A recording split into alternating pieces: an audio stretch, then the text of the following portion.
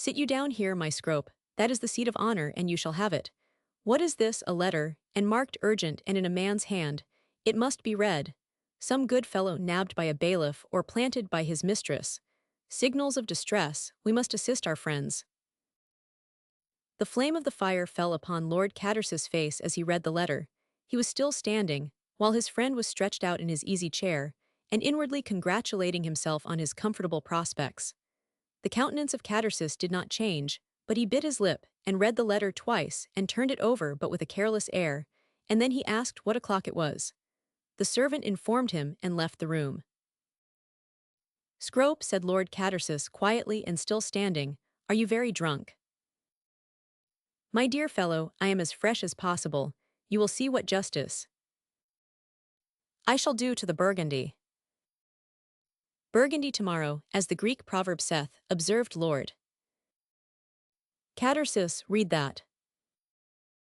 His companion had the pleasure of perusing a challenge from Lord Monteagle, couched in no gentle terms, and requesting an immediate meeting. "Well, I never heard anything more ridiculous in my life," said Lord Scrope. "Does he want satisfaction because you have planted her?" "D.N. her," said Lord Catterses. "She has occasioned me 1,000 annoyances, and now she has spoilt our supper. I do not know, though. He wants to fight quickly. Let us fight at once. I will send him a cartel now, and then we can have our Burgundy. You will go out with me, of course. Hyde Park, 6 o'clock, and short swords." Lord Catterses accordingly sat down, wrote his letter, and dispatched it by Mr. Spalding to Monteagle House, with peremptory instructions to bring back an answer. The companions then turned to their devil. "This is a bore, Catterses," said Lord Scrope. "It is. I cannot say I am very valorous in a bad cause. I do not like to fight upon compulsion, I confess. If I had time to screw my courage up, I dare say I should do it very well. I dare say, for instance, if ever I am publicly executed, I shall die game." "God forbid," said Lord Scrope. "I say, Catterses, I would not drink any Burgundy if I were you. I shall take a glass of cold water." "Ah, you are only a second, and so you want to cool your valor," said Catterses. "You have all the fun." "But how came this blow-up?" inquired Lord Scrope. "Letters discovered, eh? Because I thought you never saw her now." "By Jove, my dear fellow, she has been the whole evening here masquerading it like a very vixen, as she is, and now she has committed us both. I have burnt her letters without reading them for the last month. Now I call that honorable, because, as I had no longer any claim on her heart, I would not think of trenching on her correspondence. But honor, what is honor in these dishonorable days? This is my reward. She contrived to enter my house this evening, dressed like a farmer's boy, and you may imagine what ensued: rage, hysterics, and repentance. I am sure if Monteagle had seen me, he would not have been jealous. I never opened my mouth, but like a fool, sent her home in my carriage, and now I am going to be run through the body for my politeness." In this light strain, blended, however, with more decorous feeling on the part of Lord Scrope, the young men conversed until the messenger's return with Lord Monteagle's answer. In Hyde Park, in the course of an hour, himself and Lord Catterses, attended by their friends, were to meet. "Well, there is nothing like having these affairs over," said Catterses. "And to confess the truth, my dear Scrope, I should not much care if Monteagle were to dispatch me to my father's, for in the whole course of my miserable life, and miserable, whatever the world may think, it has been, I never felt much more wretched than I have during the last 24 hours. By Jove, do you know I was going to leave England this morning, and I have ordered my horses too." "Leave England?" "Yes, leave England, and where I never intended to return." "Well, you are the oddest person I ever knew, Catterses. I should have thought you the happiest person that ever existed. Everybody admires, everybody envies you. You seem to have everything that man can desire. Your life is a perpetual triumph." "Ah, my dear Scrope, there is a skeleton in every house. If you knew all, you would not envy me." "Well, we have not much time," said Lord Scrope. "Have you any arrangements to make?" "None. My property goes to George, who is my only relative without the necessity of a will. Otherwise I should leave everything to him, for he is a good fellow, and my blood is in his veins. Just you remember, Scrope, that I will be buried with my mother. That is all, and now let us get ready." The sun had just risen when the young men went forth, and the day promised to be as brilliant as the preceding one. Not a soul was stirring in the courtly quarter in which Catersis resided. Even the last watchman had stolen to repose. They called a hackney coach at the first stand they reached, and were soon at the destined spot.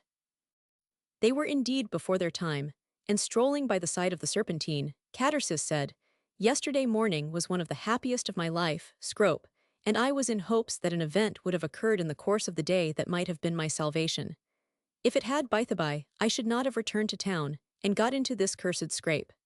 However, the gods were against me, and now I am reckless." Now Lord Monteagle and his friend, who was Mr. Horace Pole, appeared. Catersis advanced and bowed. Lord Monteagle returned his bow stiffly but did not speak. The seconds chose their ground, the champions disembarrassed themselves of their coats and their swords crossed. It was a brief affair. After a few passes, Catersis received a slight wound in his arm, while his weapon pierced his antagonist in the breast. Lord Monteagle dropped his sword and fell. "You had better fly, Lord Catersis," said Mr. Horace Pole. "This is a bad business, I fear. We have a surgeon at hand, and he can help us to the coach that is waiting close by." "I thank you, sir, I never fly," said Lord Catersis, "and I shall wait here until I see your principal safely deposited in his carriage.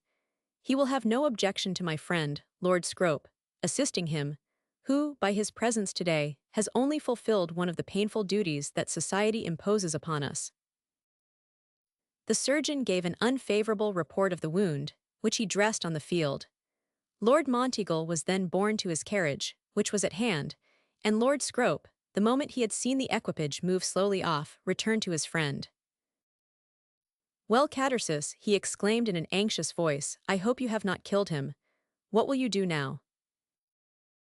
"I shall go home and await the result, my dear Scrope. I am sorry for you, for this may get you into trouble. For myself, I care nothing." "You bleed," said Lord Scrope. "A scratch. I almost wish our lots had been the reverse. Come, Scrope, help me on with my coat. Yesterday I lost my heart, last night I lost my money, and perhaps tomorrow I shall lose my arm. It seems we are not in luck." Chapter 18. It has been well observed that no spectacle is so ridiculous as the British public in one of its periodical fits of morality. In general, elopements, divorces, and family quarrels pass with little notice. We read the scandal, talk about it for a day, and forget it. But once in 6 or 7 years, our virtue becomes outrageous. We cannot suffer the laws of religion and decency to be violated. We must make a stand against vice. We must teach libertines that the English people appreciate the importance of domestic ties. Accordingly, some unfortunate man, in no respect more depraved than hundreds whose offenses have been treated with lenity, is singled out as an expiatory sacrifice. If he has children, they are to be taken from him. If he has a profession, he is to be driven from it. He is cut by the higher orders, and hissed by the lower. He is, in truth, a sort of whipping boy, by whose vicarious agonies all the other transgressors of the same class are, it is supposed, sufficiently chastised. We reflect very complacently on our own severity, and compare with great pride the high standard of morals established in England with the Parisian laxity. At length, our anger is satiated, our victim is ruined and heartbroken, and our virtue goes quietly to sleep for 7 years more. These observations of a celebrated writer apply to the instance of Lord Catersis. He was the periodical victim, the scapegoat of English morality, sent into the wilderness with all the crimes and curses of the multitude on his head. Lord Catersis had certainly committed a great crime, not his intrigue with Lady Monteagle, for that surely was not an unprecedented offence, not his duel with her husband, for after all it was a duel in self-defence, and at all events, divorces and duels, under any circumstances, would scarcely have excited or authorized the storm which was now about to burst over the late spoiled child of society. But Lord Catersis had been guilty of the offence which, of all offences, is punished most severely. Lord Catersis had been overpraised. He had excited too warm an interest, and the public, with its usual justice, was resolved to chastise him for its own folly. There are no fits of caprice so hasty and so violent as those of society. Society, indeed, is all passion and no heart. Catersis, in allusion to his sudden and singular success, had been in the habit of saying to his intimates that he woke one morning and found himself famous. He might now observe, "I woke one morning and found myself infamous." Before 24 hours had passed over his duel with Lord Monteagle, he found himself branded by every journal in London as an unprincipled and unparalleled reprobate. The public, without waiting to think or even to inquire after the truth, instantly selected as genuine the most false and the most flagrant of the 50 libelous narratives that were circulated of the transaction. Stories inconsistent with themselves were all alike eagerly believed, and what evidence there might be for any one of them, the virtuous people by whom they were repeated neither cared nor knew. The public, in short, fell into a passion with their darling, and ashamed of their past idolatry, nothing would satisfy them but knocking the divinity on the head. Until Lord Monteagle, to the great regret of society, who really wished him to die in order that his antagonist might commit murder, was declared out of danger, Lord Catersis never quitted his house, and he was not a little surprised that scarcely a human being called upon him except his cousin, who immediately flew to his succor. George, indeed, would gladly have spared Catersis any knowledge of the storm that was raging against him, and which he flattered himself would blow over before Catersis was again abroad. But he was so much with his cousin, and Catersis was so extremely acute and naturally so suspicious, that this was impossible. Moreover, his absolute desertion by his friends, and the invectives and the lampoons with which the newspapers abounded, and of which he was the subject, rendered any concealment out of the question, and poor George passed his life in running about contradicting falsehoods, stating truth, fighting his cousin's battles, and then reporting to him, in the course of the day, the state of the campaign. Catersis, being a man of infinite sensibility, suffered tortures. He had been so habituated to panegyric that the slightest criticism ruffled him, and now his works had suddenly become the subject of universal and outrageous attack. Having lived only in a cloud of incense, he suddenly found himself in a pillory of moral indignation.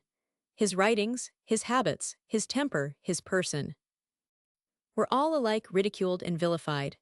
In a word, Catersis, the petted, idolized, spoiled Catersis, was enduring that charming vicissitude in a prosperous existence, styled a reaction, and a conqueror who deemed himself invincible, suddenly vanquished, could scarcely be more thunderstruck or feel more impotently desperate. The tortures of his mind, however, which this sudden change in his position and in the opinions of society, were of themselves competent to occasion to one of so impetuous and irritable a temperament, and who ever magnified both misery and delight with all the creative power of a brooding imagination, were excited in his case even to the liveliest agony, when he reminded himself of the situation in which he was now placed with Venetia. All hope of ever obtaining her hand had now certainly vanished, and he doubted whether even her love could survive the quick occurrence, after his ardent vows, of this degrading and mortifying catastrophe. He execrated Lady Monteagle with the most heartfelt rage, and when he remembered that all this time the world believed him the devoted admirer of this vixen, his brain was stimulated almost to the verge of insanity. His only hope of the truth reaching Venetia was through the medium of his cousin, and he impressed daily upon Captain Catersis the infinite consolation it would prove to him if he could contrive to make her aware of the real facts of the case. According to the public voice, Lady Monteagle at his solicitation had fled to his house, and remained there, and her husband forced his entrance into the mansion in the middle of the night, while his wife escaped disguised in Lord Catersis' clothes. She did not, however, reach Monteagle House in time enough to escape detection by her lord, who had instantly sought and obtained satisfaction from his treacherous friend. All the monstrous inventions of the first week had now subsided into this circumstantial and undoubted narrative. At least, this was the version believed by those who had been Catersis' friends. They circulated the authentic tale with the most considerate assiduity, and shook their heads, and said it was too bad, and that he must not be countenanced. The moment Lord Monteagle was declared out of danger, Lord Catersis made his appearance in public. He walked into Brooks, and everybody seemed suddenly so deeply interested in the newspapers that you might have supposed they had brought intelligence of a great battle, or a revolution, or a change of ministry at the least. One or two men spoke to him, who had never presumed to address him at any other time, and he received a faint bow from a distinguished nobleman, who had ever professed for him the greatest consideration and esteem. Catersis mounted his horse and rode down to the House of Lords. There was a debate of some public interest, and a considerable crowd was collected round the peer's entrance. The moment Lord Catersis was recognized, the multitude began hooting. He was agitated, and grinned a ghastly smile at the rabble. But he dismounted, without further annoyance, and took his seat. Not a single peer of his own party spoke to him. The leader of the opposition, indeed, bowed to him, and in the course of the evening, he received from one or two more of his party some formal evidences of frigid courtesy. The tone of his reception by his friends could not be concealed from the ministerial party. It was soon detected, and generally whispered, that Lord Catersis was cut. Nevertheless, he sat out the debate and voted. The House broke up. He felt lonely. His old friend, the bishop who had observed all that had occurred, and who might easily have avoided him, came forward, however, in the most marked manner, and in a tone which everybody heard said, "How do you do, Lord Catersis? I am very glad to see you," shaking his hand most cordially. This made a great impression. Several of the Tory lords, among them Venetia's uncle, now advanced and sainted him. He received their advances with a haughty but not disdainful courtesy, but when his Whig friends, confused, now hurried to encumber him with their assistance, he treated them with the scorn which they well deserved. "Will you take a seat in my carriage home, Lord Catersis?" said his leader, for it was notorious that Catersis had been mobbed on his arrival. "Thank you, my lord," said Catersis, speaking very audibly. "I prefer returning as I came. We are really both of us such unpopular personages that your kindness would scarcely be prudent." The house had been full. There was a great scuffle and confusion as the peers were departing. The mob, now considerable, were prepared for the appearance of Lord Catersis, and their demeanor was menacing. Some shouted out his name, then it was repeated with odious and vindictive epithets, followed by ferocious yells. A great many peers collected round Catersis, and entreated him not to return on horseback. It must be confessed that genuine and considerable feeling was now shown by all men of all parties. And indeed, to witness this young and noble and gifted creature, but a few days back the idol of the nation, and from whom a word, a glance even, was deemed the greatest and most gratifying distinction, whom all orders, classes, and conditions of men had combined to stimulate with multiplied adulation, with all the glory and ravishing delights of the world, as it were, forced upon him, to see him thus assailed with the savage execrations of all those vile things who exult in the fall of everything that is great, and the abasement of everything that is noble, was indeed a spectacle which might have silenced malice and satisfied envy. "My carriage is most heartily at your service, Lord Catersis," said the noble leader of the government in the upper house. "You can enter it without the slightest suspicion by these ruffians." "Lord Catersis, my dear lord, my good lord, for our sakes, if not for your own. Catersis, dear Catersis, my good Catersis, it is madness, folly, insanity. A mob will do anything, and an English mob is viler than all.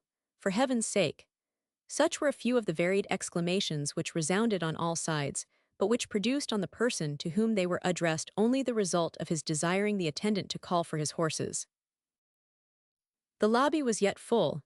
It was a fine thing in the light of the archway to see Catersis spring into his saddle. Instantly, there was a horrible yell. Yet in spite of all their menaces, the mob were for a time awed by his courage. They made way for him. He might even have rode quickly on for some few yards, but he would not. He reined his fiery steed into a slow but stately pace, and with a countenance scornful and composed, he continued his progress, apparently unconscious of impediment. Meanwhile, the hooting continued without abatement, increasing indeed after the first comparative pause in violence and menace. At length a bolder ruffian, excited by the uproar, rushed forward and seized Catersis' bridle. Catersis struck the man over the eyes with his whip, and at the same time touched his horse with his spur, and the assailant was dashed to the ground. This seemed a signal for a general assault. It commenced with hideous yells. His friends at the house, who had watched everything with the keenest interest, immediately directed all the constables who were at hand to rush to his succor. Hitherto they had restrained the police, lest their interference might stimulate rather than repress the mob. The charge of the constables was well timed. They laid about them with their staves.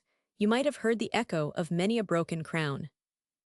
Nevertheless, though they dispersed the mass, they could not penetrate the immediate barrier that surrounded Lord Catersis, whose only defense indeed, for they had cut off his groom, was the terrors of his horse's heels, and whose managed motions he regulated with admirable skill, now rearing, now prancing, now kicking behind, and now turning round with a quick, yet sweeping motion, before which the mob retreated.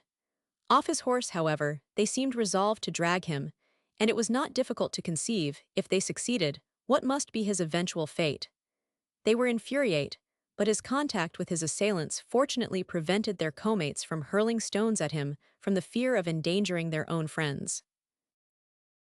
A messenger to the Horse Guards had been sent from the House of Lords, but before the military could arrive, and fortunately for, with their utmost expedition, they must have been too late, a rumor of the attack got current in the House of Commons.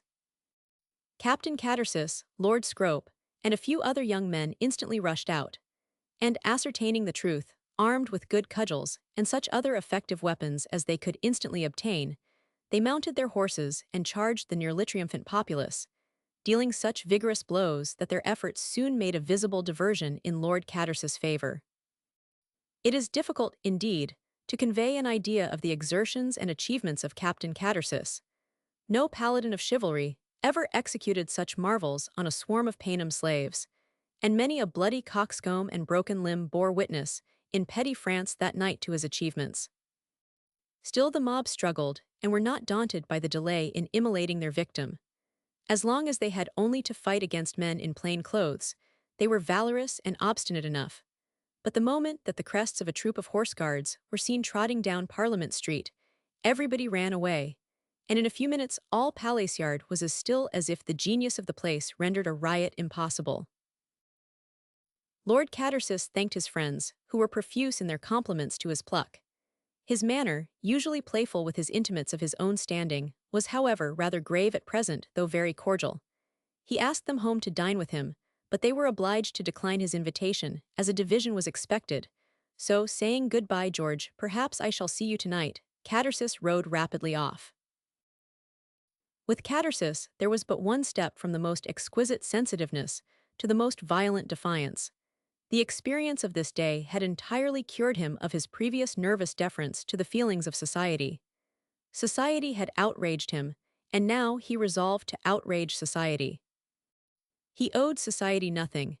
His reception at the House of Lords and the riot in Palace Yard had alike cleared his accounts with all orders of men, from the highest to the lowest. He had experienced, indeed, some kindness that he could not forget, but only from his own kin, and those who with his associations were the same as kin.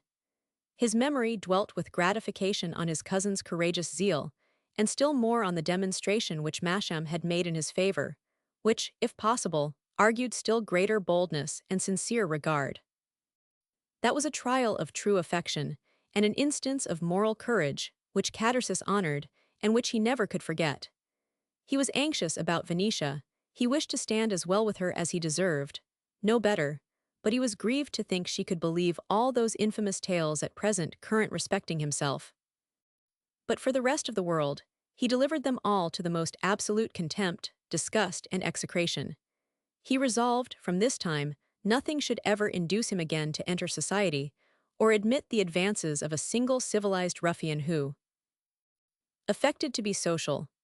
The country, the people, their habits, laws, manners, customs, opinions, and everything connected with them were viewed with the same jaundiced eye, and his only object now was to quit England, to which he resolved never to return. Chapter 19. Venetia was, perhaps, not quite so surprised as the rest of her friends, when on their return to Richmond, Lord Catersis was not again seen. She was very unhappy. She recalled the scene in the garden at Cherbury some years back, and with the knowledge of the impetuosity of his temper, she believed she should never see him again. Poor Plantagenet, who loved her so much, and whose love she so fully returned. Why might they not be happy? She neither doubted the constancy of his affection, nor their permanent felicity if they were united. She shared none of her mother's apprehensions or her prejudices, but she was the victim of duty and her vow. In the course of 24 hours, Strange rumors were afloat respecting Lord Catersis, and the newspapers on the ensuing morning told the truth, and more than the truth. Venetia could not doubt as to the duel or the elopement, but instead of feeling indignation, she attributed what had occurred to the desperation of his mortified mind, and she visited on herself all the fatal consequences that had happened. At present, however, all her emotions were quickly absorbed in the one terrible fear that Lord Monteagle would die. In that dreadful and urgent apprehension, every other sentiment merged. It was impossible to conceal her misery, and she entreated her mother to return to town. Very differently, however, was the catastrophe viewed by Lady Annabel. She, on the contrary, triumphed in her sagacity and her prudence. She hourly congratulated herself on being the savior of her daughter, and though she refrained from indulging in any open exultation over Venetia's escape and her own profound discretion, it was, nevertheless, impossible for her to conceal from her daughter her infinite satisfaction and self-congratulation. While Venetia was half broken-hearted, her mother silently returned thanks to Providence for the merciful dispensation which had exempted her child from so much misery. The day after their return to town, Captain Catersis called upon them.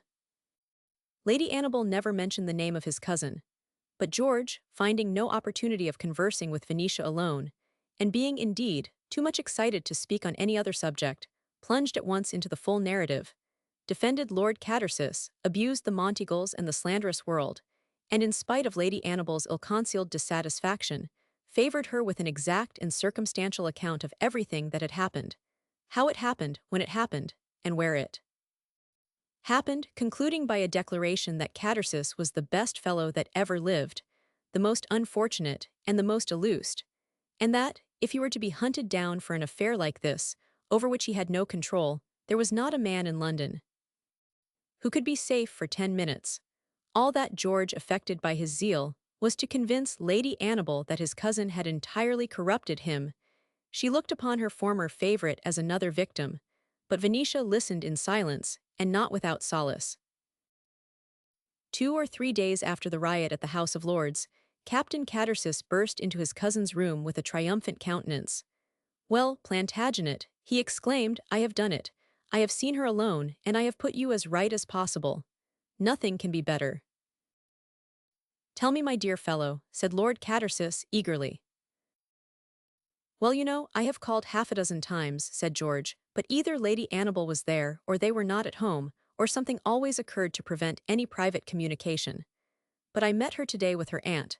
I joined them immediately and kept with them the whole morning. I am sorry to say I mean Venetia, is devilish ill, she is indeed.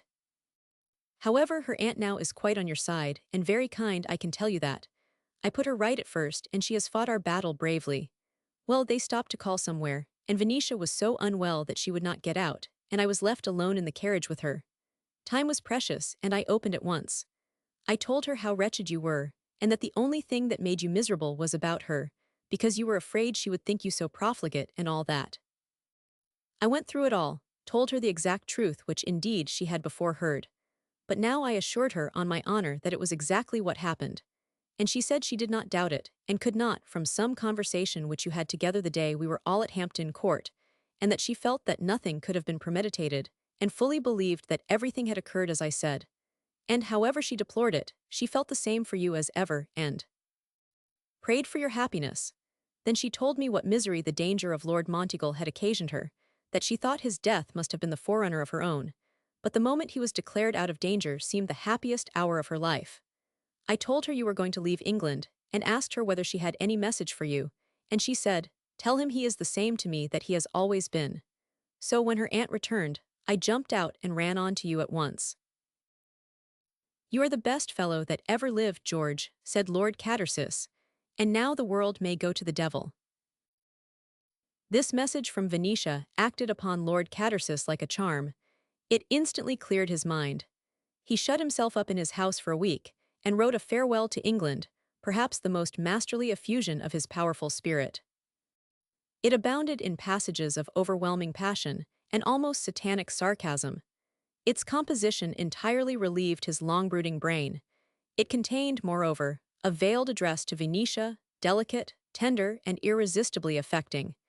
He appended also to the publication the verses he had previously addressed to her.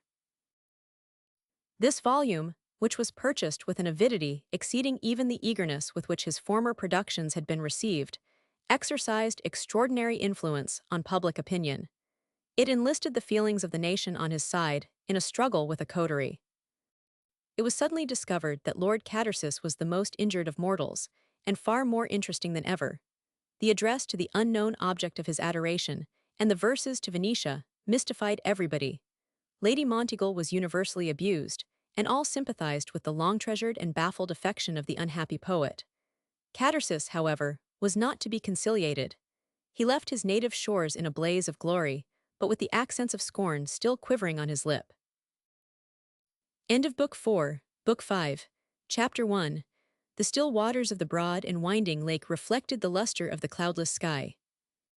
The gentle declinations of the green hills that immediately bordered the lake, with an undulating margin that now retired into bays of the most picturesque form, now jutted forth into woody promontories, and then opened into valleys of sequestered beauty, which the eye delighted to pursue, were studded with white villas, and cottages scarcely less graceful, and occasionally with villages and even towns. Here and there rose a solitary chapel, and scarcely less conspicuous, the black spire of some cypress, strikingly contrasting with the fair buildings or the radiant foliage that in general surrounded them.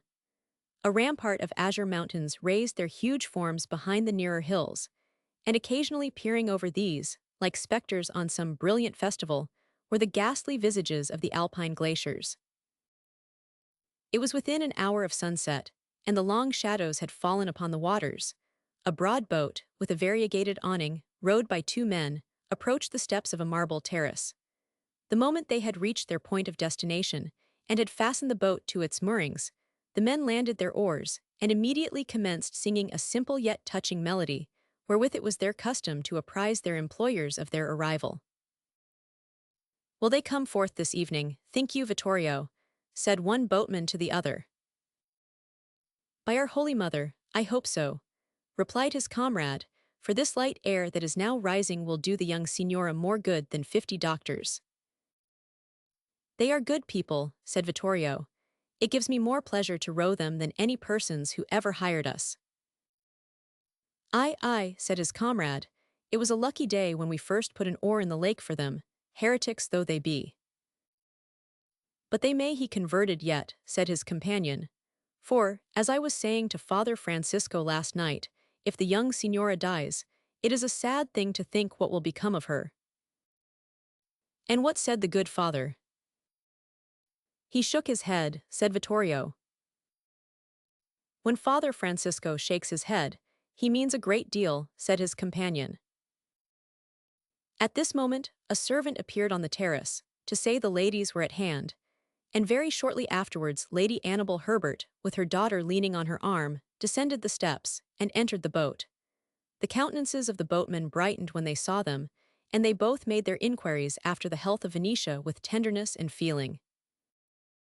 "Indeed, my good friends," said Venetia, "I think you are right, and the lake will cure me after all."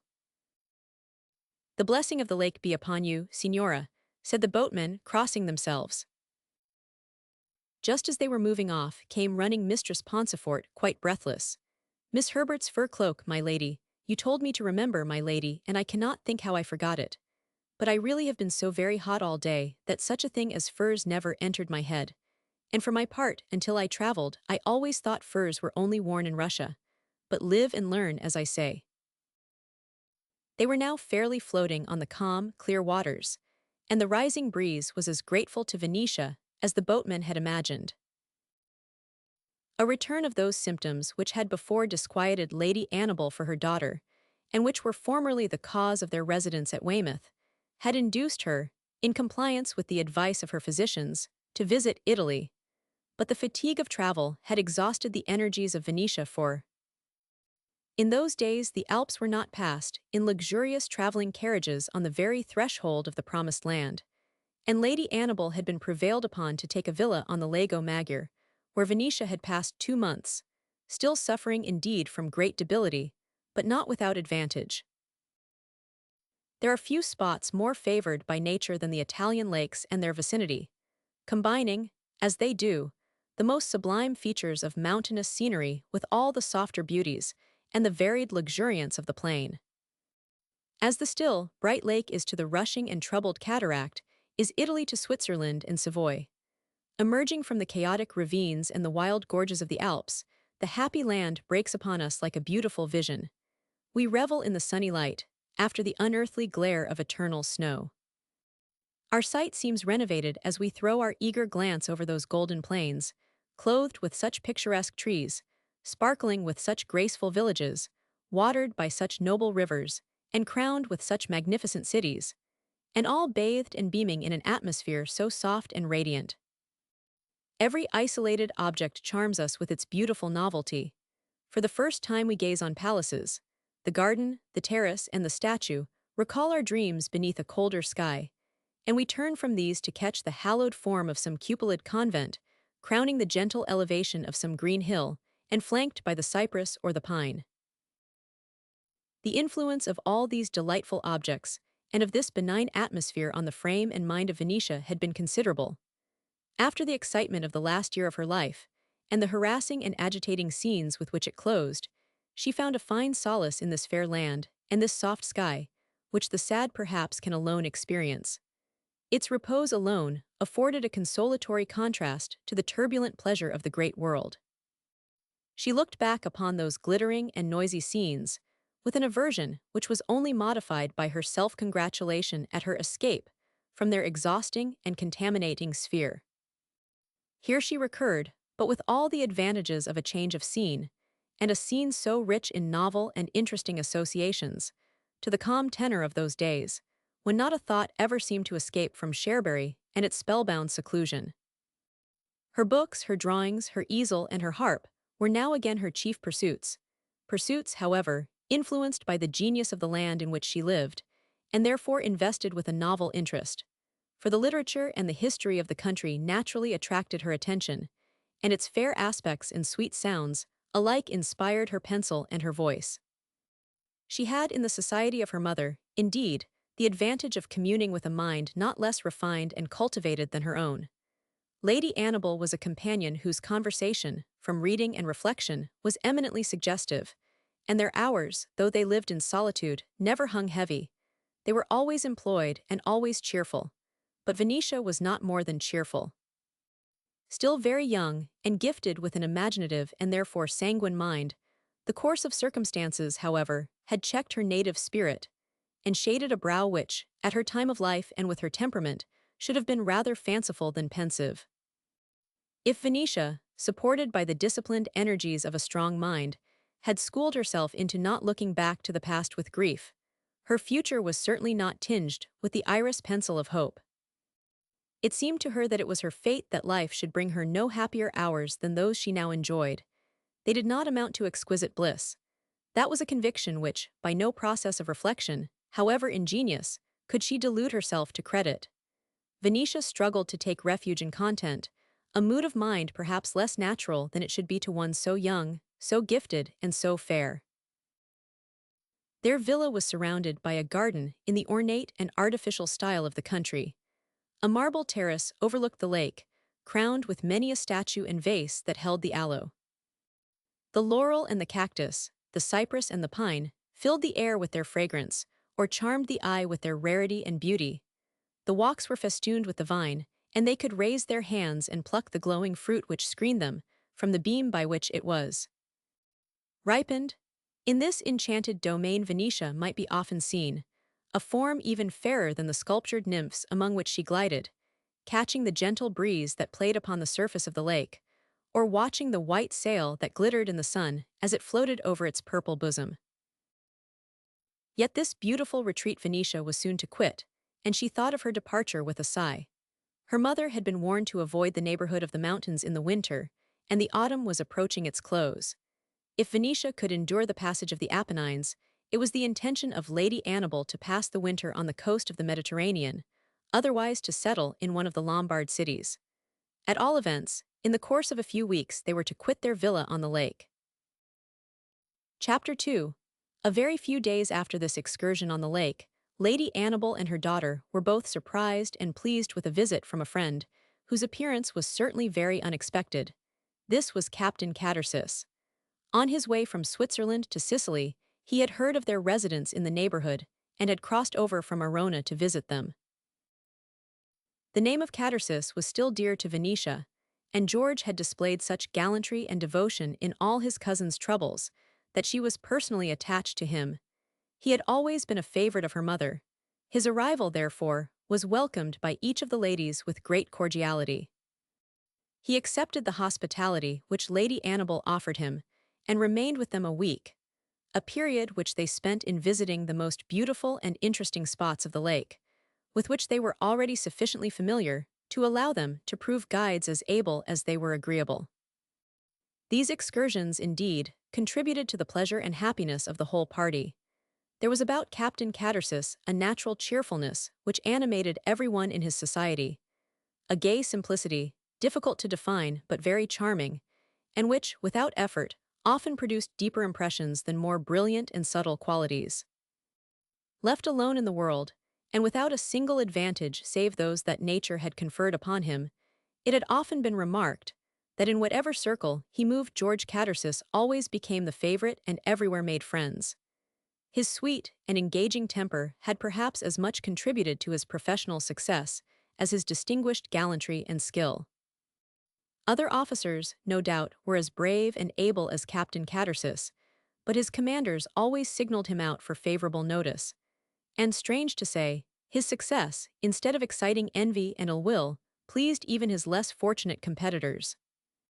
However hard another might feel his own lot, it was soothed by the reflection that George Catersis was at least more fortunate. His popularity, however, was not confined to his profession. His cousin's noble guardian, whom George had never seen until he ventured to call upon his lordship on his return to England, now looked upon him almost as a son, and omitted no opportunity of advancing his interests in the world. Of all the members of the House of Commons, he was perhaps the only one that everybody praised, and his success in the world of fashion had been as remarkable as in his profession. These great revolutions in his life and future prospects had, however, not produced the slightest change in his mind and manners, and this was perhaps the secret spell of his prosperity. Though we are most of us the creatures of affectation, simplicity has a great charm, especially when attended, as in the present instance, with many agreeable and some noble qualities. In spite of the rough fortunes of his youth, the breeding of Captain Catersis was high. The recollection of the race to which he belonged had never been forgotten by him. He was proud of his family. He had one of those light hearts, too, which enable their possessors to acquire accomplishments with facility. He had a sweet voice, a quick ear, a rapid eye. He acquired a language as some men learn an air. Then his temper was imperturbable, and although the most obliging and kindest-hearted creature that ever lived, there was a native dignity about him which prevented his good nature from being abused. No sense of interest either could ever induce him to act contrary to the dictates of his judgment and his heart. At the risk of offending his patron, George sided with his cousin, although he had deeply offended his guardian, and although the whole world was against him. Indeed, the strong affection that Lord Catersis instantly entertained for George is not the least remarkable instance of the singular, though silent, influence that Captain Catersis everywhere acquired. Lord Catersis had fixed upon him for his friend from the first moment of their acquaintance, and though apparently there could not be two characters more dissimilar, there were at bottom some striking points of sympathy and some strong bonds of union, in the generosity and courage that distinguished both, and in the mutual blood that filled their veins. There seemed to be a tacit understanding between the several members of our party that the name of Lord Catersis was not to be mentioned. Lady Annabel made no inquiry after him. Venetia was unwilling to hazard a question which would annoy her mother, and of which the answer could not bring her much satisfaction, and Captain Catersis did not think fit himself to originate any conversation on the subject. Nevertheless, Venetia could not help sometimes fancying, when her eyes met his, that their mutual thoughts were the same, and both dwelling on one who was absent, and of whom her companion would willingly have conversed. To confess the truth, indeed, George Catersis was on his way to join his cousin, who had crossed over from Spain to Barbary, and journeyed along the African coast from Tangiers to Tripoli. Their point of reunion was to be Sicily or Malta. Hearing of the residence of the Herberts on the lake, he thought it would be but kind to Plantagenet to visit them, and perhaps to bear to him some message from Venetia. There was nothing, indeed, on which Captain Catersis was more intent than to effect the union between his cousin and Miss Herbert. He was deeply impressed with the sincerity of Plantagenet's passion, and he himself entertained for the lady the greatest affection and admiration. He thought she was the only person whom he had ever known who was really worthy to be his cousin's bride.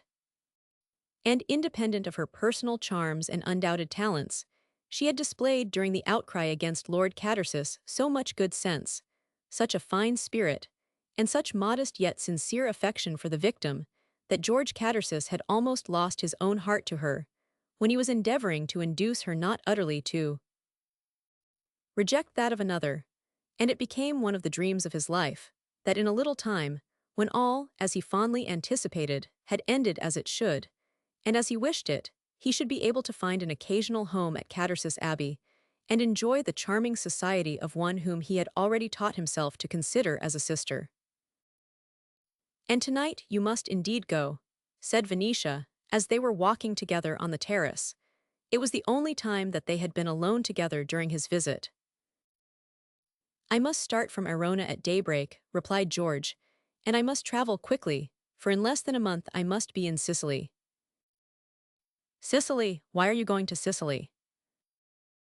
Captain Catersis smiled. "I am going to join a friend of ours," he answered. "Plantagenet," she said. Captain Catersis nodded assent. "Poor Plantagenet," said Venetia. "His name has been on my lips several times," said George. "I am sure of that," said Venetia. "Is he well?" "He writes to me in fair spirits," said Captain Catersis. "He has been traveling in Spain, and now he is somewhere in Africa. We are to meet in Sicily or Malta. I think travel has greatly benefited him. He seems quite delighted with his glimpse of Oriental manners, and I should scarcely be surprised if he were now to stretch on to Constantinople." "I wonder if he will ever return to England," said Venetia, thoughtfully. "There is only one event that would induce him," said Captain Catersis, and then after a pause he added, "You will not ask me what it is." "I wish you were in England, and were happy," said Venetia. "It is in your power to effect both results," said her companion. "It is useless to recur to that subject," said Venetia.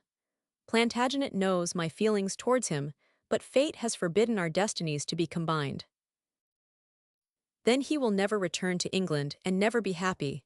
Ah, Venetia, what shall I tell him when we meet? What message am I to bear him from you?" "Those regards which he ever possessed, and has never forfeited," said Venetia. "Poor Catersis," said his cousin, shaking his head. "If any man ever had reason to be miserable, it is he." "We are none of us very happy, I think," said Venetia, mournfully. "I am sure when I look back to the last few years of my life it seems to me that there is some curse hanging over our families. I cannot penetrate it, it baffles me." "I am sure," said Captain Catersis with great animation, "nay, I would pledge my existence cheerfully on the venture, that if Lady Annabel would only relent towards Catersis, we should all be the happiest people in the world." "Heyo," said Venetia, "there are other cares in our house besides our unfortunate acquaintance with your cousin. We were the last people in the world with whom he should ever have become connected." "And yet it was an intimacy that commenced auspiciously," said her friend. "I am sure I have sat with Catersis, and listened to him by the hour, while he has told me of all the happy days at Cherbury when you were both children, the only happy days, according to him, that he ever knew." "Yes, they were happy days," said Venetia. "And what connection could have offered a more rational basis for felicity than your union?" He continued.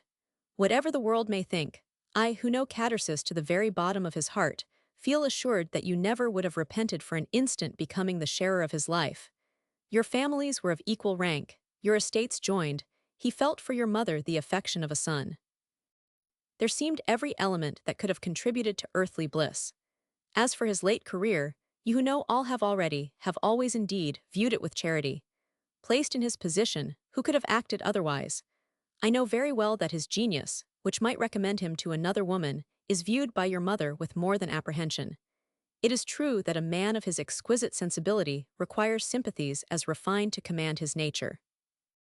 It is no common mind that could maintain its hold over Catersis, and his spirit could not yield but to rare and transcendent qualities. He found them Venetia, he found them in her whom he had known longest and most intimately, and loved from his boyhood. Talk of constancy, indeed, who has been so constant as my cousin? No, Venetia. You may think fit to bow to the feelings of your mother, and it would be impertinence in me to doubt for an instant the propriety of your conduct. I do not doubt it, I admire it. I admire you and everything you have done. None can view your behavior throughout these painful transactions with more admiration, I might even say with more reverence than myself. But Venetia, you never can persuade me, you have never attempted to persuade me, that you yourself are incredulous of the strength and permanency of my cousin's love. Ah, George, you are our friend, said Venetia, a tear stealing down her cheek. But indeed we must not talk of these things. As for myself, I think not of happiness. I am certain I am not born to be happy. I wish only to live calmly, contentedly I would say, but that perhaps is too much. My feelings have been so harrowed, my mind so harassed, during these last few years, and so many causes of pain and misery seem ever hovering round my existence, that I do assure you, my dear friend, I have grown old before my time. Ah, you may smile, George, but my heart is heavy, it is indeed. I wish I could lighten it, said Captain Catersis. I fear I am somewhat selfish in wishing you to marry my cousin, for then you know I should have a permanent and authentic claim to your regard. But no one, at least I think so, can feel more deeply interested in your welfare than I do. I never knew anyone like you, and I always tell Catersis so, and that I think makes him worse, but I cannot help it. Venetia could not refrain from smiling at the simplicity of this confession. Well, continued her companion, everything, after all, is for the best. You and Plantagenet are both very young. I live in hopes that I shall yet see you, Lady Catersis. Venetia shook her head, but was not sorry that their somewhat melancholy conversation should end in a livelier vein. So they entered the villa. The hour of parting was painful, and the natural gaiety of Captain Catersis deserted him. He had become greatly attached to the Herberts. Without any female relatives of his own, their former intimacy and probable connection with his cousin had taught him to look upon them in some degree in the light of kindred. He had originally indeed become acquainted with them in all the blaze of London society, not very calculated to bring out the softer tints and more subdued tones of our character. But even then, the dignified grace of Lady Annabel and the radiant beauty of Venetia had captivated him, and he had cultivated their society with assiduity and extreme pleasure. The grand crisis of his cousin's fortunes had enabled him to become intimate with the more secret and serious qualities of Venetia, and from that moment he had taken the deepest interest in everything connected with her. His happy and unexpected meeting in Italy had completed the spell, and now that he was about to leave them, uncertain even if they should ever meet again, his soft heart trembled, and he could scarcely refrain from tears as he pressed their hands, and bade them his sincere adieus. The moon had risen, ere he entered his boat, and flung a rippling line of glittering light on the bosom of the lake. The sky was without a cloud, save a few thin fleecy vapors that hovered over the azure brow of a distant mountain. The shores of the lake were suffused with the serene effulgence, and every object was so distinct that the eye was pained by the lights of the villages, that every instant became more numerous and 508. The bell of a small chapel on the opposite shore, and the distant chant of some fishermen still working at their nets, were the only sounds that broke the silence which they did not disturb. Reclined in his boat, George Catersis watched the vanishing villa of the Herberts, until the light in the principal chamber was the only sign that assured him of its sight. That chamber held Venetia, the unhappy Venetia. He covered his face with his hand when even the light of her chamber vanished, and full of thoughts tender and disconsolate, he at length arrived at Arona. Chapter 3. Pursuant to their plans, the Herberts left the Lago Maggiore towards the end of October and proceeded by gentle journeys to the Apennines. Before they crossed this barrier, they were to rest a while in one of the Lombard cities, and now they were on the point of reaching Arqua, which Venetia had expressed a strong desire to visit. At the latter part of the last century, the race of tourists, the offspring of a long peace and the rapid fortunes made during the war, did not exist. Traveling was then confined to the aristocracy, and though the English, when opportunity offered, have ever been a restless people, the gentle bosom of the Euganean hills was then rarely disturbed amid its green and sequestered valleys. There is not perhaps in all the Italian region, fertile as it is in interesting associations and picturesque beauty, a spot that tradition and nature have so completely combined to hallow as the last residence of Petrarch. It seems, indeed, to have been formed for the retirement of a pensive and poetic spirit.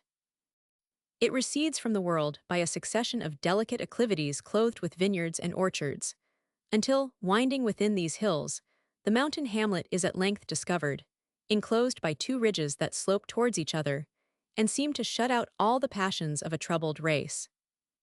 The houses are scattered at intervals on the steep sides of these summits, and on a little knoll is the mansion of the poet, built by himself, and commanding a rich and extensive view that ends only with the shores of the Adriatic Sea. His tomb, a sarcophagus of red marble, supported by pillars, doubtless familiar to the reader, is at hand, and placed on an elevated site, gives a solemn impression to a scene, of which the character would otherwise be serenely cheerful. Our travelers were surprised to find that the house of the poet was inhabited by a very different tenant to the rustic occupier they had anticipated. They heard that a German gentleman had within the last year fixed upon it as the residence of himself and his wife. The peasants were profuse in their panegyrics of this visitor, whose arrival had proved quite an era in the history of their village. According to them, a kinder and more charitable gentleman never breathed. His whole life was spent in studying and contributing to the happiness of those around him. The sick, the sorrowful, and the needy were ever sure of finding a friend in him, and merit a generous patron. From him came portions to the portionless. No village maiden need despair of being united to her betrothed, while he could assist her. And at his own cost, he had sent to the Academy of Bologna a youth whom his father would have made a cowherd, but whom nature predisposed to be a painter. The inhabitants believed this benevolent and generous person was a physician, for he attended the sick, prescribed for their complaints, and had once even performed an operation with great success. It seemed that, since Petrarch, no one had ever been so popular at Arqua as this kind German. Lady Annabel and Venetia were interested with the animated narratives of the ever-active beneficence of this good man, and Lady Annabel especially regretted that his absence deprived her of the gratification of becoming acquainted with a character so rare and so invaluable. In the meantime, they availed themselves of the offer of his servants to view the house of Petrarch, for their master had left orders that his absence should never deprive a pilgrim from paying his homage to the shrine of genius. The house, consisting of 2 floors, had recently been repaired by the present occupier. It was simply furnished. The ground floor was allotted to the servants. The upper story contained 5 rooms, 3 of which were of good size, and 2 closets. In one of these were the traditionary chair and table of Petrarch, and here, according to their guides, the master of the house passed a great portion of his time in study, to which, by their account, he seemed devoted. The adjoining chamber was his library. Its windows opened on a balcony looking on 2 lofty and conical hills, one topped with a convent, while the valley opened on the side and spread into a calm and very pleasant view. Of the other apartments, one served as a saloon, but there was nothing in it remarkable, except an admirably painted portrait of a beautiful woman, which the servant informed them was their mistress. "But that surely is not a German physiognomy," said Lady Annabel. "The mistress is an Italian," replied the servant. "She is very handsome, of whatever nation she may be," replied Lady Annabel's. "Oh, how I should have liked to have met these happy people, Mamma," said Venetia, "for happy they surely must be." "They seem to be good people," said Lady Annabel. "It really lightened my heart to hear of all this gentleman's kind deeds." "Ah, if the signora only knew the master," said their guide, "she would indeed know a good man." They descended to the garden, which certainly was not like the garden of their villa. It had been but lately a wilderness of laurels, but there were evidences that the eye and hand of taste were commencing its restoration with effect. "The master did this," said their guide. "He will allow no one to work in the garden but himself. It is a week since he went to Bologna to see our Paulo. He gained a prize at the academy, and his father begged the master to be present when it was conferred on him. He said it would do his son so much good. So the master went, though it is the only time he has quitted Qua since he came to reside here." "And how long has he resided here?" inquired Venetia. "'Tis the second autumn," said the guide, "and he came in the spring. If the signora would only wait, we expect the master home tonight or tomorrow, and he would be glad to see her." "We cannot wait, my friend," said Lady Annabel, rewarding the guide, "but you will thank your master in our names for the kindness we have experienced. You are all happy in such a friend." "I must write my name in Petrarch's house," said Venetia. "Adieu, happy Arqua. Adieu, happy dwellers in this happy valley."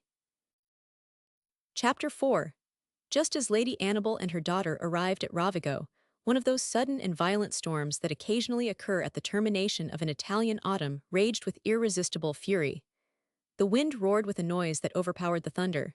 Then came a rattling shower of hail, with stones as big as pigeons' eggs, succeeded by rain, not in showers, but literally in cataracts. The only thing to which a tempest of rain in Italy can be compared is the bursting of a waterspout. Venetia could scarcely believe that this could be the same day of which the golden morning had found her among the sunny hills of Arqua. This unexpected vicissitude induced Lady Annabel to alter her plans, and she resolved to rest at Rovigo, where she was glad to find that they could be sheltered in a commodious inn. The building had originally been a palace, and in its halls and galleries, and the vast octagonal vestibule on which the principal apartments opened, it retained many noble indications of the purposes to which it was formerly destined.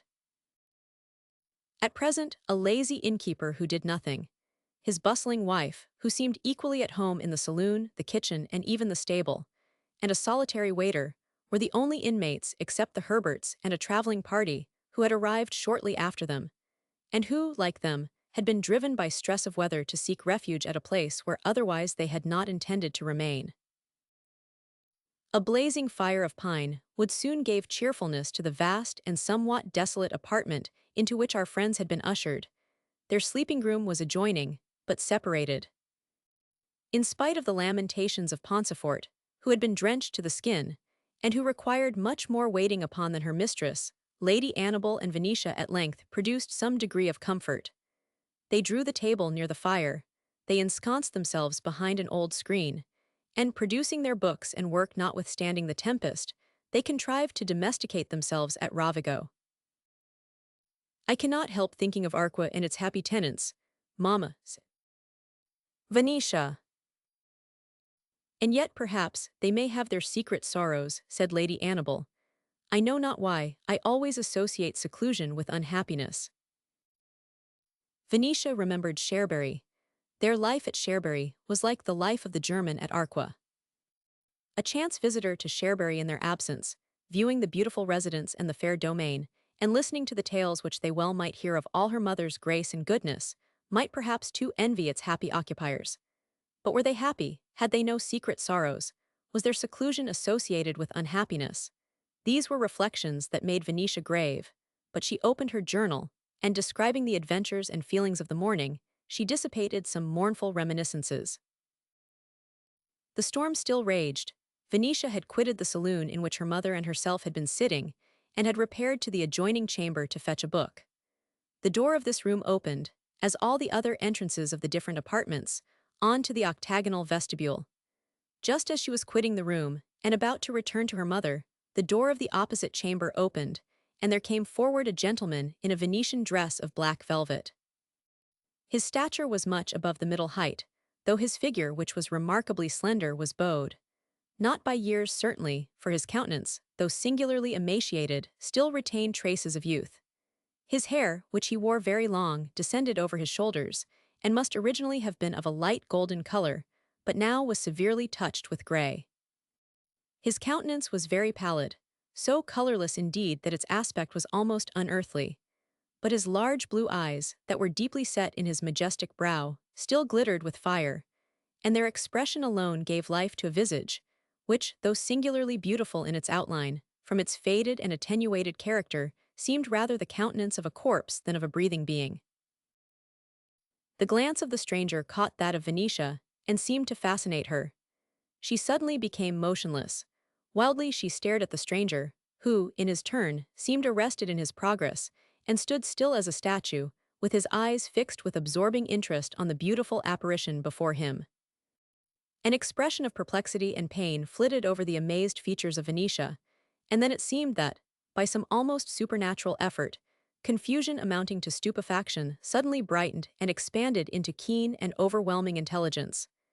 Exclaiming in a frenzied tone, "My father!" Venetia sprang forward and fell senseless on the stranger's breast.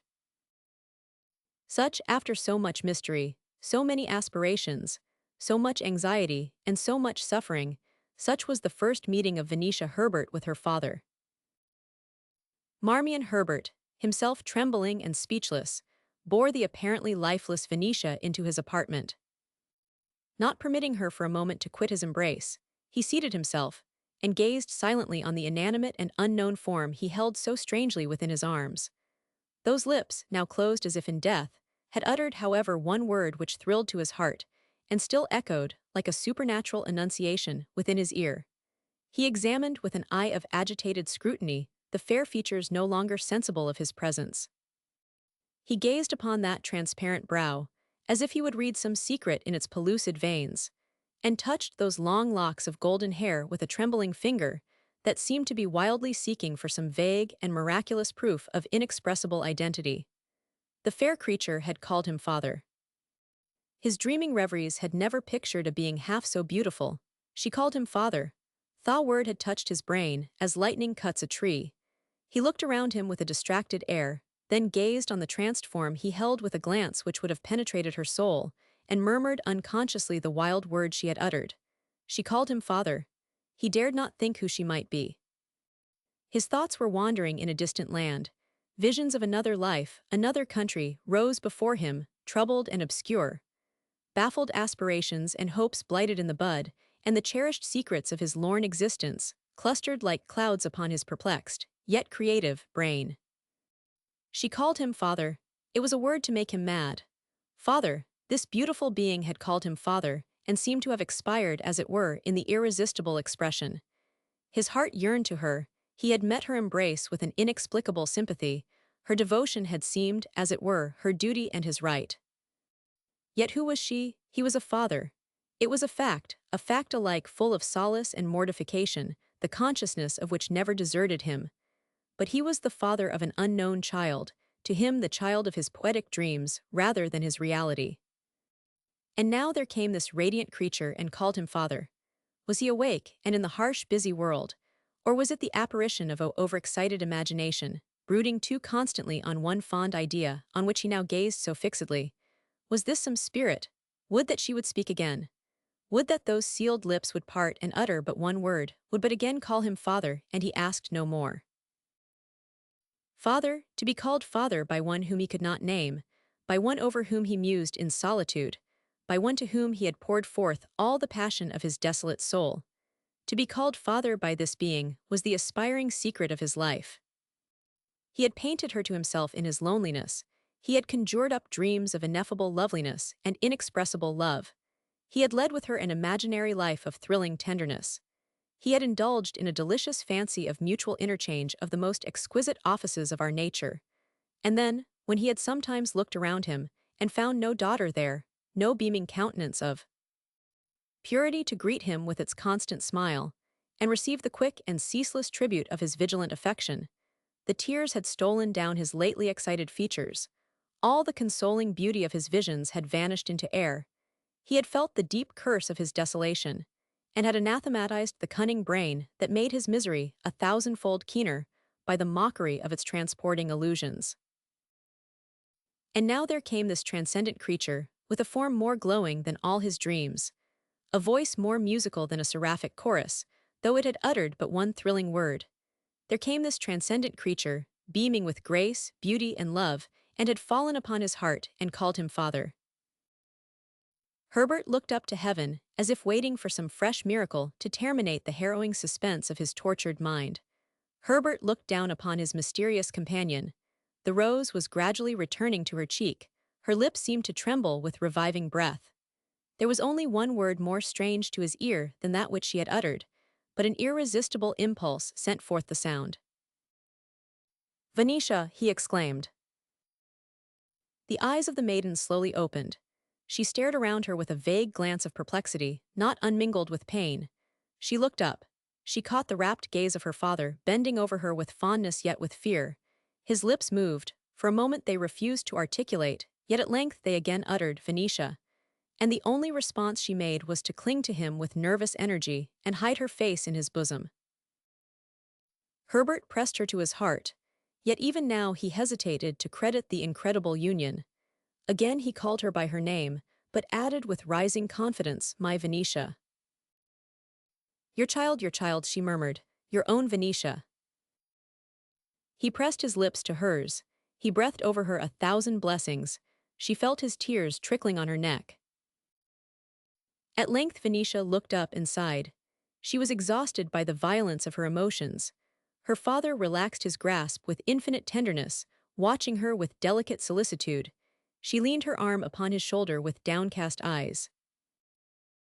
Herbert gently took her disengaged hand and pressed it to his lips. "I am as in a dream," murmured Venetia. "The daughter of my heart has found her sire," said Herbert in an impassioned voice. "The father who has long lived upon her fancied image, the father, I fear, she has been bred up to hate."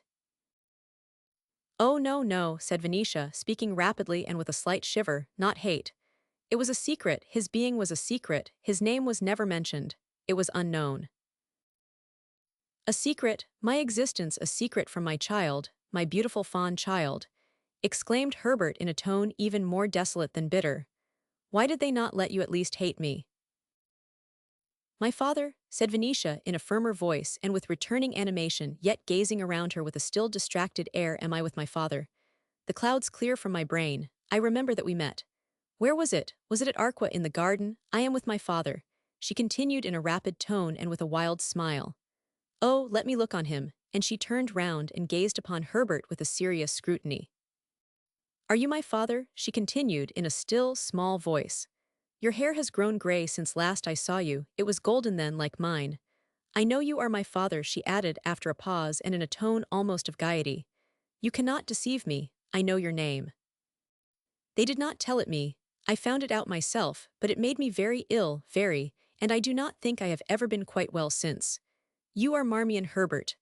My mother had a dog called Marmion when I was a little girl, but I did not know I had a father then." "Venetia!" exclaimed Herbert with streaming eyes, as he listened with anguish to these incoherent sentences. "My Venetia loves me." "Oh, she always loved you," replied Venetia. "Always, always. Before she knew her father she loved him. I dare say you think I do not love you because I am not used to speak to a father." "Everything must be learnt, you know," she said with a faint, sad smile, and then it was so sudden. "I do not think my mother knows it yet. And after all, though I found you out in a moment still, I know not why I thought it was a picture. But I read your verses and I knew them by heart at once. But now my memory has worn out, for I am ill and everything has gone cross with me. And all because my father wrote me verses. 'Tis very strange, is not it?" "Sweet lamb of my affections," exclaimed Herbert to himself, "I fear me much this sudden meeting with one from whose bosom you ought never to have been estranged, has been for the moment too great a trial for this delicate brain." "I will not tell my mother," said Venetia. "She will be angry." "Your mother, darling, where is your mother?" said Herbert, looking, if possible, paler than he was wont. "She was at Arqua with me, and on the lake for months, but where we are now I cannot say. If I could only remember where we are now," she added with earnestness, and with a struggle to collect herself, "I should know everything. This is Ravigo, my child, the inn of Ravigo. You are traveling with your mother. Is it not so?" "Yes, and we came this morning, and it rained." "Now I know everything," said Venetia, with an animated and even cheerful air. "And we met in the vestibule, my sweet," continued Herbert in a soothing voice. "We came out of opposite chambers, and you knew me. my Venetia knew me. Try to tell me, my darling, he added, in a tone of coaxing fondness, try to remember how Venetia knew her father. He was so like his picture at Cherbury, replied Venetia. Cherbury, exclaimed Herbert with a deep-drawn sigh. Only your hair has grown grey, dear father, but it is long, quite as long as in your picture. Her dog called Marmion, murmured Herbert to himself, and my portrait too. You saw your father's portrait then, every day, love. Oh no, said Venetia, shaking her head, only once, and I never told Mamma.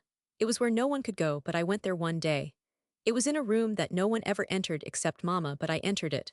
I stole the key and had a fever, and in my fever I confessed all. But I never knew it. Mamma never told me I confessed it until many, many years afterwards. It was the only time she ever mentioned to me your name, my father. And she told you to shun me, to hate me. She told you I was a villain, a profligate, a demon. Was it not so, Venetia? She told me that you had broken her heart, said Venetia, and she prayed to God that her child might not be so miserable. Oh, my Venetia, exclaimed Herbert, pressing her to his breast, and in a voice stifled with emotion, I feel now we might have been happy. In the meantime, the prolonged absence of her daughter surprised Lady Annabel. At length she rose, and walked into their adjoining apartment, but to her surprise Venetia was not there. Returning to her saloon, she found Pauncefote and the waiter arranging the table for dinner. Where is Miss Herbert, Pauncefote? Inquired Lady Annabel. I am sure, my lady, I cannot say. I have no doubt she is in the other room. She is not there, for I have just quitted it, replied Lady Annabel. How very strange, you have not seen the signora, inquired Lady Annabel of the waiter. The signora is in the room with the gentleman. The gentleman, exclaimed Lady Annabel. Tell me, good man, what do you mean? I am inquiring for my daughter. I know well the signora is talking of her daughter, replied the waiter. But do you know my daughter by sight? Surely you must mean someone else. Do I know the signora's daughter? Said the waiter. The beautiful young lady, with hair like Santa Margherita in the Church of the Holy Trinity. I tell the signora, I saw her carried into numero 4, in the arms of the Signor Forestier, who arrived this morning. Venetia is ill, said Lady Annabel. Show me to the room, my friend. Lady Annabel accordingly, with a hurried step, following her guide, quitted the chamber. Pauncefote remained fixed to the earth, the very picture of perplexity. Well, to be sure, she exclaimed, was anything ever so strange? In the arms of Signor Forestier, an English name, there is no person of the name of Forest that I know. And in his arms, too, I should not wonder if it was my lord after all. Well, I should be glad if he were to come to light again, for after all, my lady may say what she likes, but if Miss Venetia do not marry Lord Catersis, I must say marriages were never made in heaven. Chapter 5. The waiter threw open the door of Mr. Herbert's chamber, and Lady Annabel swept in with a majesty she generally assumed when about to meet strangers. The first thing she beheld was her daughter in the arms of a man whose head was bent, and who was embracing her. Notwithstanding this astounding spectacle, Lady Annabel neither started nor screamed. She only said in an audible tone, and one rather expressing astonishment than agitation, Venetia. Immediately the stranger looked up, and Lady Annabel beheld her husband. She was rooted to the earth. She turned deadly pale. For a moment her countenance expressed only terror, but the terror quickly changed into aversion. Suddenly she rushed forward, and exclaimed in a tone in which decision conquered dismay, "Restore me my child." The moment Herbert had recognized his wife, he had dexterously disengaged himself from the grasp of Venetia, whom he left on the chair, and meeting Lady Annabel with extended arms that seemed to deprecate her wrath, he said, I seek not to deprive you of her. She is yours, and she is worthy of you. But respect, for a few moments, the feelings of a father who has met his only child in a manner so unforeseen. The presence of her mother instantaneously restored Venetia to herself. Her mind was in a moment cleared and settled. Her past and peculiar life, and all its incidents, recurred to her with their accustomed order, vividness, and truth. She thoroughly comprehended her present situation. Actuated by long-cherished feelings and the necessity of the occasion, she rose and threw herself at her mother's feet, and exclaimed, "O mother! He is my father, love him." Lady Annabel stood with an averted countenance, Venetia clinging to her hand, which she had caught when she rushed forward, and which now fell passive by Lady Annabel's side, giving no sign, by any pressure or motion, of the slightest sympathy with her daughter, or feeling for the strange and agonizing situation in which they were both placed. "Annabel," said Herbert, in a voice that trembled, though the speaker struggled to appear calm, "be charitable. I have never intruded upon your privacy, I will not now outrage it. Accident, or some diviner motive, has brought us together this day. If you will not treat me with kindness, look not upon me with aversion before our child." Still she was silent and motionless, her countenance hidden from her husband and her daughter, but her erect and haughty form betokening her inexorable mind. "Annabel," said Herbert, who had now withdrawn to some distance, and leant against a pillar, "will not then nearly 20 years of desolation purchase one moment of intercourse? I have injured you. Be it so. This is not the moment I will defend myself. But have I not suffered?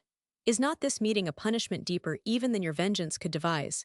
Is it nothing to behold this beautiful child, and feel that she is only yours? Annabel, look on me only one moment.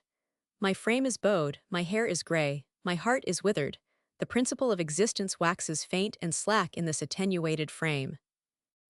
I am no longer that Herbert on whom you once smiled, but a man stricken with many sorrows. The odious conviction of my life cannot long haunt you, yet a little while and my memory will alone remain. Think of this, Annabel, I beseech you, think of it. Oh, believe me, when the speedy hour arrives that will consign me to the grave, where I shall at least find peace, it will not be utterly without satisfaction that you will remember that we met if even by accident, and parted at least not with harshness." "Mother, dearest mother," murmured Venetia, "speak to him, look on him." "Venetia," said her mother, without turning her head, but in a calm, firm tone, "your father has seen you, has conversed with you. Between your father and myself there can be nothing to communicate, either of fact or feeling. Now let us depart." "No, no, not depart," said Venetia frantically. "You did not say depart, dear mother. I cannot go," she added in a low and half-hysterical voice. "Desert me then," said the mother. "A fitting consequence of your private communications with your father," she added in a tone of bitter scorn, and Lady Annabel moved to depart, but Venetia, still kneeling, clung to her convulsively. "Mother, mother, you shall not go, you shall not leave me. We will never part, mother," continued Venetia, in a tone almost of violence, as she perceived her mother give no indication of yielding to her wish. "Are my feelings then nothing?" she then exclaimed. "Is this your sense of my fidelity? Am I forever to be a victim?" She loosened her hold of her mother's hand, her mother moved on, Venetia fell upon her forehead and uttered a faint scream. The heart of Lady Annabel relented when she fancied her daughter suffered physical pain, however slight. She hesitated, she turned, she hastened to her child. Her husband had simultaneously advanced. In the rapid movement and confusion her hand touched that of Herbert. "I yield her to you, Annabel," said Herbert, placing Venetia in her mother's arms. "You mistake me, as you have often mistaken me, if you think I seek to practice on the feelings of this angelic child. She is yours. May she compensate you for the misery I have caused you, but never sought to occasion." "I am not hurt, dear mother," said Venetia, as her mother tenderly examined her forehead. "Dear, dear mother, why did you reproach me?" "Forget it," said Lady Annabel in a softened tone, "for indeed you are irreproachable." "Oh, Annabel," said Herbert, "may not this child be some atonement, this child, of whom I solemnly declare I would not deprive you, though I would willingly forfeit my life for a year of her affection. And your sufferance," he added. "Mother, speak to him," said Venetia, with her head on her mother's bosom, who still, however, remained rigidly standing. But Lady Annabel was silent. "Your mother was ever stern and cold, Venetia," said Herbert, the bitterness of his heart at length expressing itself. "Never," said Venetia, with great energy, "never, you know not my mother. Was she stern and cold when she visited each night in secret your portrait?" said Venetia, looking round upon her astonished father with her bright grey eye. "Was she stern and cold when she wept over your poems, those poems whose characters your own hand had traced? Was she stern and cold when she hung a withered wreath on your bridal bed, the bed to which I owe my miserable being? Oh no, my father. Sad was the hour of separation from my mother and yourself. It may have dimmed the luster of her eye, and shaded your locks with premature gray. But whatever may have been its inscrutable cause, there was one victim of that dark hour, less thought of than yourselves, and yet a greater sufferer than both, the being in whose heart you implanted affections, whose unfulfilled tenderness has made that wretched thing they call your daughter. Annabel, exclaimed Herbert, rapidly advancing, with an imploring gesture, and speaking in a tone of infinite anguish, Annabel, Annabel, even now we can be happy. The countenance of his wife was troubled, but its stern expression had disappeared. The long-concealed, yet at length irrepressible, emotion of Venetia had touched her heart. In the conflict of affection between the claims of her two parents, Lady Annabel had observed with a sentiment of sweet emotion, in spite of all the fearfulness of the meeting, that Venetia had not faltered in her devotion to her mother. The mental torture of her child touched her to the quick. In the excitement of her anguish, Venetia had expressed a profound sentiment, the irresistible truth of which Lady Annabel could no longer withstand. She had too long and too fondly schooled herself to look upon the outraged wife as the only victim. There was then, at length it appeared to this stern-minded woman, another. She had labored in the flattering delusion that the devotion of a mother's love might compensate to Venetia for the loss of that other parent, which in some degree Lady Annabel had occasioned her. For the worthless husband, had she chosen to tolerate the degrading connection, might nevertheless have proved a tender father. But nature, it seemed, had shrunk from the vain effort of the isolated mother. The seeds of affection for the father of her being were mystically implanted in the bosom of his child. Lady Annabel recalled the harrowing hours that this attempt by her to curb and control the natural course and rising sympathies of filial love had cost her child, on whom she had so vigilantly practiced it. She recalled her strange aspirations, her inspired curiosity, her brooding reveries, her fitful melancholy, her terrible illness, her resignation, her fidelity, her sacrifices. There came across the mind of Lady Annabel a mortifying conviction that the devotion to her child, on which she had so rated herself, might after all only prove a subtle form of profound selfishness, and that Venetia, instead of being the idol of her love, might eventually be the martyr of her pride. And, thinking of these things, she wept. This evidence of emotion, which in such a spirit Herbert knew how to estimate, emboldened him to advance. He fell on one knee before her and her daughter. Gently he stole her hand and pressed it to his lips. It was not withdrawn, and Venetia laid her hand upon theirs, and would have bound them together had her mother been relentless. It seemed to Venetia that she was at length happy, but she would not speak. She would not disturb the still and silent bliss of the impending reconciliation. Was it then indeed at hand?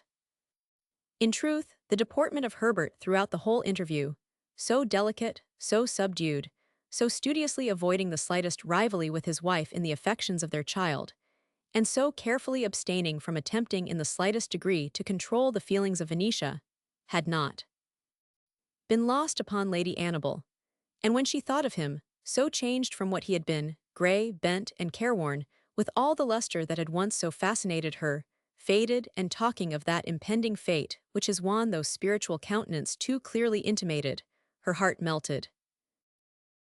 Suddenly the door burst open, and there stalked into the room a woman of eminent but most graceful stature, and of a most sovereign and voluptuous beauty.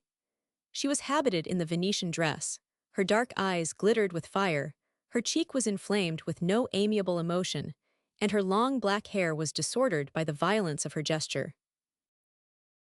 "And who are these?" she exclaimed in a shrill voice. All started. Herbert sprang up from his position with a glance of withering rage. Venetia was perplexed.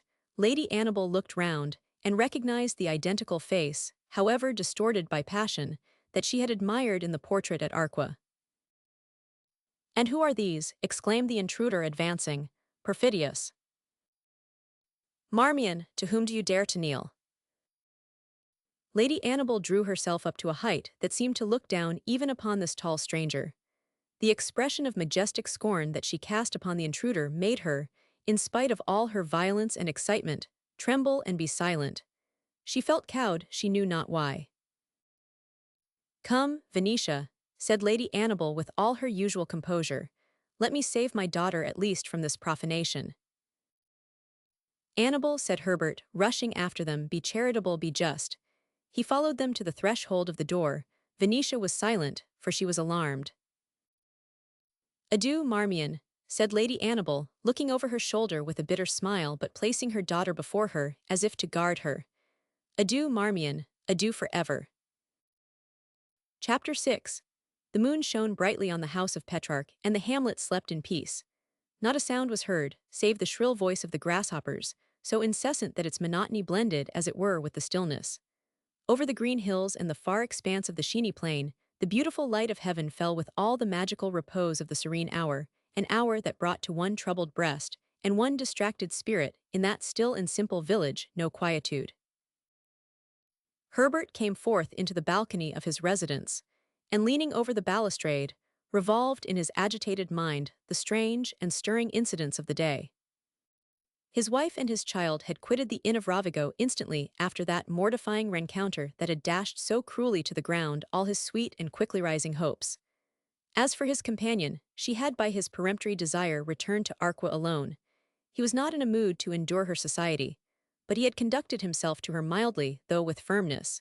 He had promised to follow her, and in pursuance of his pledge, he rode home alone. He was greeted on his return by his servant, full of the visit of the morning.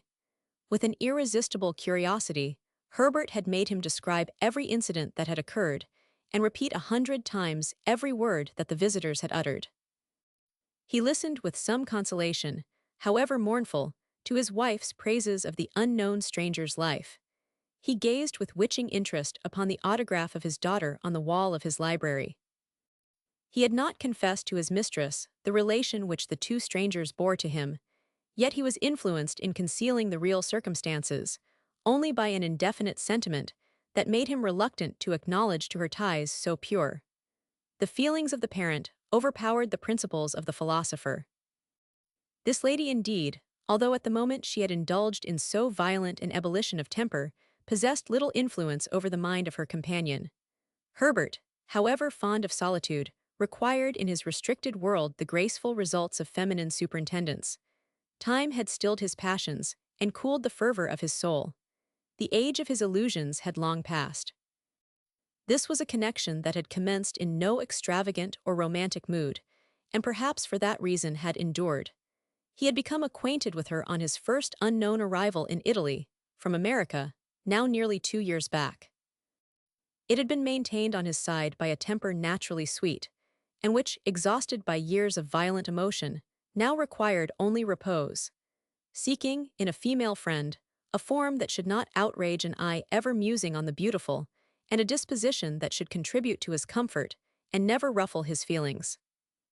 Separated from his wife by her own act, whatever might have been its impulse, and for so long an interval, it was a connection which the world in general might have looked upon with charity, which in her calmer hours one would imagine even Lady Annabel might have glanced over without much bitterness. Certainly it was one which, under all the circumstances of the case, could scarcely be esteemed by her as an outrage or an insult. But even Herbert felt, with all his philosophy and proud freedom from prejudice, that the rencounter of the morning was one which no woman could at the moment tolerate, few eventually excuse, and which, of all incidents, was that which would most tend to confirm his wife in her stoical obduracy. Of his offenses towards her, whatever were their number or their quality, this surely was the least, and yet its results upon his life and fortunes would in all probability only be equaled by the mysterious cause of their original separation. But how much more bitter than that original separation was their present parting? Mortifying and annoying as had been the original occurrence, it was one that many causes and considerations combined to enable Herbert to support. He was then in the very prime of youth, inexperienced, sanguine, restless, and adventurous, with the whole world and its unknown results before him, and freedom for which he ever sighed to compensate for the loss of that domestic joy that he was then unable to appreciate. But now 20 years, which, in the career of such a spirit, were equal to a century of the existence of coarser clay, had elapsed. He was bowed with thought and suffering, if not by time. His conscience was light, but it was sad. His illusions had all vanished. He knew the world and all that the world could bring, and he disregarded them. And the result of all his profound study, lofty aspirations, and great conduct was that he sighed for rest.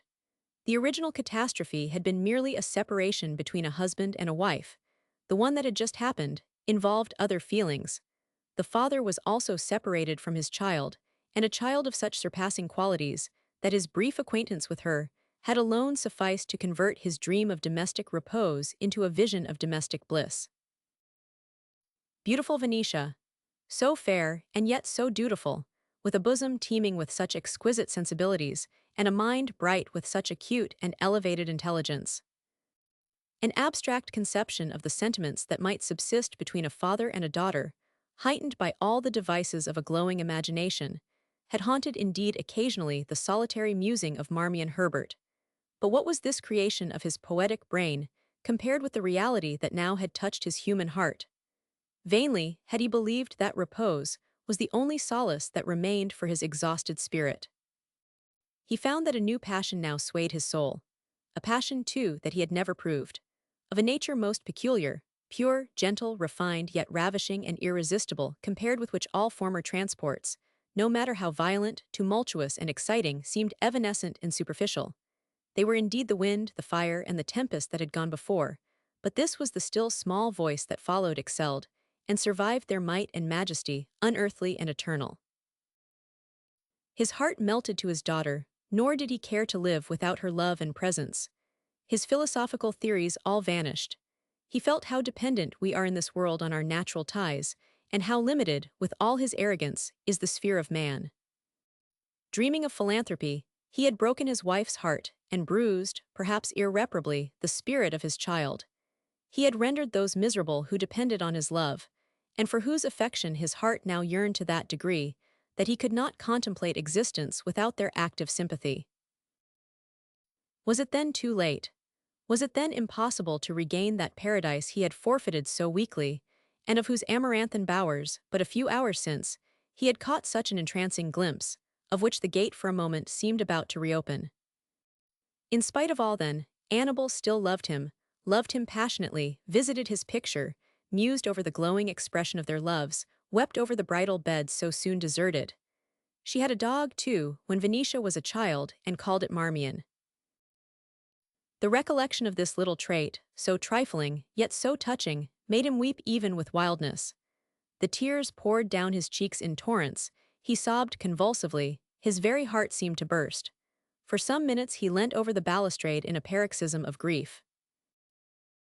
He looked up. The convent hill rose before him, bright in the moon. Beneath was his garden, around him the humble roofs that he made happy. It was not without an effort that he recalled the locality, that he remembered he was at Arqua, and who was sleeping within the house. Not his wife, Annabel was far away with their daughter. The vision of his whole life passed before him. Study and strife and fame and love, the pride of the philosopher, the rapture of the poet, the blaze of eloquence, the clash of arms, the vows of passion, the execration and the applause of millions, both once alike welcome to his indomitable soul. And what had they borne to him? Misery. He called up the image of his wife, young, beautiful, and noble, with a mind capable of comprehending his loftiest and his finest moods, with a soul of matchless purity, and a temper whose winning tenderness had only been equaled by her elevated sense of self-respect. A woman that might have figured in the days of chivalry, soft enough to be his slave, but too proud to be his victim. He called up her image in the castle of his fathers, exercising in a domain worthy of such a mistress all those sweet offices of life which here, in this hired roof in a strange land, and with his crippled means, he had yet found solacing. He conjured before him a bud by the side of that beauteous flower, sharing all her luster and all her fragrance, his own Venetia. What happiness might not have been his? And for what had he forfeited it? A dream with no dreamlike beauty, a perturbed and restless and agitated dream, from which he had now woke shattered and exhausted. He had sacrificed his fortune, he had forfeited his country, he had alienated his wife, and he had lost his child. The home of his heroic ancestry, the ancient land whose fame and power they had created, the beauteous and gifted woman who would have clung forever to his bosom, and her transcendent offspring worthy of all their loves. Profound philosopher. The clock of the convent struck the second hour after midnight. Herbert started. And all this time where were Annabel and Venetia? They still lived, they were in the same country. An hour ago they were under the same roof, in the same chamber. Their hands had joined, their hearts had opened. For a moment he had dared to believe that all that he cared for might be regained. And why was it not? The cause, the cause. It recurred to him with associations of dislike, of disgust, of wrath, of hatred, of which one whose heart was so tender, and whose reason was so clear, could under the influence of no other feelings have been capable. The surrounding scene, that had so often soothed his mournful soul, and connected it with the last hours of a spirit to whom he bore much resemblance, was now looked upon with aversion. To rid himself of ties, now so dreadful, was all his ambition. He entered the house quickly, and seating himself in his closet, he wrote these words. You beheld this morning my wife and child. We can meet no more.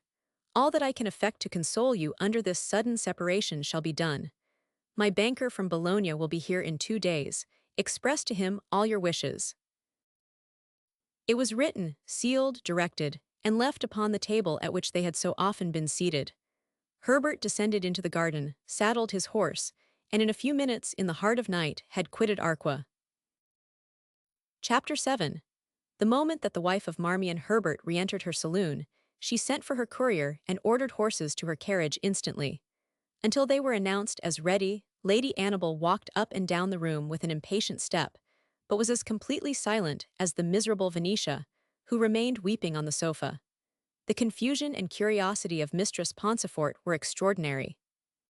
She still had a lurking suspicion that the gentleman was Lord Catersis, and she seized the first opportunity of leaving the room, and flouncing into that of the stranger, as if by mistake, determined to catch a glimpse of him. But all her notable skill was baffled, for she had scarcely opened the door before she was met by the Italian lady, who received Mistress Pansifort's ready-made apology and bowed her away. The faithful attendant then hurried downstairs to cross-examine the waiter, but though she gained considerable information from that functionary, it was of a perplexing nature, for from him she only learnt that the stranger lived at Arqua. The German gentleman, soliloquized Mistress Pansifort, and what could he have to say to Miss Venetia? And a married man, too. Well, to be sure, there is nothing like travelling for adventures. And I must say, considering all that I know, and how I have held my tongue for nearly 20 years, I think it is very strange indeed of my lady to have any secrets from me. Secrets, indeed. Poe and Mistress Pansifort flounced again into Lady Annabel's room, with a face of offended pride, knocking the books about, dashing down writing cases, tossing about work, and making as much noise and disturbance as if she had a separate quarrel with every single article under her superintendence. In the meantime the carriage was prepared, to which they were obliged almost to carry Venetia, feeble and stupefied with grief. Uncertain of her course, but anxious, in the present state of her daughter, for rest and quiet, Lady Annabel ordered the courier to proceed to Padua, at which city they arrived late at night, scarcely a word having been interchanged during the whole journey between Lady Annabel and her child, though infinite were the soft and soothing attentions which the mother lavished upon her. Night, however, brought no rest to Venetia, and the next day her state appeared so alarming to Lady Annabel that she would have instantly summoned medical assistance had it not been for Venetia's strong objections. Indeed, dear mother, she said, it is not physicians that I require. They cannot cure me. Let me be quiet. The same cause, indeed, which during the last 5 years had at intervals so seriously menaced the existence of this unhappy girl, was now at work with renovated and even irresistible influence. Her frame could no longer endure the fatal action of her overexcited nerves. Her first illness, however alarming, had been baffled by time, skill, and principally by the vigor of an extremely youthful frame, then a stranger to any serious indisposition. At a later period, the change of life induced by their residence at Weymouth had permitted her again to rally. She had quitted England with renewed symptoms of her former attack, but a still more powerful change, not only of scene, but of climate and country, and the regular and peaceful life she had led on the Lago Maggiore, had again reassured the mind of her anxious mother. This last adventure at Rovigo, however, prostrated her. The strange surprise, the violent development of feeling, the agonizing doubts and hopes, the terrible suspense, the profound and bitter and overwhelming disappointment, all combined to shake her mind to its very foundations. She felt for the first time that she could no longer bear up against the torture of her singular position. Her energy was entirely exhausted. She was no longer capable of making the slightest exertion. She took refuge in that torpid resignation that results from utter hopelessness. Lying on her sofa with her eyes fixed in listless abstraction, the scene at Ravigo flitted unceasingly before her languid vision. At length she had seen that father, that unknown and mysterious father, whose idea had haunted her infancy as if by inspiration, to gain the slightest knowledge of whom had cost her many long and acute suffering, and round whose image for so many years every thought of her intelligence, and every feeling of her heart, had clustered like spirits round some dim and mystical altar.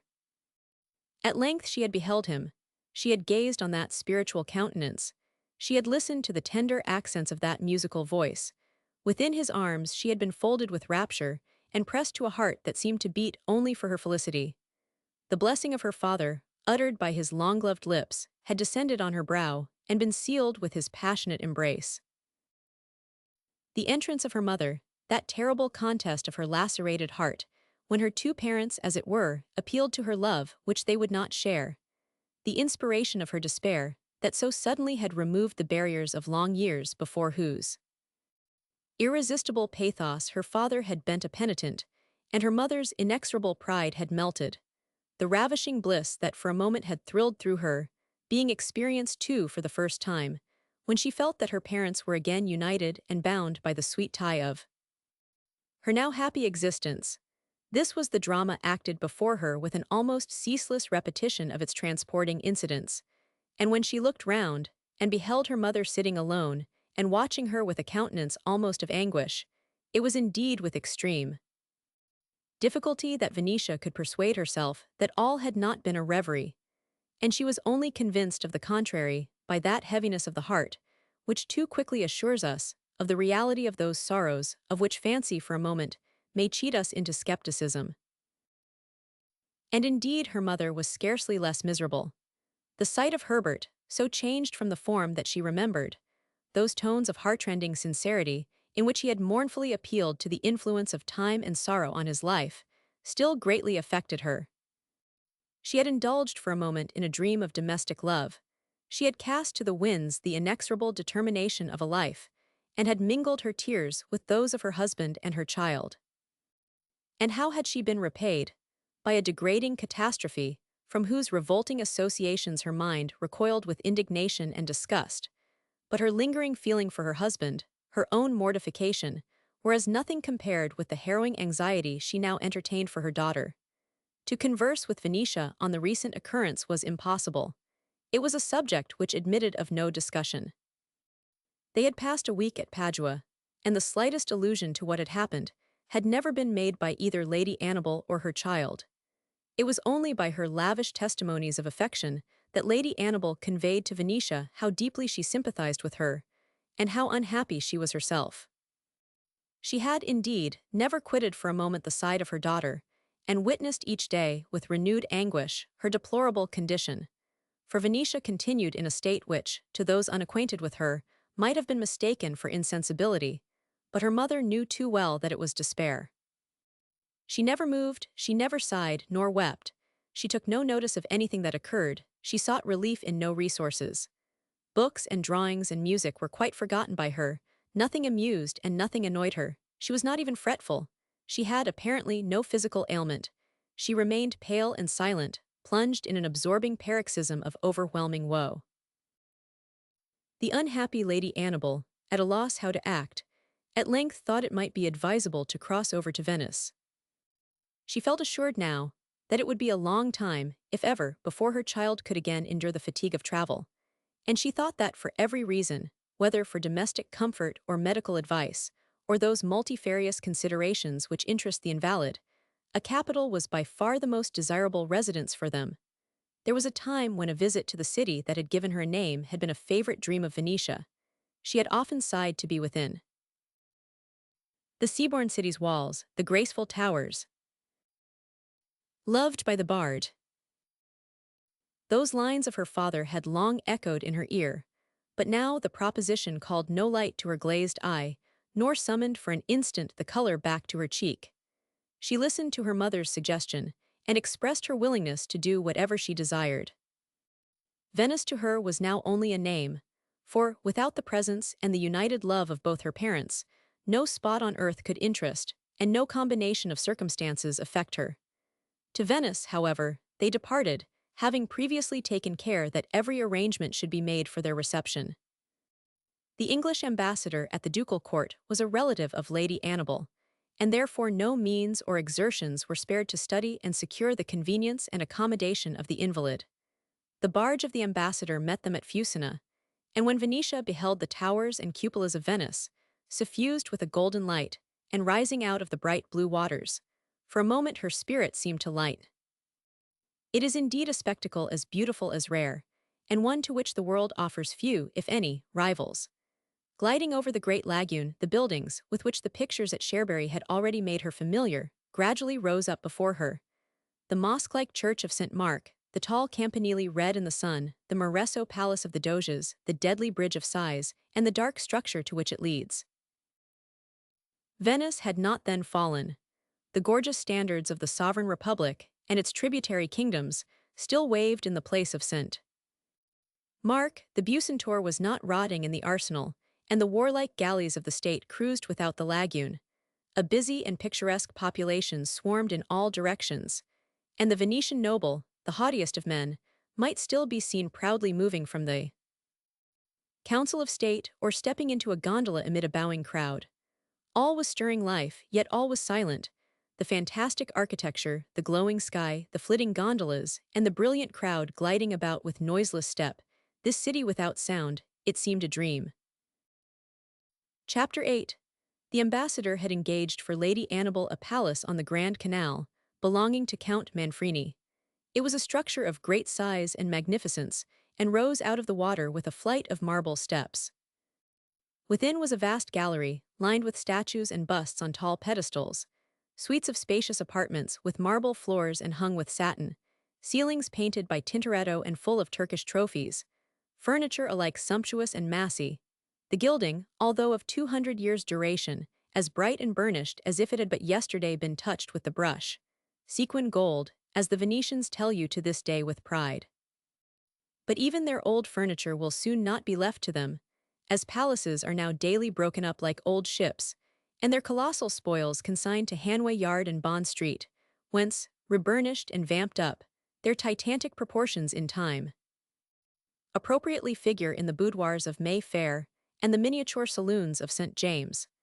Many a fine lady now sits in a doge's chair, and many a dandy listens to his doom from a couch that has already witnessed the less inexorable decrees of the Council of Ten. Amid all this splendor, however, one mournful idea alone pervaded the tortured consciousness of Lady Annabel Herbert. Daily, the dark truth stole upon her with increased conviction that Venetia had come hither only to die. There seemed to the agitated ear of this distracted mother a terrible omen even in the very name of her child, and she could not resist the persuasion that her final destiny would, in some degree, be connected with her fanciful appellation. The physicians, for hopeless as Lady Annabel could not resist esteeming their interference, Venetia was now surrounded with physicians, shook their heads, prescribed different remedies, and gave contrary opinions. Each day, however, their patient became more languid, thinner and more thin, until she seemed like a beautiful spirit gliding into the saloon, leaning on her mother's arm, and followed by Pansifort, who had now learnt the fatal secret from her mistress, and whose heart was indeed almost broken at the prospect of the calamity that was impending over them. At Padua, Lady Annabel, in her mortified reveries, outraged as she conceived by her husband, and anxious about her daughter, had schooled herself into visiting her fresh calamities on the head of the unhappy Herbert, to whose intrusion and irresistible influence she ascribed all the illness of her child. But as the indisposition of Venetia gradually, but surely, increased, until at length it assumed so alarming an aspect that Lady Annabel, in the distraction of her mind, could no longer refrain from contemplating the most fatal result, She had taught herself bitterly to regret the failure of that approaching reconciliation, which now she could not but believe would, at least, have secured her the life of Venetia. Whatever might be the risk of again uniting herself with her husband, whatever might be the mortification and misery which it might ultimately, or even speedily, entail upon her, there was no unhappiness that she could herself experience, which for one moment she could put in competition with the existence of her child. When that was the question, every feeling that had hitherto impelled her conduct assumed a totally different complexion. That conduct, in her view, had been a systematic sacrifice of self to secure the happiness of her daughter, and the result of all her exertions was that not only her happiness was destroyed, but her life was fast vanishing away. To save Venetia, it now appeared to Lady Annabel that there was no extremity which she would not endure. And if it came to a question, whether Venetia should survive, or whether she should even be separated from her mother, her maternal heart now assured her that she would not for an instant hesitate in preferring an eternal separation to the death of her child. Her terror now worked to such a degree upon her character that she even, at times, half resolved to speak to Venetia upon the subject, and contrive some method of communicating her wishes to her father. But pride, the habitual repugnance of so many years to converse upon the topic, mingled also, as should be confessed, with an indefinite apprehension of the ill consequences of a conversation of such a character on the nervous temperament of her daughter, restrained her. "My love," said Lady Annabel one day to her daughter, "do you think you could go out? The physicians think it of great importance that you should attempt to exert yourself, however slightly." "Dear mother, if anything could annoy me from your lips, it would be to hear you quote these physicians," said Venetia. "Their daily presence and inquiries irritate me. Let me be at peace. I wish to see no one but you." "But Venetia," said Lady Annabel in a voice of great emotion. "Venetia," and here she paused, "think of my anxiety." "Dear mother, it would be ungrateful for me ever to forget that. But you, and you alone, know that my state, whatever it may be, and to whatever it may be I am reconciled, is not produced by causes over which these physicians have any control, over which no one has control no," added Venetia, in a tone of great mournfulness. For here we must remark that so inexperienced was Venetia in the feelings of others, and so completely did she judge of the strength and purity of their emotions from her own, that reflection, since the terrible adventure of Ravigo, had only convinced her that it was no longer in her mother's power to unite herself again with her other parent. She had taught herself to look upon her father's burst of feeling towards Lady Annabel as the momentary and inevitable result of a meeting so unexpected and overpowering, but she did not doubt that the stranger whose presence had ultimately so fatally clouded that interview of promise possessed claims upon Marmion Herbert which he would neither break, nor, upon reflection, be desirous to question. It was then the conviction that a reconciliation between her parents was now impossible, in which her despair originated, and she pictured to herself her father once more at Arqua disturbed, perhaps for a day or two, as he naturally must be, by an interview so sudden and so harassing, shedding a tear perhaps in secret to the wife whom he had injured, and the child whom he had scarcely seen, but relapsing, alike from the force of habit and inclination, into those previous and confirmed feelings, under whose influence she was herself a witness, his life had been so serene and even so laudable. She was confirmed in these opinions by the circumstance of their never having heard since from him. Placed in his situation, if indeed an irresistible influence were not controlling him, would he have hesitated for a moment to have prevented even their departure, or to have pursued them, to have sought at any rate some means of communicating with them? He was plainly reconciled to his present position, and felt that under these circumstances silence on his part was alike kindest and most discreet. Venetia had ceased, therefore, to question the justice or the expediency or even the abstract propriety of her mother's conduct. She viewed their condition now as the result of stern necessity. She pitied her mother, and for herself she had no hope. There was then much meaning in that little monosyllable with which Venetia concluded her reply to her mother. She had no hope now. Lady Annabel, however, ascribed it to a very different meaning. She only believed that her daughter was of opinion that nothing would induce her now to listen to the overtures of her father. Prepared for any sacrifice of self, Lady Annabel replied, but there is hope, Venetia. When your life is in question, there is nothing that should not be done. Nothing can be done, said Venetia, who, of course, could not dream of what was passing in her mother's mind. Lady Annabel rose from her seat and walked to the window. Apparently her eye watched only the passing gondolas, but indeed she saw them not. She saw only her child stretched perhaps on the couch of death. We quitted, perhaps, Ravigo too hastily, said Lady Annabel in a choking voice and with a face of scarlet. It was a terrible struggle, but the words were uttered. No, mother, said Venetia, to Lady Annabel's inexpressible surprise, we did right to go. Even my child, even Venetia, with all her devotion to him, feels the absolute necessity of my conduct, thought Lady Annabel. Her pride returned. She felt the impossibility of making an overture to Herbert. She looked upon their daughter as the last victim of his fatal career. Chapter 9. How beautiful is night in Venice. Then music and the moon reigned supreme, the glittering sky reflected in the waters, and every gondola gliding with sweet sounds. Around on every side are palaces and temples, rising from the waves which they shadow with their solemn forms, their costly fronts rich with the spoils of kingdoms, and softened with the magic of the midnight beam.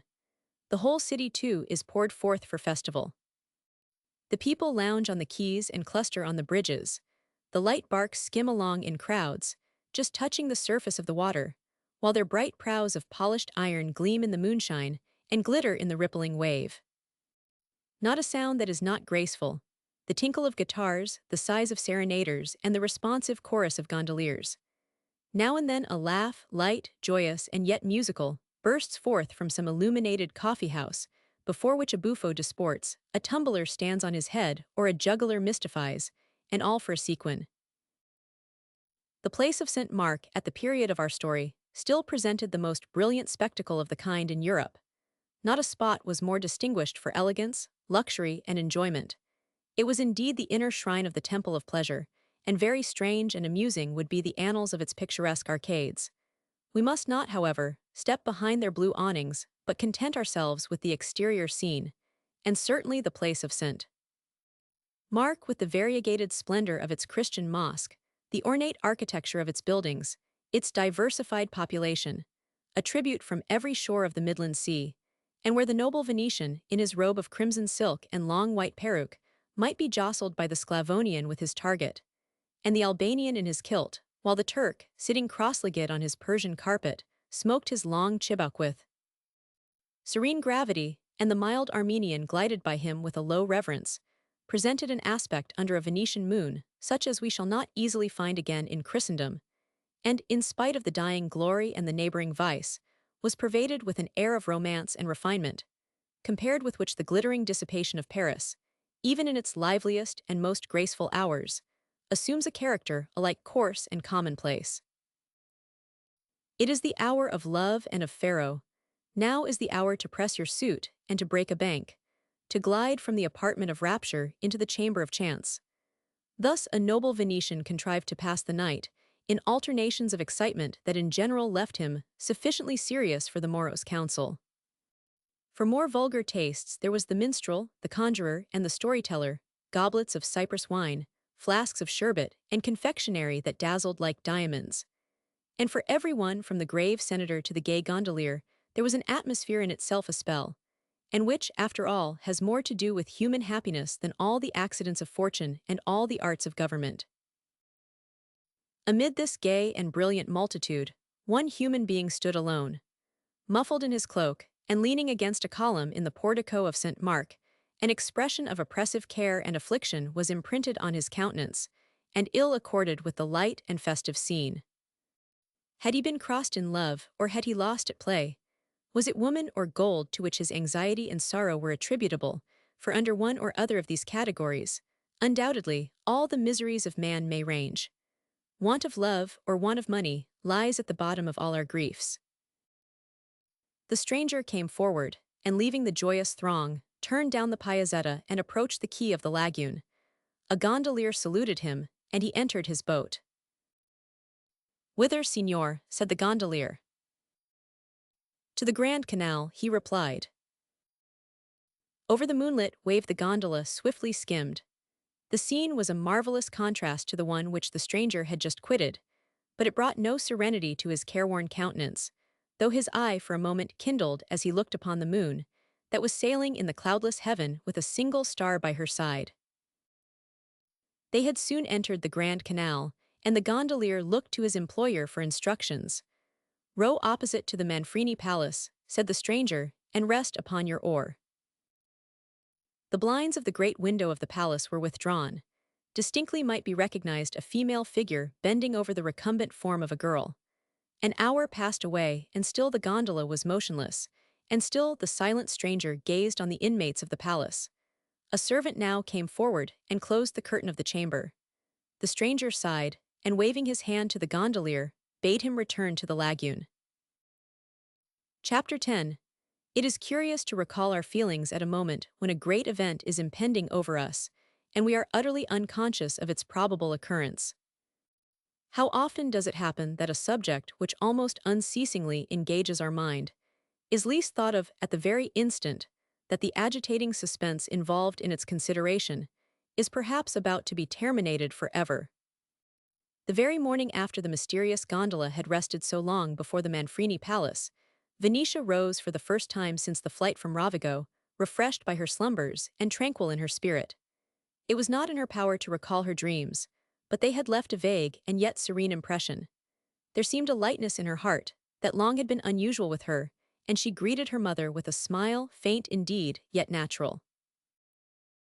Perhaps this beneficial change, slight but still delightful, might be attributed to the softness and the splendor of the morn. Before the approach of winter, it seemed that the sun was resolved to remind the Venetians that they were his children, and that, although his rays might be soon clouded for a season, they were not to believe that their parent had deserted them. The sea was like glass, a golden haze suffused the horizon, and a breeze, not strong enough to disturb the waters, was wafted at intervals from the gardens of the Brenta, fitful and sweet. Venetia had yielded to the suggestion of her mother, and had agreed for the first time to leave the palace. They stepped into their gondola, and were wafted to an island in the lagoon where there was a convent, and what in Venice was more rare and more delightful, a garden. Its scanty shrubberies sparkled in the sun, and a cypress flanked by a pine tree offered to the eye unused to trees a novel and picturesque group. Beneath its shade they rested, watching on one side the distant city, and on the other the still and gleaming waters of the Adriatic. While they were thus sitting, renovated by the soft air and pleasant spectacle, a holy father, with a beard like a meteor, appeared and addressed them. "Welcome to St. Lazaro," said the Holy Father, speaking in English, "and may the peace that reigns within its walls fill also your breasts." "Indeed, Holy Father," said Lady Annabel to the Armenian monk, "I have long heard of your virtues and your happy life." "You know that paradise was placed in our country," said the monk with a smile. "We have all lost paradise, but the Armenian has lost his country too. Nevertheless, with God's blessing, on this islet we have found an Eden, pure at least and tranquil." "For the pious, paradise exists everywhere," said Lady Annabel. "You have been in England, Holy Father," said Venetia. "It has not been my good fortune," replied the monk. "Yet you speak our tongue, with a facility and accent that surprise me." "I learnt it in America, where I long resided," rejoined the Armenian. "This is for your eye, lady," continued the monk, drawing a letter from his bosom. Lady Annabel felt not a little surprised, but the idea immediately occurred to her that it was some conventual memorial appealing to her charity. She took the paper from the monk, who immediately moved away, but what was the agitation of Lady Annabel when she recognized the handwriting of her husband? Her first thought was to save Venetia from sharing that agitation. She rose quickly. She commanded herself sufficiently to advise her daughter, in a calm tone, to remain seated, while for a moment she refreshed herself by a stroll. She had not quitted Venetia many paces, when she broke the seal and read these lines. "Tremble not, Annabel, when you recognize this handwriting. It is that of one whose only aspiration is to contribute to your happiness, and although the fulfillment of that fond desire may be denied him, it never shall be said, even by you, that any conduct of his should now occasion you annoyance. I am in Venice at the peril of my life, which I only mention because the difficulties inseparable from my position are the principal cause that you did not receive this communication immediately after our strange meeting. I have gazed at night upon your palace, and watched the forms of my wife and our child. But one word from you, and I quit Venice forever, and it shall not be my fault if you are ever again disturbed by the memory of the miserable Herbert. But before I go, I will make this one appeal, if not to your justice, at least to your mercy. After the fatal separation of a life, we have once more met. You have looked upon me not with hatred. My hand has once more pressed yours. For a moment I indulged the impossible hope that this weary and exhausted spirit might at length be blessed. With agony, I allude to the incident that dispelled the rapture of this vision. Sufficient for me most solemnly to assure you that 24 hours had not elapsed without that feeble and unhallowed tie being severed forever. It vanished instantaneously before the presence of my wife and my child. However you decide, it can never again subsist. Its utter and eternal dissolution was the inevitable homage to your purity. Whatever may have been my errors, whatever my crimes, for I will not attempt to justify to you a single circumstance of my life, I humble myself in the dust before you, and solicit only mercy. Yet whatever may have been my career, Annabel, in the infinite softness of your soul was it not for a moment pardoned? Am I indeed to suffer for that last lamentable intrusion? You are a woman, Annabel, with a brain as clear as your heart is pure. Judge me with calmness, Annabel. Were there no circumstances in my situation to extenuate that deplorable connection? I will not urge them, I will not even intimate them. But surely, Annabel, when I kneel before you full of deep repentance and long remorse, if you could pardon the past, it is not that incident, however mortifying to you, however disgraceful to myself, that should be an impassable barrier to all my hopes. Once you loved me, I ask you not to love me now. There is nothing about me now that can touch the heart of woman. I am old before my time, bent with the blended influence of action and of thought, and of physical and moral suffering. The play of my spirit has gone forever. My passions have expired like my hopes. The remaining sands of my life are few. Once it was otherwise. You can recall a different picture of the Marmion on whom you smiled, and of whom you were the first love. O Annabel, gray, feeble, exhausted, penitent, let me stagger over your threshold and die. I ask no more, I will not hope for your affection, I will not even count upon your pity, but endure my presence. Let your roof screen my last days. It was red again, dim as was the sight of Lady Annabel with fast-flowing tears. Still holding the letter, but with hands fallen, she gazed upon the shining waters before her in a fit of abstraction. It was the voice of her child that roused her. Mother, said Venetia in a tone of some decision, you are troubled, and we have only one cause of trouble. That letter is from my father. Lady Annabel gave her the letter in silence. Venetia withdrew almost unconsciously a few paces from her mother. She felt this to be the crisis of her life. There never was a moment which she believed required more fully the presence of all her energies. Before she had addressed Lady Annabel, she had endeavored to steel her mind to great exertion. Yet now that she held the letter, she could not command herself sufficiently to read it. Her breath deserted her, her hand lost its power, she could not even open the lines on which perhaps her life depended. Suddenly, with a rapid effort, she glanced at the contents. The blood returned to her cheek, her eye became bright with excitement, she gasped for breath, she advanced to Lady Annabel. Ah, mother, she exclaimed, you will grant all that it desires. Still gazing on the wave that laved the shore of the island, with an almost imperceptible ripple, Lady Annabel continued silent. Mother, said Venetia, my beloved mother, you hesitate. She approached Lady Annabel, and with one arm round her neck she grasped with the other her mother's hand. I implore you, by all that affection which you lavish on me, yield to this supplication. O mother, dearest mother, it has been my hope that my life has been at least a life of duty. I have labored to yield to all your wishes. I have struggled to make their fulfillment the law of my being. Yes, mother, your memory will assure you that when the sweetest emotions of my heart were the stake, you appealed to me to sacrifice them, and they were dedicated to your will. Have I ever murmured? I have sought only to repay your love by obedience. Speak to me, dearest mother. I implore you, speak to me. Tell me, can you ever repent relenting in this instance? O mother, you will not hesitate, you will not indeed, you will bring joy and content to our long-harassed hearth. Tell me so, I beseech you tell me so. I wish, oh, how I wish, that you would comply from the mere impulse of your own heart. But grant that it is a sacrifice. Grant that it may be unwise, that it may be vain, I supplicate you to make it. I, your child, who never deserted you, who will never desert you, pledging my faith to you in the face of heaven. For my sake, I supplicate you to make it. You do not hesitate, you cannot hesitate. Mother, you cannot hesitate.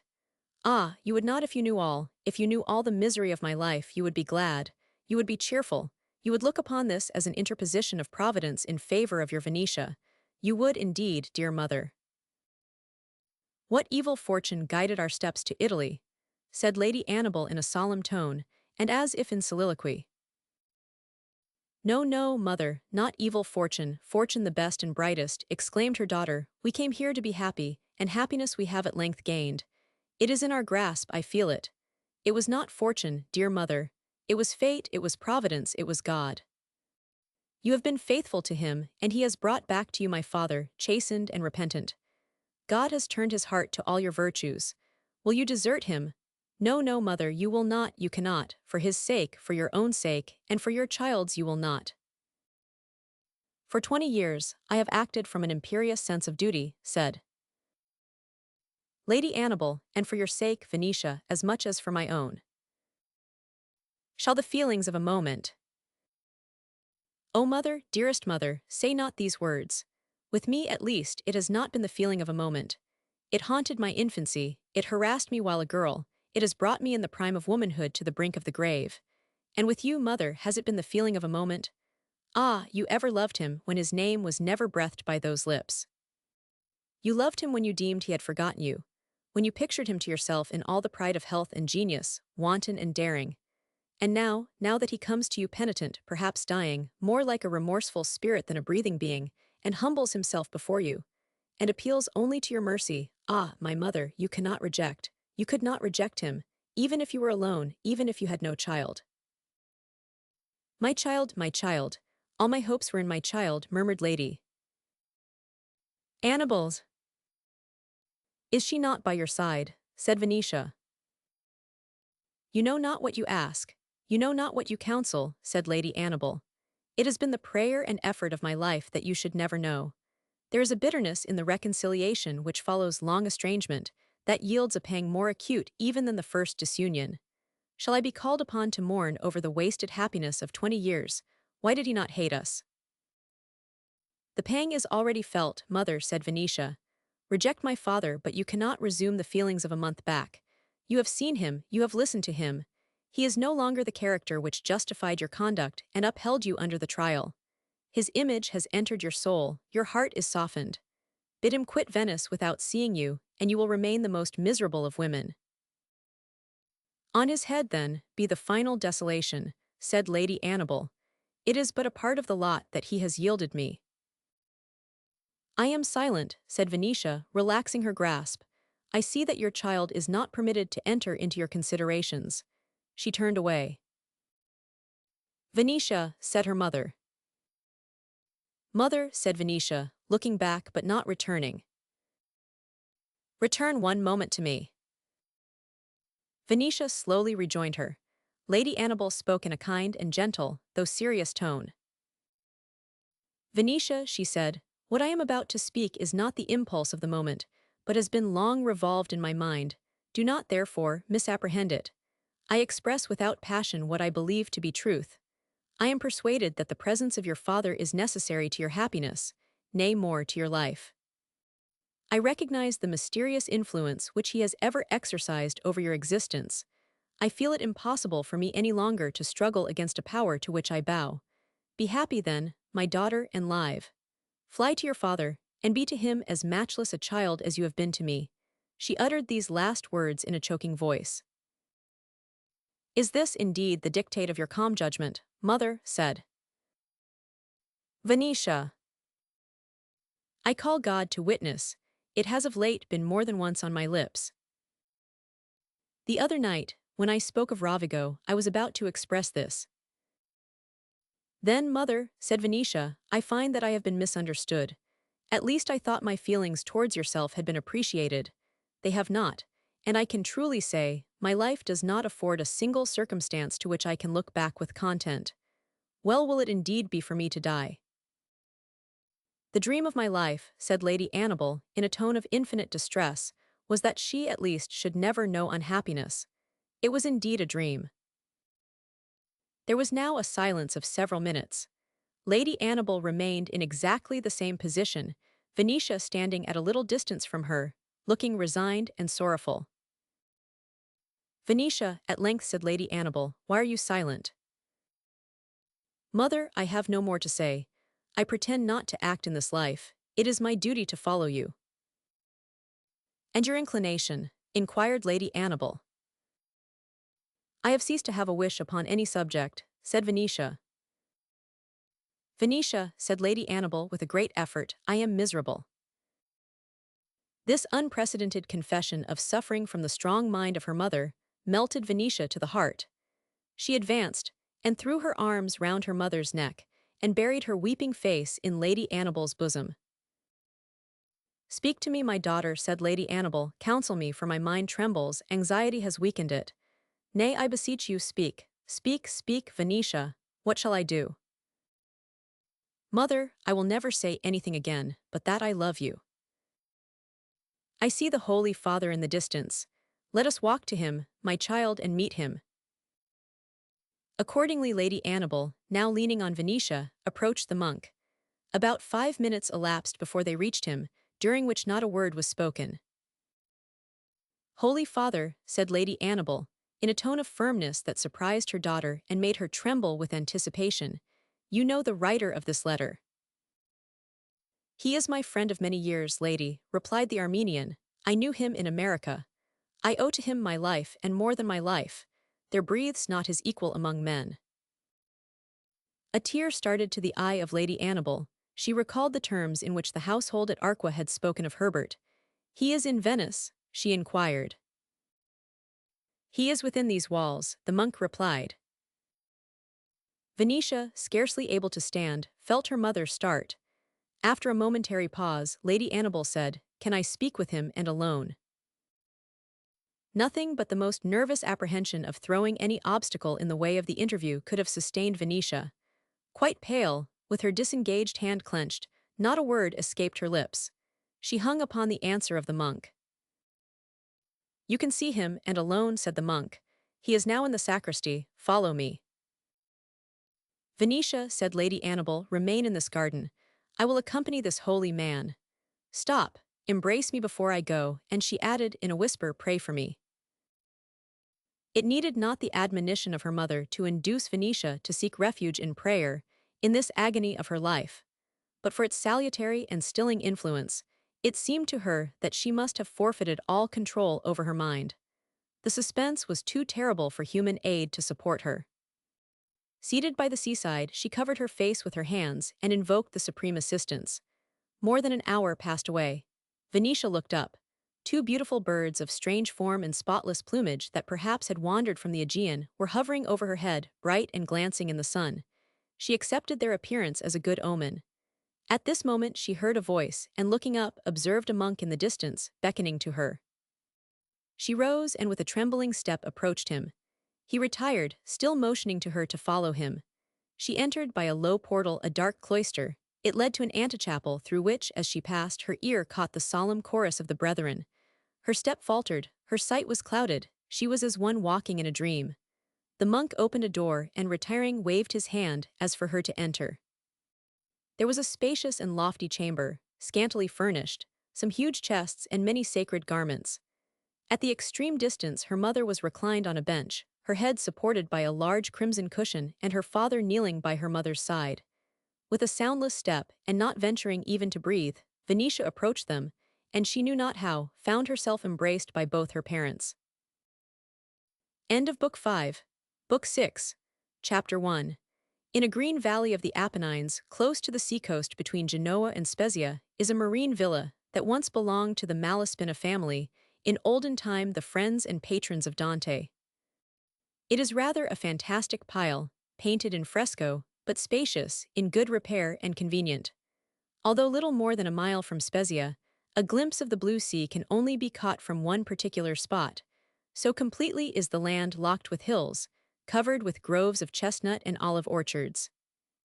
From the heights, however, you enjoy magnificent prospects of the most picturesque portion of the Italian coast, a lofty, undulating, and wooded shore with an infinite variety of bays and jutting promontories, while the eye, wandering from Leghorn on one side towards Genoa on the other, traces an almost uninterrupted line of hamlets and casinos, gardens and orchards, terraces of vines, and groves of olive. Beyond them, the broad and blue expanse of the Midland Ocean, glittering in the meridian blaze, or about to receive perhaps in its glowing waters the red orb of sunset. It was the month of May, in Italy at least, the merry month of May, and Marmion Herbert came forth from the Villa Malaspina, and throwing himself on the turf, was soon lost in the volume of Plato which he bore with him. He did not move until in the course of an hour he was roused by the arrival of servants, who brought seats and a table, when, looking up, he observed Lady Annabel and Venetia in the portico of the villa.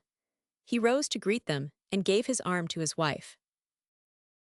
"Spring in the Apennines, my Annabel," said Herbert, "is a happy combination. I am more in love each day with this residence. The situation is so sheltered, the air so soft and pure, the spot so tranquil, and the season so delicious, that it realizes all my romance of retirement. As for you, I never saw you look so well. And as for Venetia, I can scarcely believe this rosy nymph could have been our pallied girl, who caused us such anxiety. Our breakfast is not ready. Let us walk to our sea view," said Lady Annabel. "Give me your book to carry Marmion." "There let the philosopher repose," said Herbert, throwing the volume on the turf. "Plato dreamed of what I enjoy." "And of what did Plato dream, Papa?" said Venetia. "He dreamed of love, child." Venetia took her father's disengaged arm. They had now arrived at their sea view, a glimpse of the Mediterranean between two tall crags. "A sail in the offing," said Herbert. "How that solitary sail tells." "Annabel's." "I feel the sea breeze, mother. Does not it remind you of Weymouth?" said Venetia. "Ah, Marmion," said Lady Annabel, "I would that you could see Masham once more. He is the only friend that I regret." "He prospers, Annabel. Let that be our consolation. I have at least not injured him." They turned their steps. Their breakfast was now prepared. The sun had risen above the hill beneath whose shade they rested, and the opposite side of the valley sparkled in light. It was a cheerful scene. "I have a passion for living in the air," said Herbert. "I always envied the shepherds in Don Quixote. One of my youthful dreams was living among mountains of rosemary and drinking only goat's milk. After breakfast, I will read you Don Quixote's description of the Golden Age. I have often read it until the tears came into my eyes." "We must fancy ourselves in Spain," said Lady Annabel. "It is not difficult in this wild green valley, and if we have not rosemary, we have scents as sweet. Nature is our garden here, Venetia, and I do not envy even the statues and cypresses of our villa of the lake." "We must make a pilgrimage some day to the Magyar," Annabel said. "Herbert, it is hallowed ground to me now." Their meal was finished, the servants brought their work and books and drawings, and Herbert, resuming his natural couch, reopened his Plato, but Venetia ran into the villa and returned with a volume. "You must read us the Golden Age, Papa," she said, as she offered him, with a smile, his favorite Don Quixote. "You must fancy the Don looking earnestly upon a handful of acorns," said Herbert, opening the book, while he exclaims, "O happy age," which our first parents called the age of gold. Not because gold, so much adored in this iron age, was then easily purchased, but because those two fatal words, meum and tuum, were distinctions unknown to the people of those fortunate times, for all things were in common in that holy age. Men, for their sustenance, needed only to lift their hands, and take it from the sturdy oak, whose spreading arms liberally invited them to gather the wholesome savory fruit, while the clear springs, and silver rivulets with luxuriant plenty, afforded them their pure refreshing water. In hollow trees, and in the clefts of rocks, the laboring and industrious bees erected their little commonwealths, that men might reap with pleasure and with ease the sweet and fertile harvest of their toils. the tough and strenuous cork trees did of themselves, and without other art than their native liberality, dismiss and impart their broad light bark, which served to cover those lowly huts, propped up with rough-hewn stakes, that were first built as a shelter against the inclemencies of the air. All then was union, all peace, all love and friendship in the world. As yet no rude plowshare presumed with violence to pry into the pious bowels of our Mother Earth, for she without compulsion kindly yielded from every part of her fruitful and spacious bosom, whatever might at once satisfy, sustain, and indulge her frugal children. Then was the time when innocent, beautiful young shepherdesses went tripping over the hills and vales, their lovely hair sometimes plaited, sometimes loose and flowing, clad in no other vestment but what the modesty of nature might require.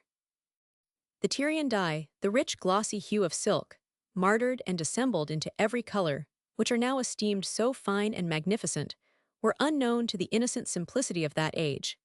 Yet, bedecked with more becoming leaves and flowers, they outshone the proudest of the vain-dressing ladies of our times, arrayed in the most magnificent garbs and all the most sumptuous adornings, which idleness and luxury have taught succeeding pride. Lovers then expressed the passion of their souls in the unaffected language of the heart, with the native plainness and sincerity in which they were conceived, and divested of all that artificial contexture which enervates what it labors to enforce. Imposture, deceit, and malice had not yet crept in, and imposed themselves unbribed upon mankind in the disguise of truth. Justice, unbiased either by favor or interest, which now so fatally pervert it, was equally and impartially dispensed. Nor was the judge's fancy law, for then there were neither judges nor causes to be judged. The modest maid might then walk alone. But in this degenerate age, fraud and a legion of ills infecting the world, no virtue can be safe, no honor be secure. While wanton desires, diffused into the hearts of men, corrupt the strictest watches and the closest retreats, which, though as intricate and unknown as the labyrinth of Crete, are no security for chastity. Thus, that primitive innocence being vanished, the oppression daily prevailing, there was a necessity to oppose the torrent of violence, for which reason the order of knighthood errant was instituted, to defend the honor of virgins, protect widows, relieve orphans, and assist all that are distressed. Now I myself am one of this order, honest friends, and though all people are obliged by the law of nature to be kind to persons of my character, yet since you, without knowing anything of this obligation, have so generously entertained me, I ought to pay you my utmost acknowledgment, and accordingly return you my most hearty thanks. There said Herbert, as he closed the book, in my opinion, Don Quixote was the best man that ever lived. But he did not ever live, said Lady Annabel, smiling. He lives to us, said Herbert. He is the same to this age as if he had absolutely wandered over the plains of Castile and watched in the Sierra Morna.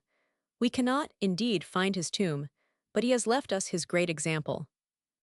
In his hero, Cervantes has given us the picture of a great and benevolent philosopher, and in his Sancho, a complete personification of the world, selfish and cunning, and yet overawed by the genius that he cannot comprehend. Alive to all the material interests of existence, yet sighing after the ideal, securing his 4 young foals of the Chase, yet indulging in dreams of empire. But what do you think of the assault on the windmills, Marmion? Said Lady Annabel. In the outset of his adventures, as in the outset of our lives, he was misled by his enthusiasm, replied Herbert, without which, after all, we can do nothing. But the result is, Don Quixote was a redresser of wrongs, and therefore the world esteemed him mad. In this vein, now conversing, now occupied with their pursuits, and occasionally listening to some passage which Herbert called to their attention, and which ever served as the occasion for some critical remarks, always as striking from their originality as they were happy in their expression, the freshness of the morning disappeared. The sun now crowned the valley with his meridian beam, and they re-entered the villa. The ladies returned to their cool saloon, and Herbert to his study. It was there he amused himself by composing the following lines. Spring in the Apennines. One spring in the Apennine now holds her court, within an amphitheater of hills, clothed with the blooming chestnut, musical, with murmuring pines, waving their light green cones. Like youthful becants, while the dewy grass, the myrtle and the mountain violet, blend their rich odors with the fragrant trees, and sweeten the soft air above us spreads. The purple sky, bright with the unseen sun. The hills yet screen, although the golden beam touches the topmost boughs and tints with light. The gray and sparkling crags, the breath of morn, still lingers in the valley, but the bee, with restless passion, hovers on the wing, waiting the opening flower of whose embrace the sun shall be the signal, poised in air. The winged minstrel of the liquid dawn. The lark pours forth his lyric and responds to the fresh chorus of the sylvan doves. The stir of branches and the fall of streams. The harmonies of nature. Roman 2. Gentle spring. Once more, oh yes, once more I feel thy breath and charm of renovation to the sky. Thou bringest light, and to the glowing earth a garb of grace, but sweeter than the sky, that hath no cloud, and sweeter than the earth, with all its pageantry, the peerless boon. Thou bearest to me a temper like thine own, a spring-like spirit, beautiful and glad. Long years of suffering and of thought, deeper than woe, had dimmed the eager eye. Once quick to catch thy brightness, and the ear that lingered on thy music, the harsh world had jarred, the freshness of my life was gone, and hope no more an omen in thy bloom. Found of a fertile future, there are minds like lands but with one season, and that drear. Mine was eternal winter. 3. A dark dream of hearts estranged, and of an Eden lost, entranced my being, one absorbing thought, which if not torture, was a dull despair. That agony were light too, but while sad, within the desert of my life I roamed, and no sweet springs of love gushed for to greet my wearied heart. Behold, two spirits came, floating in light, seraphic ministers, the semblance of whose splendor on me fell, as on some dusky stream the matin ray, touching the gloomy waters with its life. And both were fond, and one was merciful, and to my home long forfeited they bore my vagrant spirit, and the gentle hearth I reckless fled, received me with its shade, and pleasant refuge, and our softened hearts were like the twilight, when our very bliss calls tears to soothe our rapture, as the stars steal forth, then shining smiles their trembling ray, mixed with our tenderness, and love was there in all his manifold forms, the sweet embrace and thrilling pressure of the gentle hand, and silence speaking with the melting eye.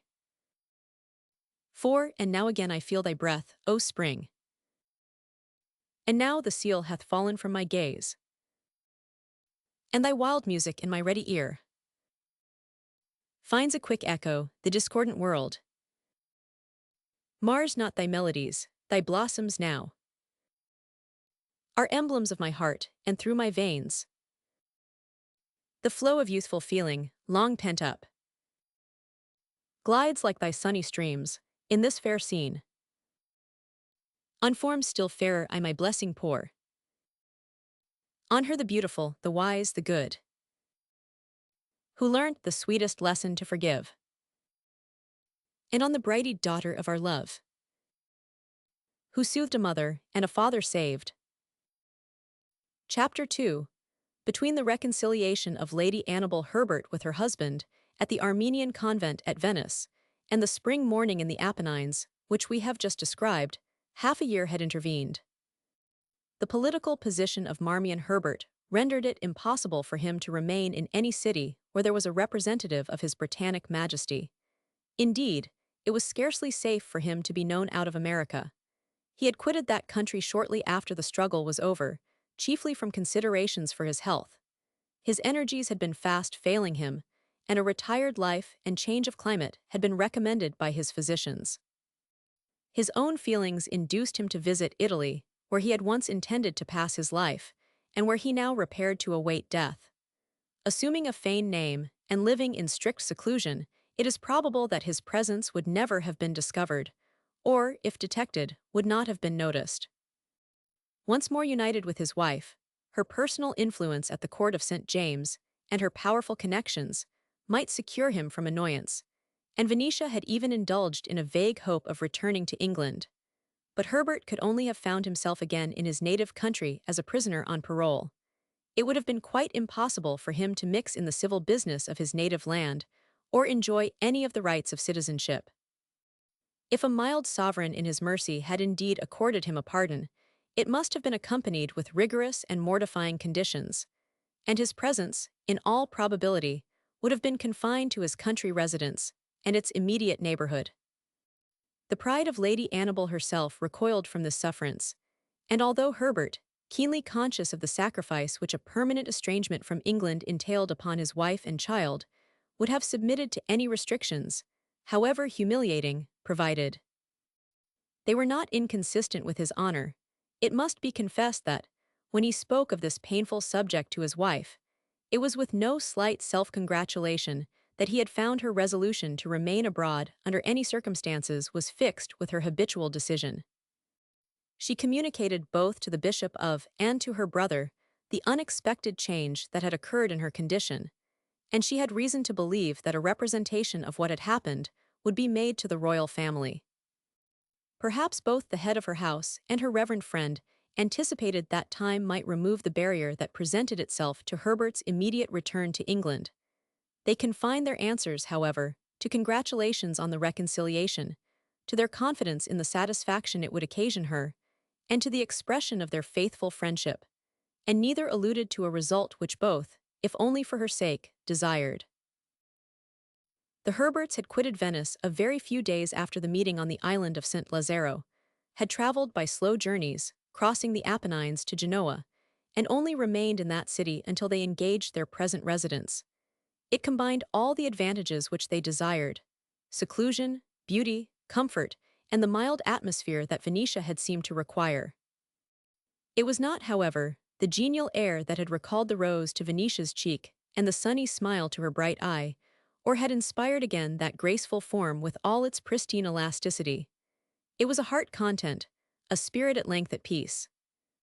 The contemplation of the happiness of those most dear to her that she hourly witnessed, and the blissful consciousness that her exertions had mainly contributed to, if not completely occasioned, all this felicity, were remedies of far more efficacy than all the consultations and prescriptions of her physicians.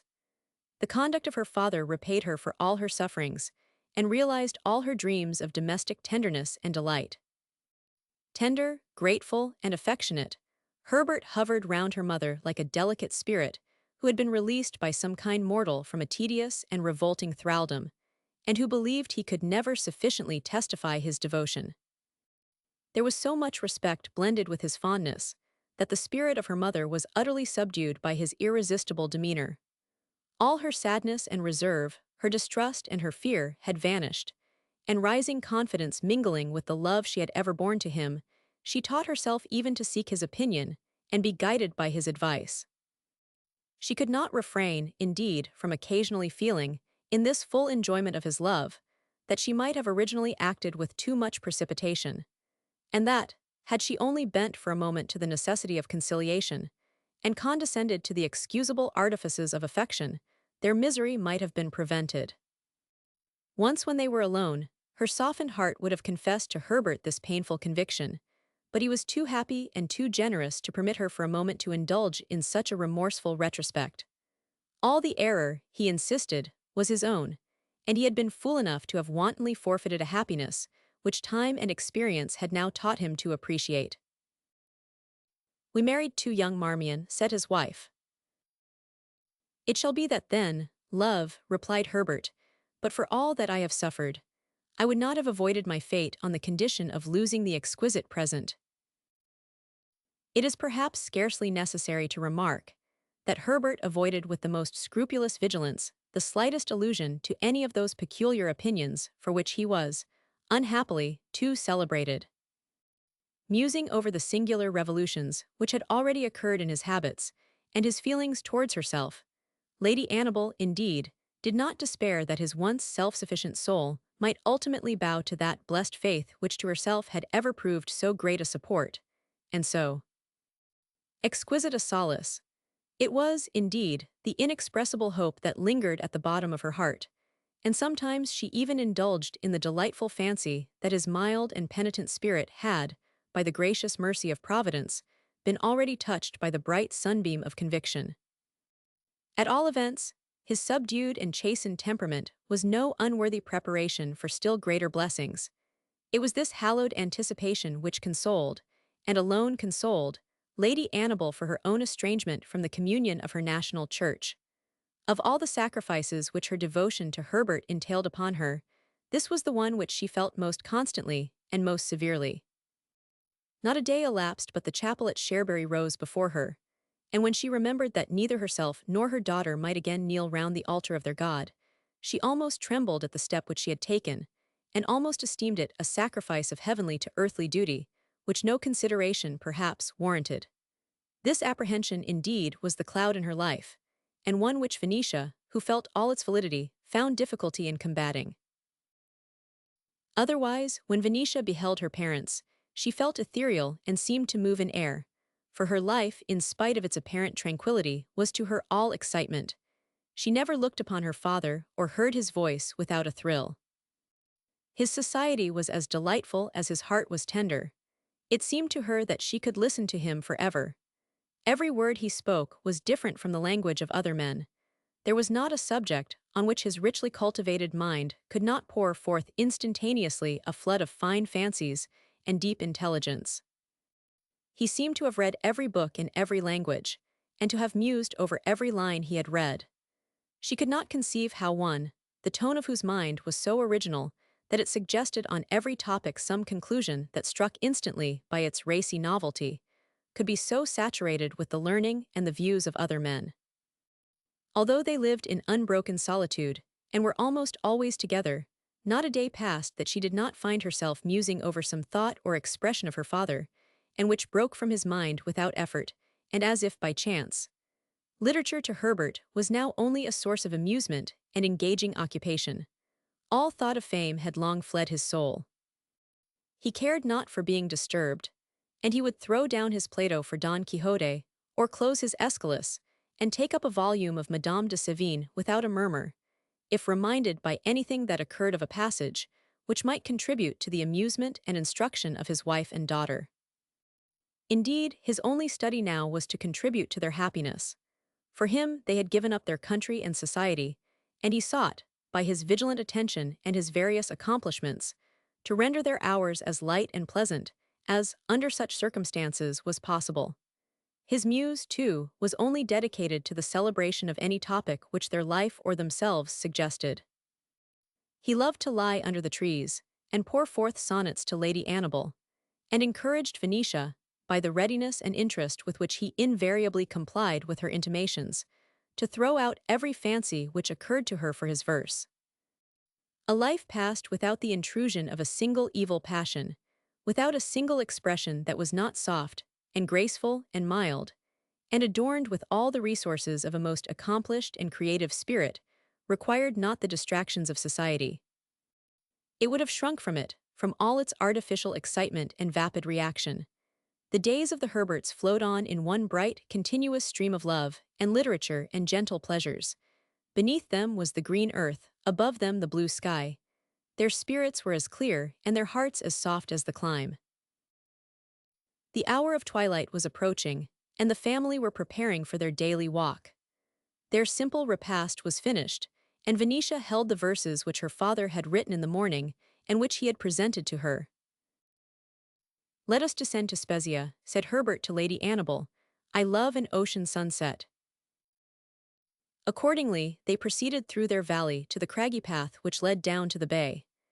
After passing through a small ravine, the magnificent prospect opened before them. The sun was yet an hour above the horizon, and the sea was like a lake of molten gold. The color of the sky nearest to the sun, of a pale green with 2 or 3 burnished streaks of vapor, quite still, and so thin you could almost catch the sky through them, fixed, as it were, in this gorgeous frame. It was now a dead calm, but the sail that had been hovering the whole morning in the offing had made the harbor in time, and had just cast anchor near some coasting craft and fishing boats. All that now remained where Napoleon had projected, forming one of the arsenals of the world. Tracing their way down a mild declivity, covered with spreading vineyards, and quite fragrant with the blossom of the vine, the Herberts proceeded through a wood of olives, and emerged on a terrace raised directly above the shore, leading to Spezia, and studded here and there with rugged groups of aloes. "I have often observed here," said Venetia, "about a mile out at sea, there now where I point, the water rise. It is now a calm, and yet it is more troubled, I think, than usual. Tell me the cause, dear father, for I have often wished to know." "It passes my experience," said Herbert, "but here is an ancient fisherman, let us inquire of him." He was an old man, leaning against a rock, and smoking his pipe in contemplative silence, his face bronzed with the sun and the roughness of many seasons, and his gray hairs not hidden by his long blue cap. Herbert saluted him, and pointing to the phenomenon, requested an explanation of it. "'Tis a fountain of fresh water, signor, that rises in our gulf," said the old fisherman, to the height of 20 feet. "And is it constant?" inquired Herbert. "'Tis the same in sunshine and in storm, in summer and in winter, in calm or in breeze," said the old fisherman. "And has it always been so?" "It came before my time." "A philosophically answer," said Herbert, "and deserves a pall. Mine was a crude question. Adio, good friend." "I should like to drink of that fountain of fresh water, Annabel," said Herbert. "There seems to me something wondrous fanciful in it. Some day we will row there. It shall be a calm like this." "We want a fountain in our valley," said Lady Annabel. "We do," said Herbert, "and I think we must make one. We must inquire at Genoa. I am curious in fountains. Our fountain should, I think, be classical, simple, compact, with a choice inscription, the altar of a naiad. And Mamma shall make the design, and you shall write the inscription," said Venetia. "And you shall be the nymph, child," said Herbert. They were now within a bowshot of the harbor, and a jutting cliff of marble, more graceful from a contiguous bed of myrtles, invited them to rest and watch the approaching sunset. "Say what they like," said Herbert, "there is a spell in the shores of the Mediterranean Sea which no others can rival. Never was such a union of natural loveliness and magical associations. On these shores have risen all that interests us in the past: Egypt and Palestine, Greece, Rome and Carthage, Moorish Spain and feudal Italy. These shores have yielded us our religion, our arts, our literature, and our laws. If all that we have gained from the shores of the Mediterranean was erased from the memory of man, we should be savages. Will the Atlantic ever be so memorable? Its civilization will be more rapid, but will it be as refined? And far more important, will it be as permanent? Will it not lack the racy vigor and the subtle spirit of aboriginal genius?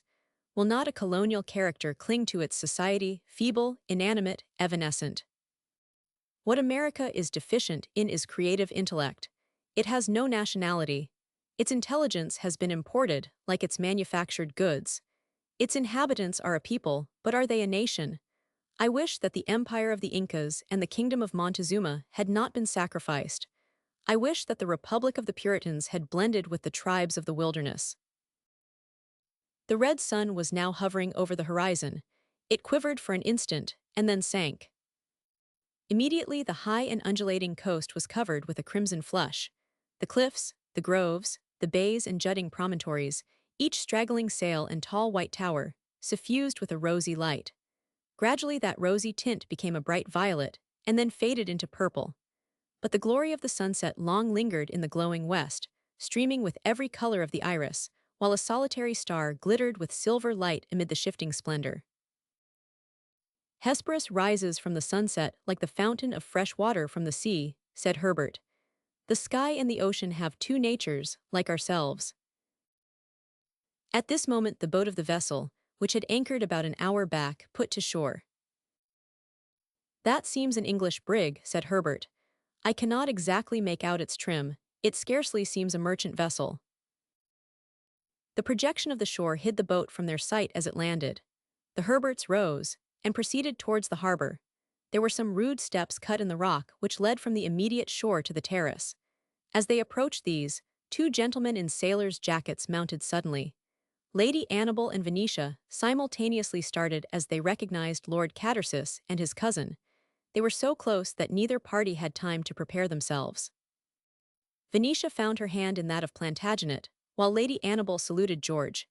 Infinite were their mutual inquiries and congratulations, but it so happened that, with one exception, no name was mentioned.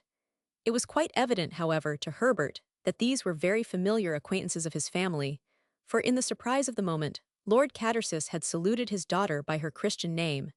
There was no slight emotion, too, displayed on all sides. Indeed, independently of the agitation which so unexpected a rencounter was calculated to produce, the presence of Herbert, after the first moments of recognition, not a little excited the curiosity of the young men, and in some degree occasioned the embarrassment of all. Who was this stranger, on whom Venetia and her mother were leaning with such fondness? He was scarcely too old to be the admirer of Venetia, and if there were a greater disparity of years between them than is usual, his distinguished appearance might well reconcile the lady to her lot, or even justify her choice. Had then Catersis again met Venetia only to find her the bride or the betrothed of another? A mortifying situation, even an intolerable one, if his feelings remained unchanged, and if the eventful year that had elapsed since they parted had not replaced her image in his susceptible mind by another more cherished, and perhaps less obdurate. Again, to Lady Annabel the moment was one of great awkwardness, for the introduction of her husband to those with whom she was recently so intimate, and who were then aware that the name of that husband was never even mentioned in her presence, recalled the painful past with a disturbing vividness. Venetia, indeed, did not share these feelings fully, but she thought it ungracious to anticipate her mother in the announcement. The Herberts turned with Lord Catersis and his cousin. They were about to retrace their steps on the terrace, when Lady Annabel, taking advantage of the momentary silence, and summoning all her energy, with a pale cheek and a voice that slightly faltered, said, "Lord Catersis, allow me to present you to Mr. Herbert, my husband," she added with emphasis. "Good God!" exclaimed Catersis, starting. And then, outstretching his hand, he contrived to add, "Have I indeed the pleasure of seeing one I have so long admired?" "Lord Catersis," exclaimed Herbert, scarcely less surprised, "is it?" "Lord Catersis, this is a welcome meeting." Everyone present felt overwhelmed with confusion or astonishment. Lady Annabel sought refuge in presenting Captain Catersis to her husband. This ceremony, though little noticed even by those more immediately interested in it, nevertheless served, in some degree, as a diversion. Herbert, who was only astonished, was the first who rallied. Perhaps Lord Catersis was the only man in existence whom Herbert wished to know. He had read his works with deep interest, at least, those portions which foreign journals had afforded him. He was deeply impressed with his fame and genius. But what perplexed him at this moment, even more than his unexpected introduction to him, was the singular, the very extraordinary circumstance, that the name of their most celebrated countryman should never have escaped the lips either of his wife or his daughter, although they appeared, and Venetia especially, to be on terms with him of even domestic intimacy. "You arrived here today, Lord Catersis," said Herbert, "from whence?" "Immediately from Naples, where we last touched," replied his lordship, "but I have been residing at Athens."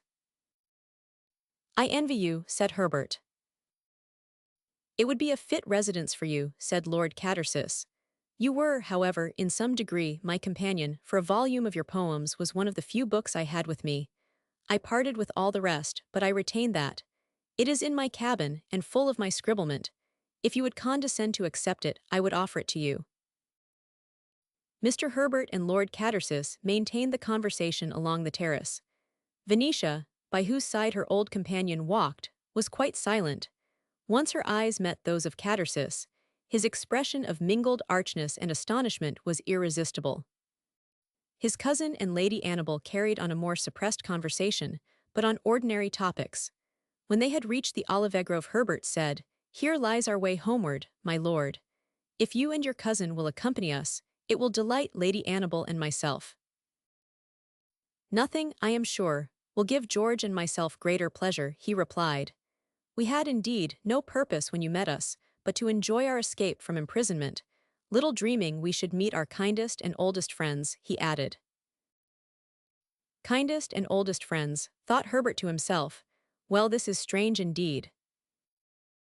"It is but a slight distance," said Lady Annabel, who thought it necessary to enforce the invitation. "We live in the valley of which yonder hill forms a part. And there we have passed our winter and our spring," added Venetia, "almost as delightfully as you could have done at Athens." "Well," thought Catersis to himself, "I have seen many of the world's marvels, but this day is a miracle." When they had proceeded through the olive wood and mounted the acclivity, they arrived at a path which permitted the ascent of only one person at a time. Catersis was last and followed Venetia.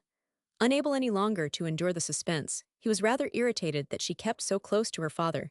He himself loitered a few paces behind, and breaking off a branch of laurel, he tossed it at her. She looked round and smiled. He beckoned to her to fall back. "Tell me, Venetia," he said, "what does all this mean?" "It means that we are at last all very happy," she replied. "Do you not see my father?" "Yes, and I am very glad to see him. But this company is the very last in which I expected to have that pleasure. It is too long a story to tell now, you must imagine it. But are you glad to see me?" "Very." "I do not think you care for me the least." "Silly Lord Catersis," she said, smiling. "If you call me Lord Catersis, I shall immediately go back to the brig, and set sail this night for Athens." "Well then, silly Plantagenet." He laughed, and they ran on. Chapter 3. "Well, I am not surprised that you should have passed your time delightfully here," said Lord Catersis to Lady Annabel, when they had entered the villa, "for I never beheld so delightful a retreat. It is even more exquisite than your villa on the lake, of which George gave me so glowing a description. I was almost tempted to hasten to you.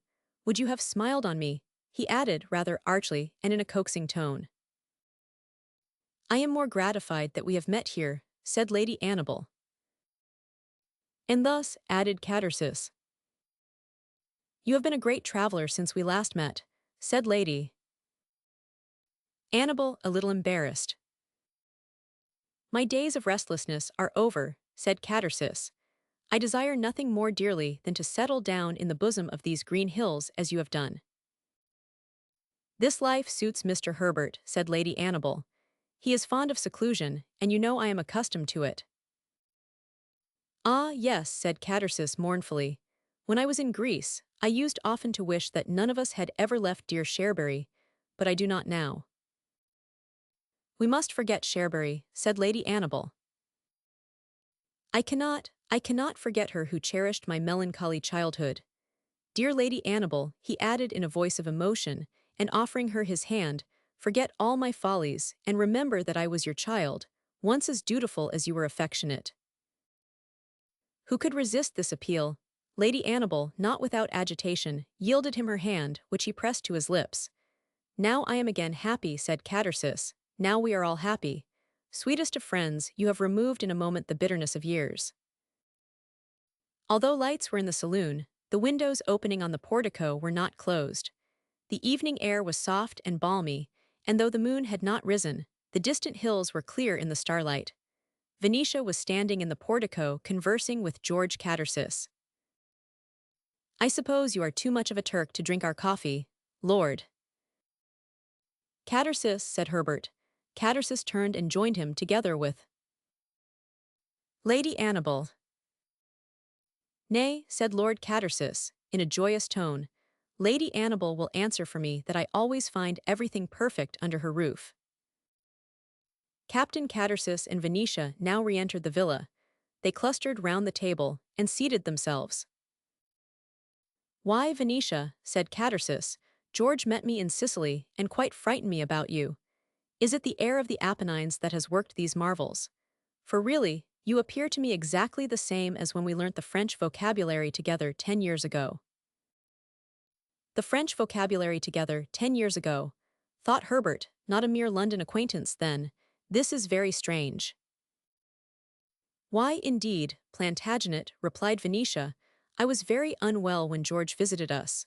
But I really have quite forgotten that I ever was an invalid, and I never mean to be again." "Plantagenet," soliloquized Herbert, "and this is the great poet of whom I have heard so much. My daughter is tolerably familiar with him."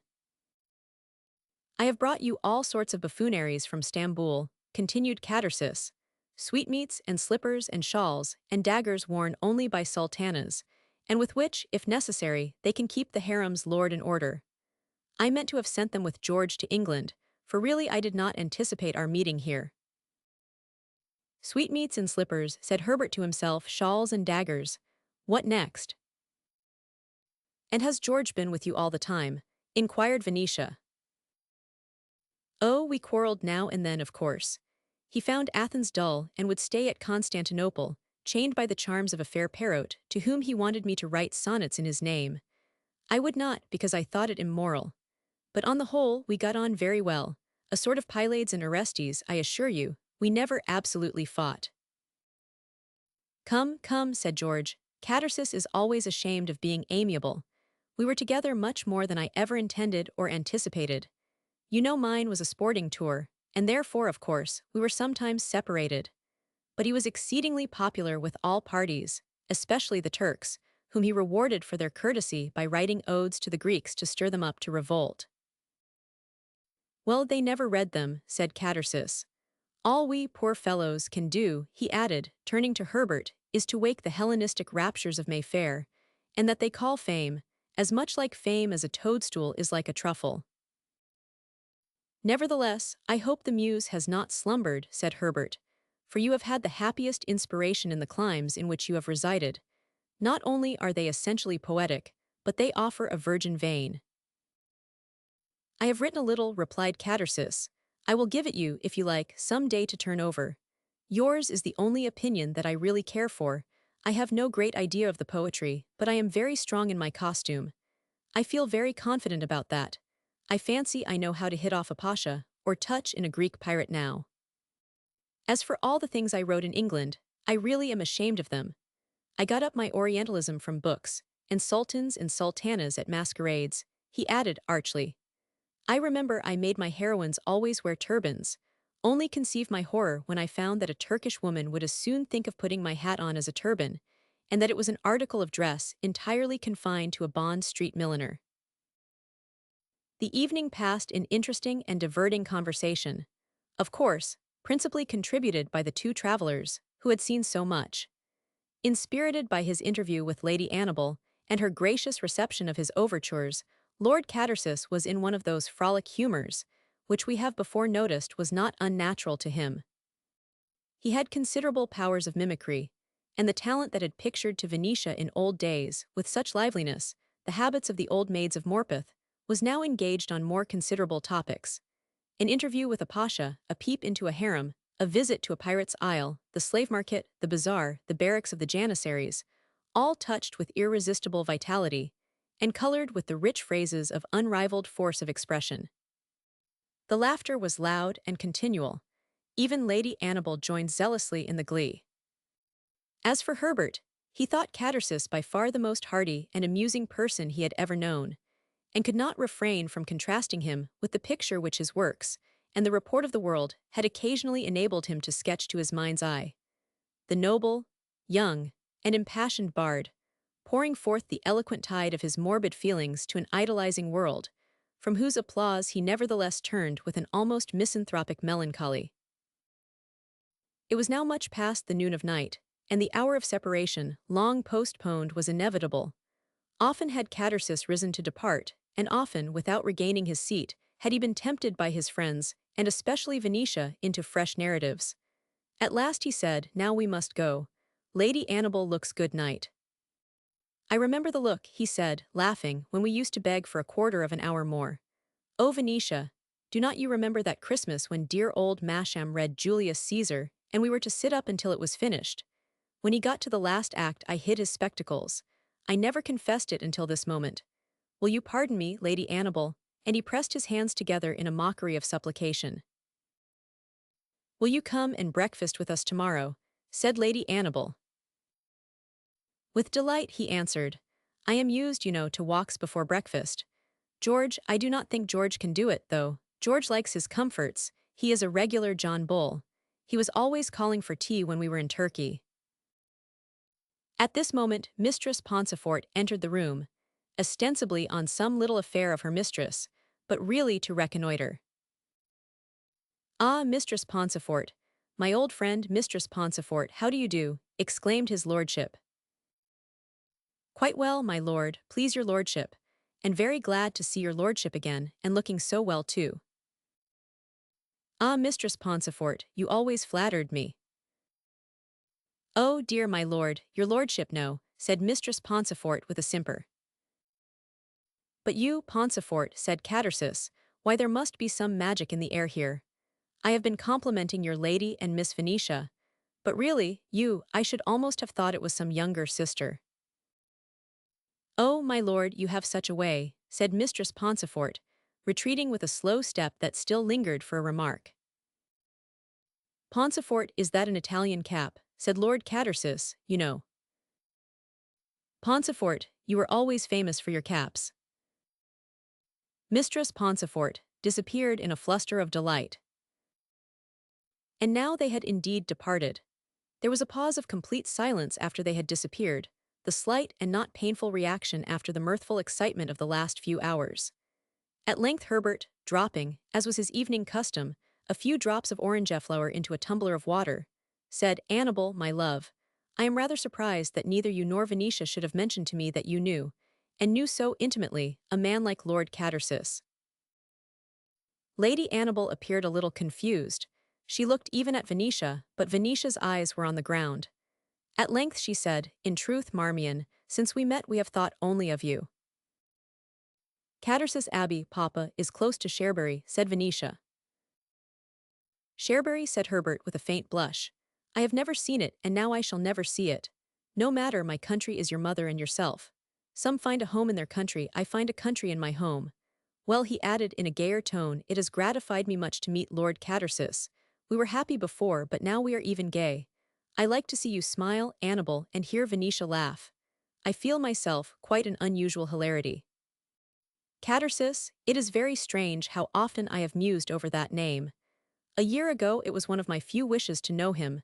My wishes, then, dear Annabel, were not very ambitious. They did not mount so high as you have since permitted them. And now I do know him, and under what circumstances. Is not life strange? But is it not happy? I feel it so. Good night, sweet wife, my darling daughter, a happy, happy night. He embraced them ere they retired, and opening a volume composed his mind after the novel excitement of the evening. Chapter 4. Catersis left the brig early in the morning alone and strolled towards the villa. He met Herbert halfway to Spezia, who turned back with him towards home. They sat down on a crag opposite the sea. There was a light breeze, the fishing boats wore out, and the view was as animated as the fresh air was cheering. "There they go," said Catersis, smiling, catching John Dory, "as you and I try to catch John Bull. Now if these people could understand what two great men were watching them, how they would stare. But they do not care a sprat for us, not they. They are not part of the world, the 3,000 or 4,000 civilized savages for whom we sweat our brains, and whose fetid breath perfumed with musk is fame. Pa." Herbert smiled. "I have not cared much myself for this same world." "Why no, you have done something and shown your contempt for them. No one can deny that. I will some day if I have an opportunity. I owe it them. I think I can show them a trick or two still. I have got a Damascus blade in store for their thick hides. I will turn their flank yet. Footnote A, I think I know a trick or two would turn your flanks. Don Juan. and gain a victory where conquest brings no glory. You are worth brighter laurels, Lord Catersis. Now is not it the most wonderful thing in the world that you and I have met, said Catersis. Now I look upon ourselves as something like, fellows with some pith in them. By Jove, if we only joined together, how we could lay it on. Crack, crack, crack. I think I see them wincing under the thong, the pompous poltroons. If you only knew how they behaved to me. By Jove, sir, they hooted me going to the House of Lords, and nearly pulled me off my horse. The ruffians would have massacred me if they could, and then they all ran away from a drummer boy and a couple of grenadiers, who were going the rounds to change guard. Was not that good? Fine, a brutish mob in a fit of morality about to immolate a gentleman, and then scampering off from a sentry. I call that human nature. As long as they leave us alone, and do not burn us alive, I am content, said Herbert. I am callous to what they say. So am I, said Catersis. I made out a list the other day of all the persons and things I have been compared to. It begins well with Alcibiades, but it ends with the Swiss giantess or the Polish dwarf, I forget which. Here is your book, you see it has been well thumbed. In fact, to tell the truth, it was my cribbing book, and I always kept it by me when I was writing at Athens, like a Gradus ad Parnasum, you know. But although I crib, I am candid, and you see I fairly own it to you. You are welcome to all I have ever written, said Herbert. Mine were but crude dreams. I wish to see man noble and happy, but if he will persist in being vile and miserable, I must even be content. I can struggle for him no more. Well, you open my mind, said Catersis. I owe you everything, but I quite agree with you that nothing is worth an effort. As for philosophy and freedom and all that, they tell devilish well in a stanza, but men have always been fools and slaves they always will be. Nay, said Herbert, I will not believe that.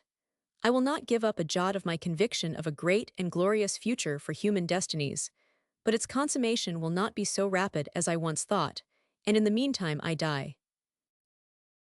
Ah, death, said Lord Catersis, that is a botherer. What can you make of death? There are those poor fishermen now.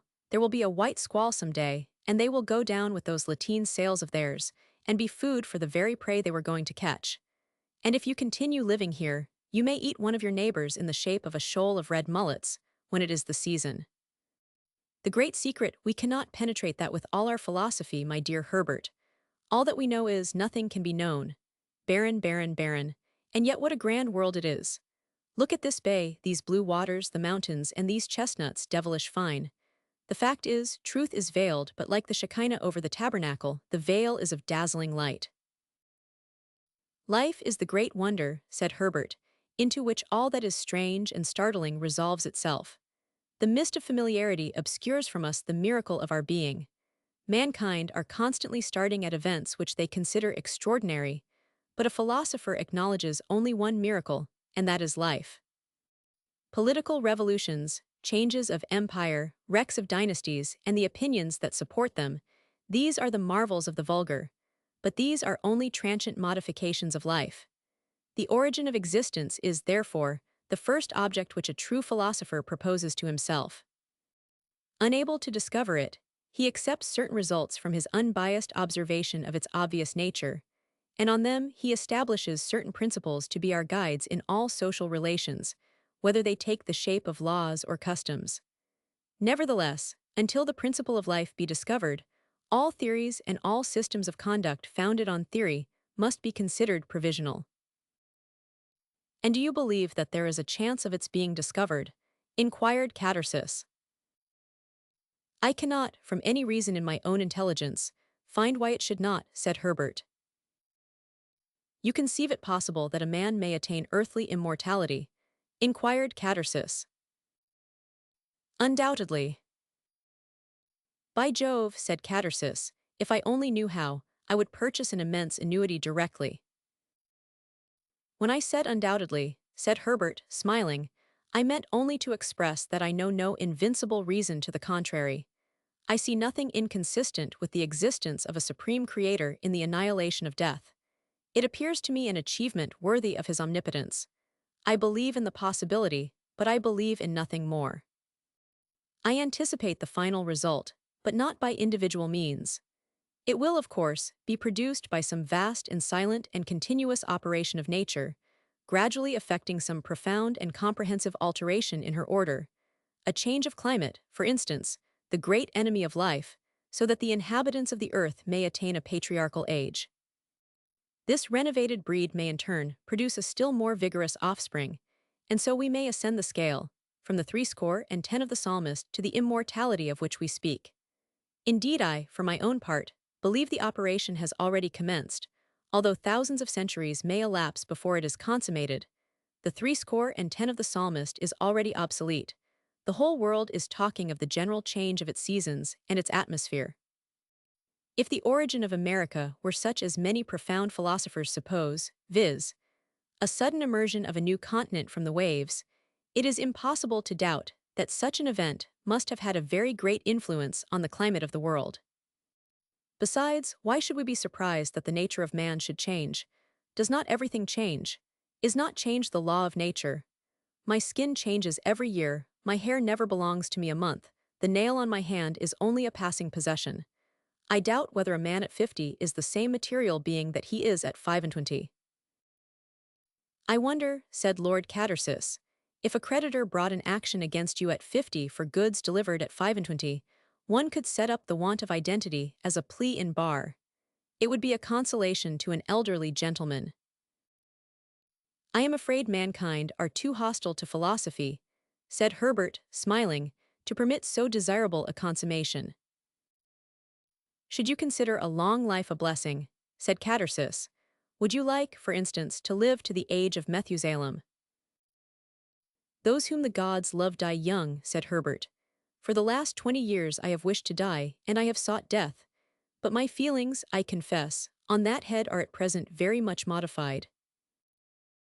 Youth, glittering youth, said Catersis in a musing tone.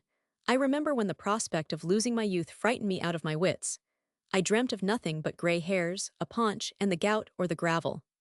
But I fancy every period of life has its pleasures, and as we advance in life, the exercise of power and the possession of wealth must be great consolations to the majority. We bully our children and hoard our cash. Two most noble occupations, said Herbert, but I think in this world there is just as good a chance of being bullied by our children first and paying their debts afterwards. Faith, you are right, said Catersis, laughing, and lucky is he who has neither creditors nor offspring, and who owes neither money nor affection, after all the most difficult to pay of the two. It cannot be commanded, certainly, said Herbert, there is no usury for love. And yet it is very expensive too, sometimes, said Catersis, laughing. For my part, sympathy is a puzzler. You should read Cabanis, said Herbert, if indeed you have not. I think I may find it here, I will lend it you. It has, from its subject, many errors, but it is very suggestive. Now that is kind, for I have not a book here, and after all there is nothing like reading. I wish I had read more, but it is not too late. I envy you your learning, besides so many other things. However, I hope we shall not part in a hurry. We have met at last, he said, extending his hand, and we were always friends. Herbert shook his hand very warmly. I can assure you, Lord Catersis, you have not a more sincere admirer of your genius. I am happy in your society. For myself, I now aspire to be nothing better than an idler in life, turning over a page, and sometimes noting down a fancy. You have, it appears, known my family long and intimately, and you were, doubtless, surprised at finding me with them. I have returned to my hearth, and I am content. Once I sacrificed my happiness to my philosophy, and now I have sacrificed my philosophy to my happiness. Dear friend, said Catersis, putting his arm affectionately in Herbert's as they walked along, for indeed you must allow me to style you so. All the happiness and all the sorrow of my life alike flow from your roof. In the meantime Lady Annabel and Venetia came forth from the villa to their morning meal in their amphitheatre of hills. Marmion was not there to greet them as usual. Was not Plantagenet amusing last night? Said Venetia, and are not you happy, dear mother, to see him once more? Indeed I am now always happy, said Lady Annabel. And George was telling me last night in this portico of all their life. He is more attached to Plantagenet than ever. He says it is impossible for anyone to have behaved with greater kindness, or to have led, in every sense, a more calm and rational life. When he was alone at Athens, he did nothing but write. George says that all his former works are nothing to what he has written now. He is very engaging, said Lady Annabel. I think he will be such a delightful companion for Papa. I am sure Papa must like him. I hope he will stay some time, for after all, poor dear Papa, he must require a little amusement besides our society. Instead of being with his books, he might be walking and talking with Plantagenet. I think, dearest mother, we shall be happier than ever. At this moment Herbert, with Catersis leaning on his arm, and apparently speaking with great earnestness, appeared in the distance. There they are, said Venetia. I knew they would be friends. Come, dearest mother, let us meet them. You see, Lady Annabel, said Lord Catersis, it is just as I said. Mr. George is not here. He is having tea and toast on board the brig. I do not believe it, said Venetia, smiling. They seated themselves at the breakfastable. You should have seen our Apennine breakfasts in the autumn, Lord Catersis, said Herbert. Every fruit of nature seemed crowded before us. It was indeed a meal for a poet or a painter like Paul Veronese. Our grapes, our figs, our peaches, our mountain strawberries, they made a glowing picture. For my part, I have an original prejudice against animal food which I have never quite overcome, and I believe it is only to please Lady Annabel that I have relapsed into the heresy of cutlets. Do you think I have grown fatter, Lady Annabel? Said Lord Catersis, starting up. I brought myself down at Athens to bread and olives, but I have been committing terrible excesses lately, but only fish. Ah, here is George, said Lady Annabel. And Captain Catersis appeared, followed by a couple of sailors, bearing a huge case. George, said Venetia, I have been defending you against Plantagenet. He said you would not come. Never mind, George, it was only behind your back, said Lord Catersis. And, under those legitimate circumstances, why even our best friends cannot expect us to spare them. I have brought Venetia her toys, said Captain Catersis, and she was right to defend me, as I have been working for her. The top of the case was knocked off, and all the Turkish buffooneries, as Catersis called them, made their appearance. Slippers and shawls and bottles of perfumes, and little hand mirrors, beautifully embroidered, and fanciful daggers and rosaries, and 1,000 other articles, of which they had plundered the bazaars of Constantinople. And here is a Turkish volume of poetry, beautifully illuminated, and that is for you, said Catersis, giving it to Herbert. Perhaps it is a translation of one of our works. Who knows? We can always say it is. This is the second present you have made me this morning. Here is a volume of my works, said Herbert, producing the book that Catersis had before given him. I never expected that anything I wrote would be so honored. This, too, is the work of which I am the least ashamed, for my wife admired it.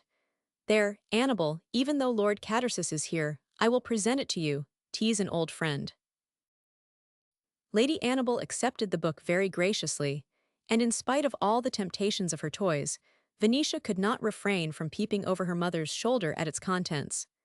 Mother, she whispered, in a voice inaudible save to Lady Annabel, I may read this. Lady Annabel gave it her. And now we must send for Pauncefote, I think, said Lady Annabel, to collect and take care of our treasures. Pauncefote, said Lord Catersis, when that gentlewoman appeared, I have brought you a shawl, but I could not bring you a turban, because the Turkish ladies do not wear turbans. But if I had thought we should have met so soon, I would have had one made on purpose for you. La, my lord, you always are so polite. Chapter 5. When the breakfast was over, they wandered about the valley, which Catersis could not sufficiently admire. Insensibly he drew Venetia from the rest of the party, on the pretense of showing her a view at some little distance. They walked along by the side of a rivulet, which glided through the hills, until they were nearly a mile from the villa, though still in sight. Venetia, he at length said, turning the conversation to a more interesting topic, your father and myself have disburthened our minds to each other this morning.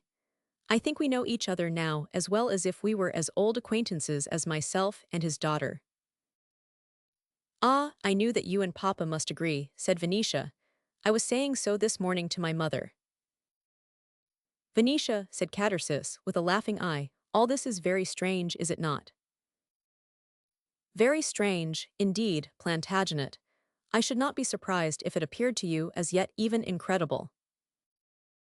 It is miraculous, said Catersis, but not incredible. An angel interfered and worked the miracle. I know all. Venetia looked at him with a faint flush upon her cheek. She gathered a flower and plucked it to pieces. What a singular destiny ours has been, Venetia, said Catersis. Do you know, I can sit for an hour together and muse over it.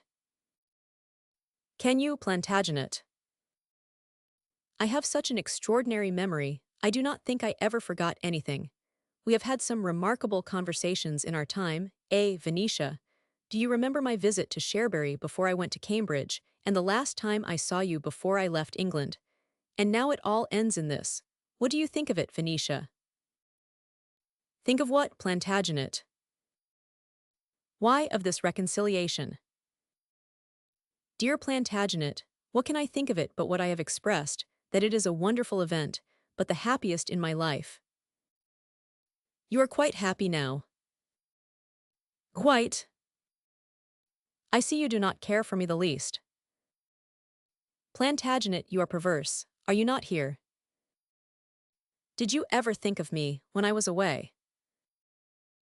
You know very well, Plantagenet, that it is impossible for me to cease to be interested in you. Could I refrain from thinking of such a friend? Friend, Poe, I am not your friend.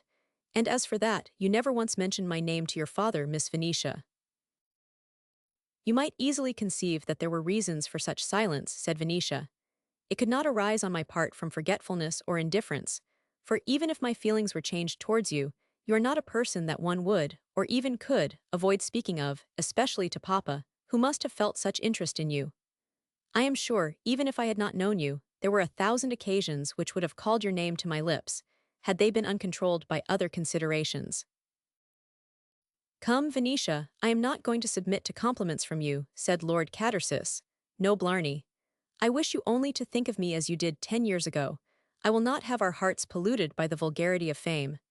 I want you to feel for me as you did when we were children. I will not be an object of interest and admiration and fiddlestick to you. I will not submit to it. Well, you shall not, said Venetia, laughing. I will not admire you the least. I will only think of you as a good little boy. You do not love me any longer, I see that, said Catersis. Yes, I do, Plantagenet. You do not love me so much as you did the night before I went to Eton, and we sat over the fire. Ah, how often I have thought of that night when I was at Athens, he added in a tone of emotion. Dear Plantagenet, said Venetia, do not be silly. I am in the highest spirits in the world, I am quite gay with happiness, and all because you have returned. Do not spoil my pleasure. Ah, Venetia, I see how it is. You have forgotten me, or worse than forgotten me. Well, I am sure I do not know what to say to satisfy you, said Venetia. I think you very unreasonable and very ungrateful too, for I have always been your friend, Plantagenet, and I am sure you know it. You sent me a message before you went abroad. Darling, said Lord Catersis, seizing her hand, I am not ungrateful, I am not unreasonable. I adore you. You were very kind then when all the world was against me. You shall see how I will pay them off, the dogs, and worse than dogs, they're betters far, dogs are faithful. Do you remember poor old Marmion? How we were mystified, Venetia. Little did we think then who was Marmion's godfather. Venetia smiled, but she said, I do not like this bitterness of yours, Plantagenet. You have no cause to complain of the world, and you magnify a petty squabble with a contemptible coterie into a quarrel with a nation. It is not a wise humor, and if you indulge it, it will not be a happy one. I will do exactly what you wish on every subject, said Catersis, if you will do exactly what I wish on one. Well, said Venetia. Once you told me, said Catersis, that you would not marry me without the consent of your father. Then, most unfairly, you added to your conditions the consent of your mother. Now both your parents are very opportunely at hand. Let us fall down upon our knees and beg their blessing. Oh, my dear Plantagenet, I think it will be much better for me never to marry. We are both happy now, let us remain so. You can live here and I can be your sister. Will not that do? No, Venetia, it will not. Dear Plantagenet, said Venetia with a faltering voice, if you knew how much I had suffered, dear Plantagenet. I know it, I know all, said Catersis, taking her arm and placing it tenderly in his. Now listen to me, sweet girl. I loved you when a child, when I was unknown to the world and unknown to myself. I loved you as a youth not utterly inexperienced in the world, and when my rising passions had taught me to speculate on the character of women. I loved you as a man, Venetia, with that world at my feet, that world which I scorn but which I will command. I have been constant, Venetia. Your heart assures you of that. You are the only being in existence who exercises over me any influence, and the influence you possess is irresistible and eternal. It springs from some deep and mysterious sympathy of blood which I cannot penetrate. It can neither be increased nor diminished by time. It is entirely independent of its action. I pretend not to love you more at this moment than when I first saw you, when you entered the terrace room at Cherbury and touched my cheek. From that moment I was yours.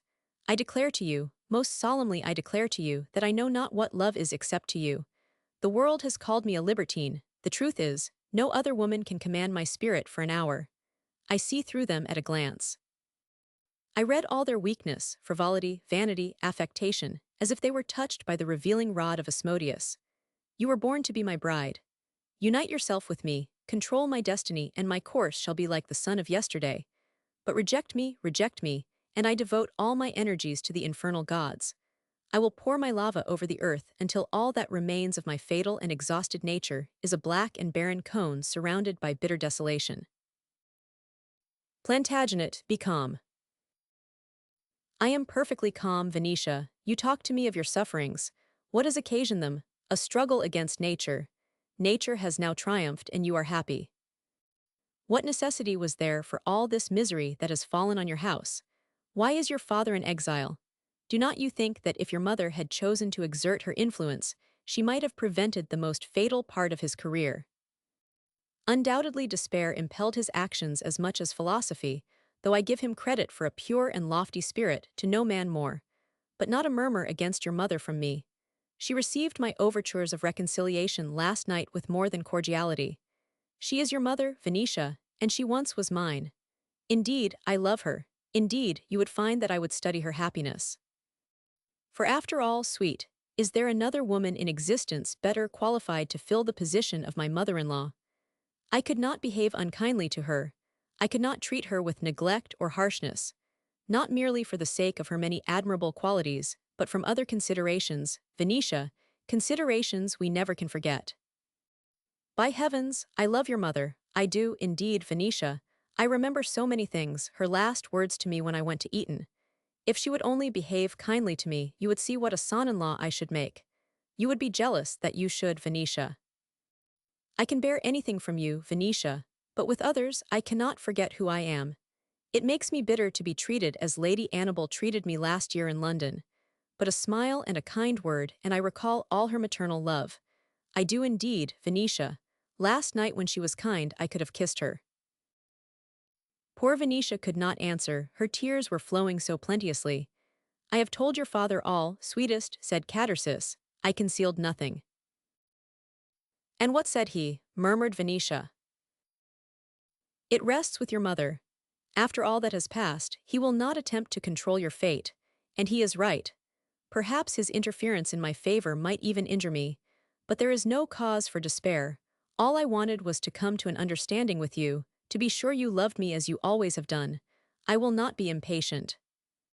I will do everything to soothe and conciliate and gratify Lady Annabel. You will see how I will behave.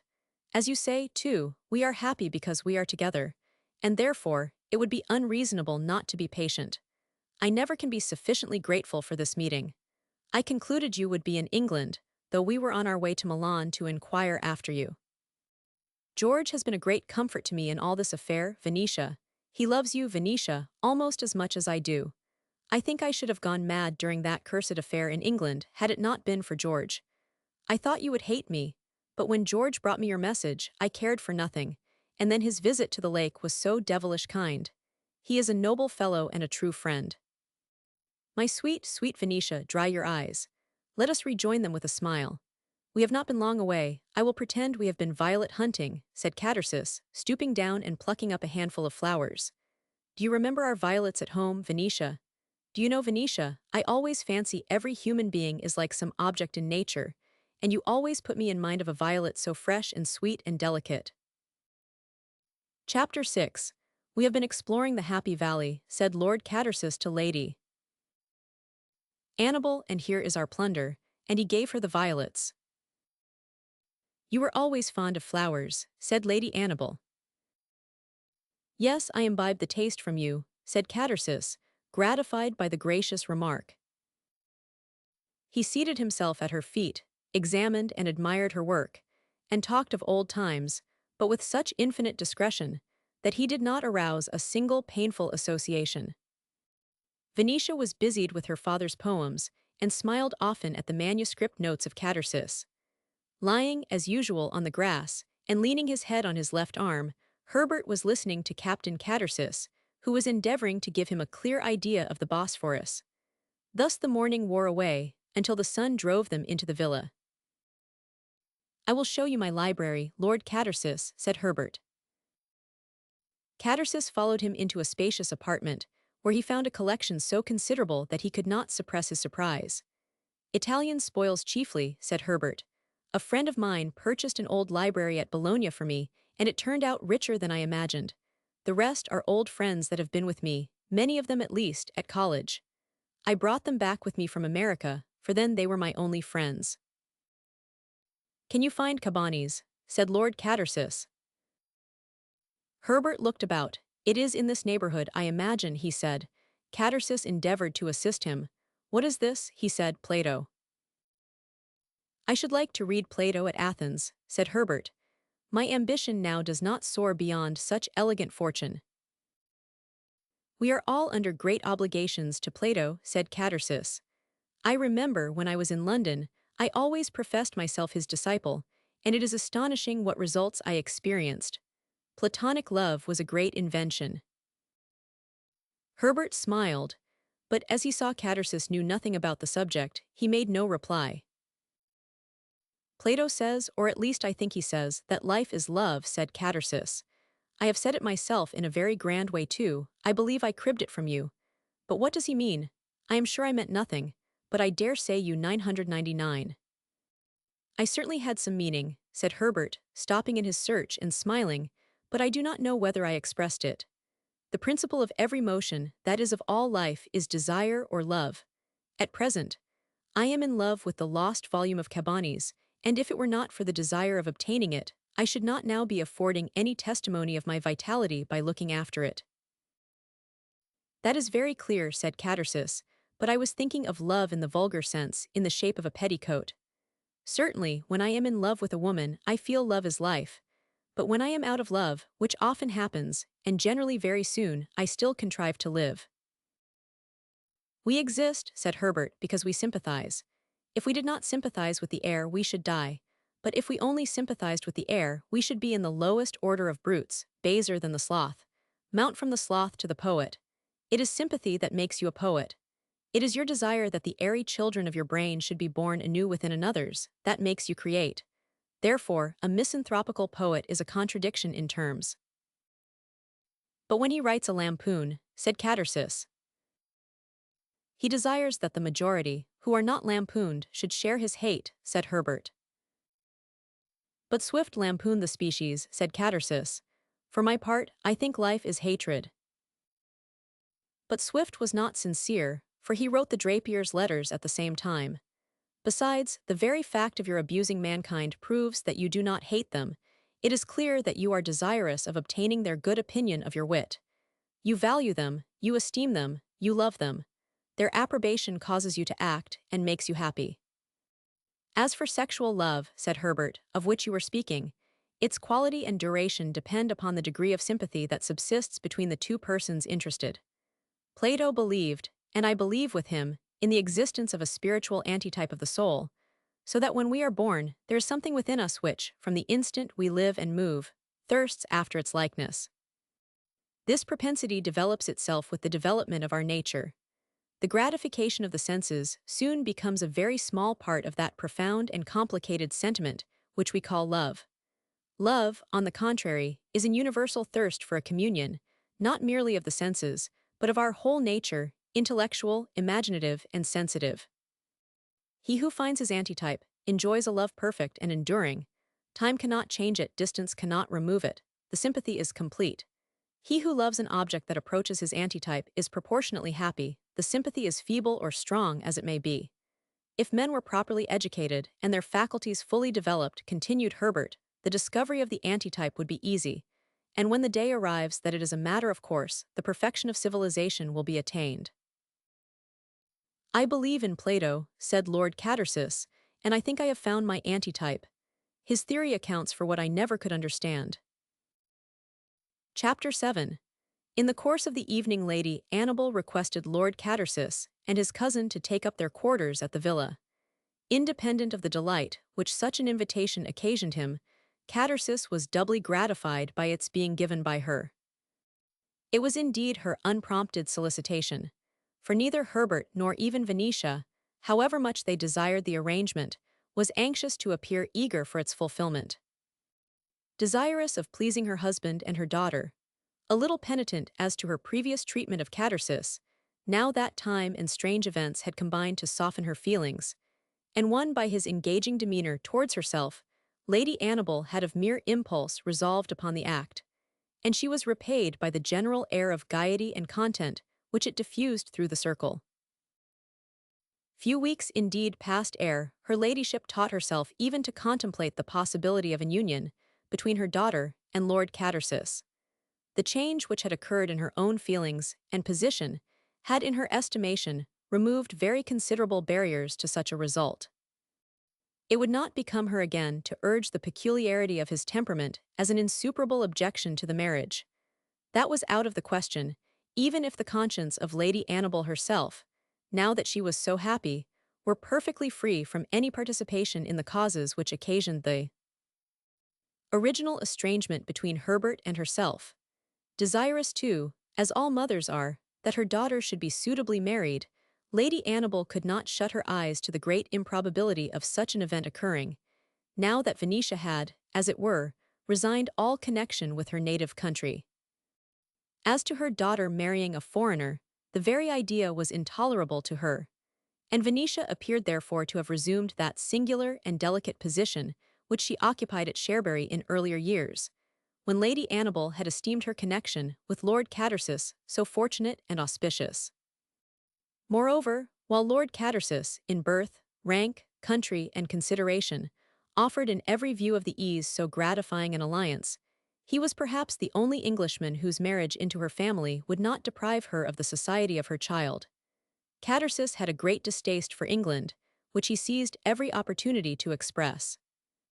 He continually declared that he would never return there, and his habits of seclusion and study so entirely accorded with those of her husband, that Lady Annabel did not doubt they would continue to form only one family, a prospect so engaging to her that it would perhaps have alone removed the distrust which she had so unfortunately cherished against the admirer of her daughter, and although some of his reputed opinions occasioned her doubtless considerable anxiety, he was nevertheless very young, and far from emancipated from the beneficial influence of his early education.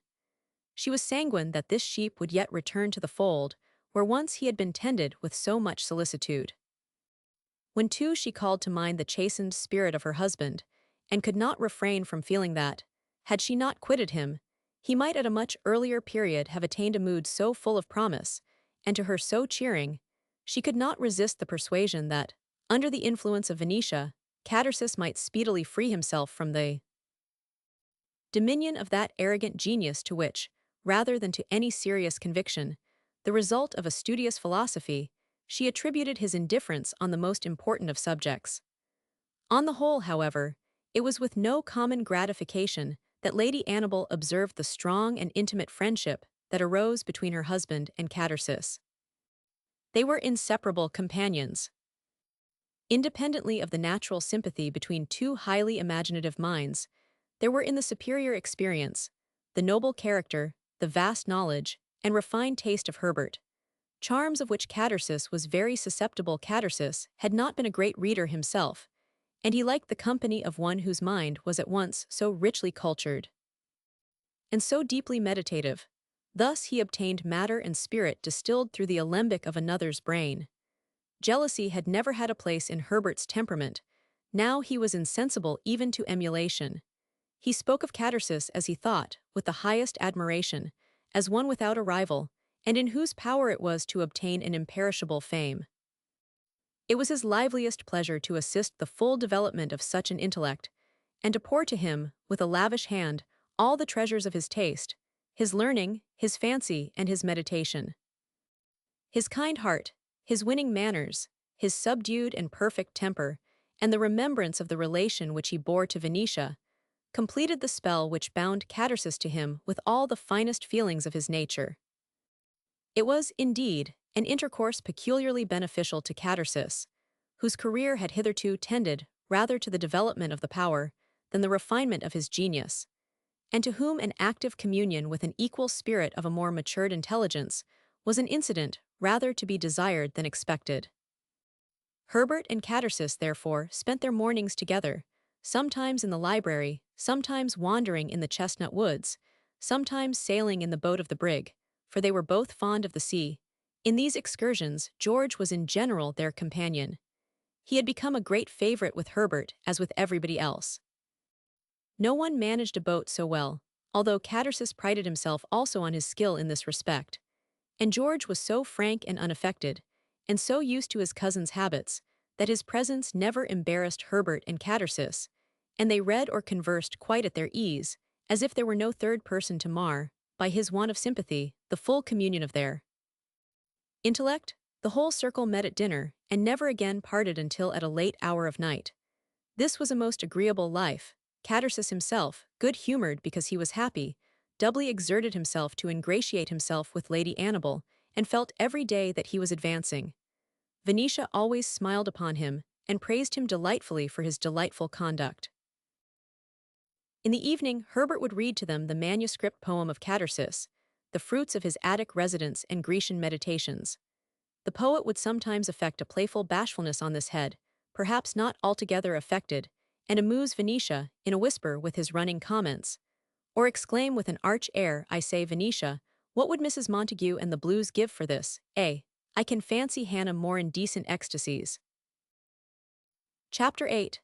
It is an odd thing, my dear Herbert, said Catersis to his friend, in one of these voyages, that destiny should have given you and me the same tutor.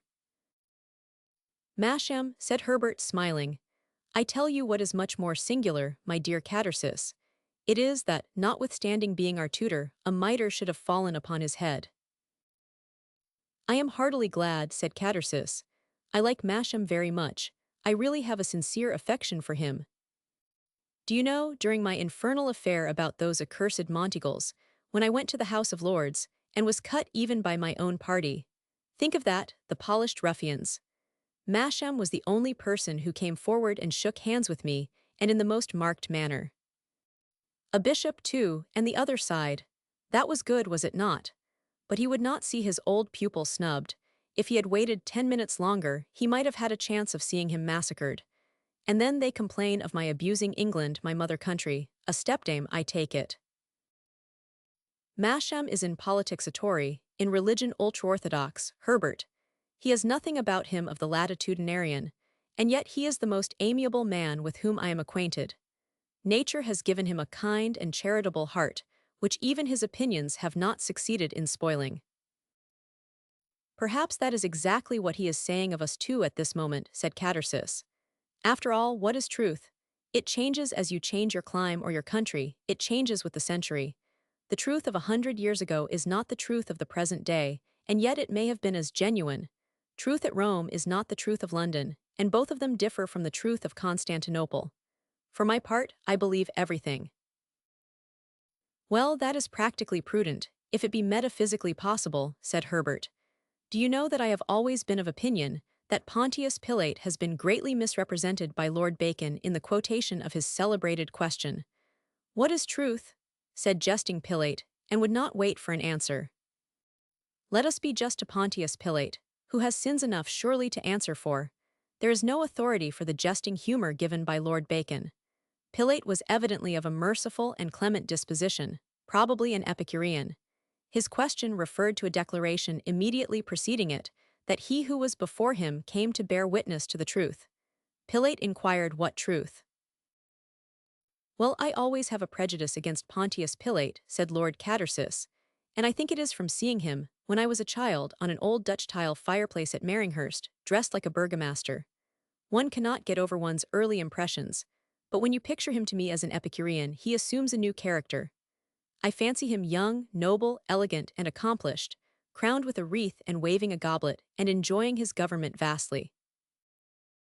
"Before the introduction of Christianity," said Herbert, "the philosophically schools answered to our present religious sects. You said of a man that he was a Stoic or an Epicurean, as you say of a man now that he is a Calvinist or a Wesleyan." "I should have liked to have known Epicurus," said Catersis. "I would sooner have known him and Plato than any of the ancients," said Herbert. "I look upon Plato as the wisest and the profoundest of men, and upon Epicurus as the most humane and gentle." "Now, how do you account for the great popularity of Aristotle in modern ages?" said Catersis, "and the comparative neglect of these, at least his equals. Chance, I suppose, that settles everything." "By no means," said Herbert. "If you mean by chance an absence of accountable cause, I do not believe such a quality as chance exists. Every incident that happens must be a link in a chain. In the present case, the monks monopolized literature, such as it might be, and they exercised their intellect only in discussing words. They therefore adopted Aristotle and the Peripatetics. Plato interfered with their heavenly knowledge, and Epicurus, who maintained the rights of man to pleasure and happiness, would have afforded a dangerous and seducing contrast to their dark and miserable code of morals." "I think of the ancients," said Catersis. "Alcibiades and Alexander the Great are my favorites. They were young, beautiful, and conquerors, a great combination." "And among the moderns?" inquired Herbert. "They do not touch my fancy," said Catersis. "Who are your heroes?" "Oh, I have many, but I confess I should like to pass a day with Milton or Sir Philip Sidney." "Among mere literary men," said Catersis, "I should say Bayle." "And old Montaigne for me," said Herbert. "Well, I would fain visit him in his feudal chateau," said Catersis. "His is one of the books which give a spring to the mind. Of modern times, the feudal ages of Italy most interest me. I think that was a springtide of civilization, all the fine arts nourished at the same moment." "They ever will," said Herbert. "All the inventive arts maintain a sympathetic connection between each other, for after all, they are only various expressions of one internal power, modified by different circumstances, either of the individual or of society. It was so in the age of Pericles. I mean the interval which intervened between the birth of that great man and the death of Aristotle. Undoubtedly, whether considered in itself, or with reference to the effects which it produced upon the subsequent destinies of civilized man, the most memorable in the history of the world." "And yet the age of Pericles has passed away," said Lord Catersis mournfully, "and I have gazed upon the mouldering Parthenon." "Oh, Herbert, you are a great thinker and muse deeply. Solve me the problem why so unparalleled a progress was made during that period in literature and the arts, and why that progress, so rapid and so sustained, so soon received a check and became retrograde." "It is a problem left to the wonder and conjecture of posterity," said Herbert. "But its solution, perhaps, may principally be found in the weakness of their political institutions. Nothing of the Athenians remains except their genius, but they fulfilled their purpose. The wrecks and fragments of their subtle and profound minds obscurely suggest to us the grandeur and perfection of the whole.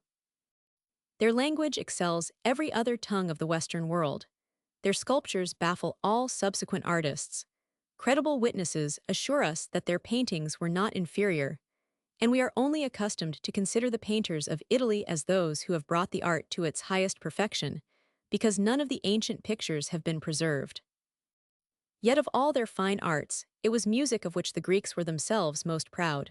Its traditionary effects were far more powerful than any which we experience from the compositions of our times. And now for their poetry, catarsis. It is in poetry, and poetry alone, that modern nations have maintained the majesty of genius. Do we equal the Greeks? Do we even excel them? Let us prove the equality first, said Catarsis. The Greeks excelled in every species of poetry. In some we do not even attempt to rival them.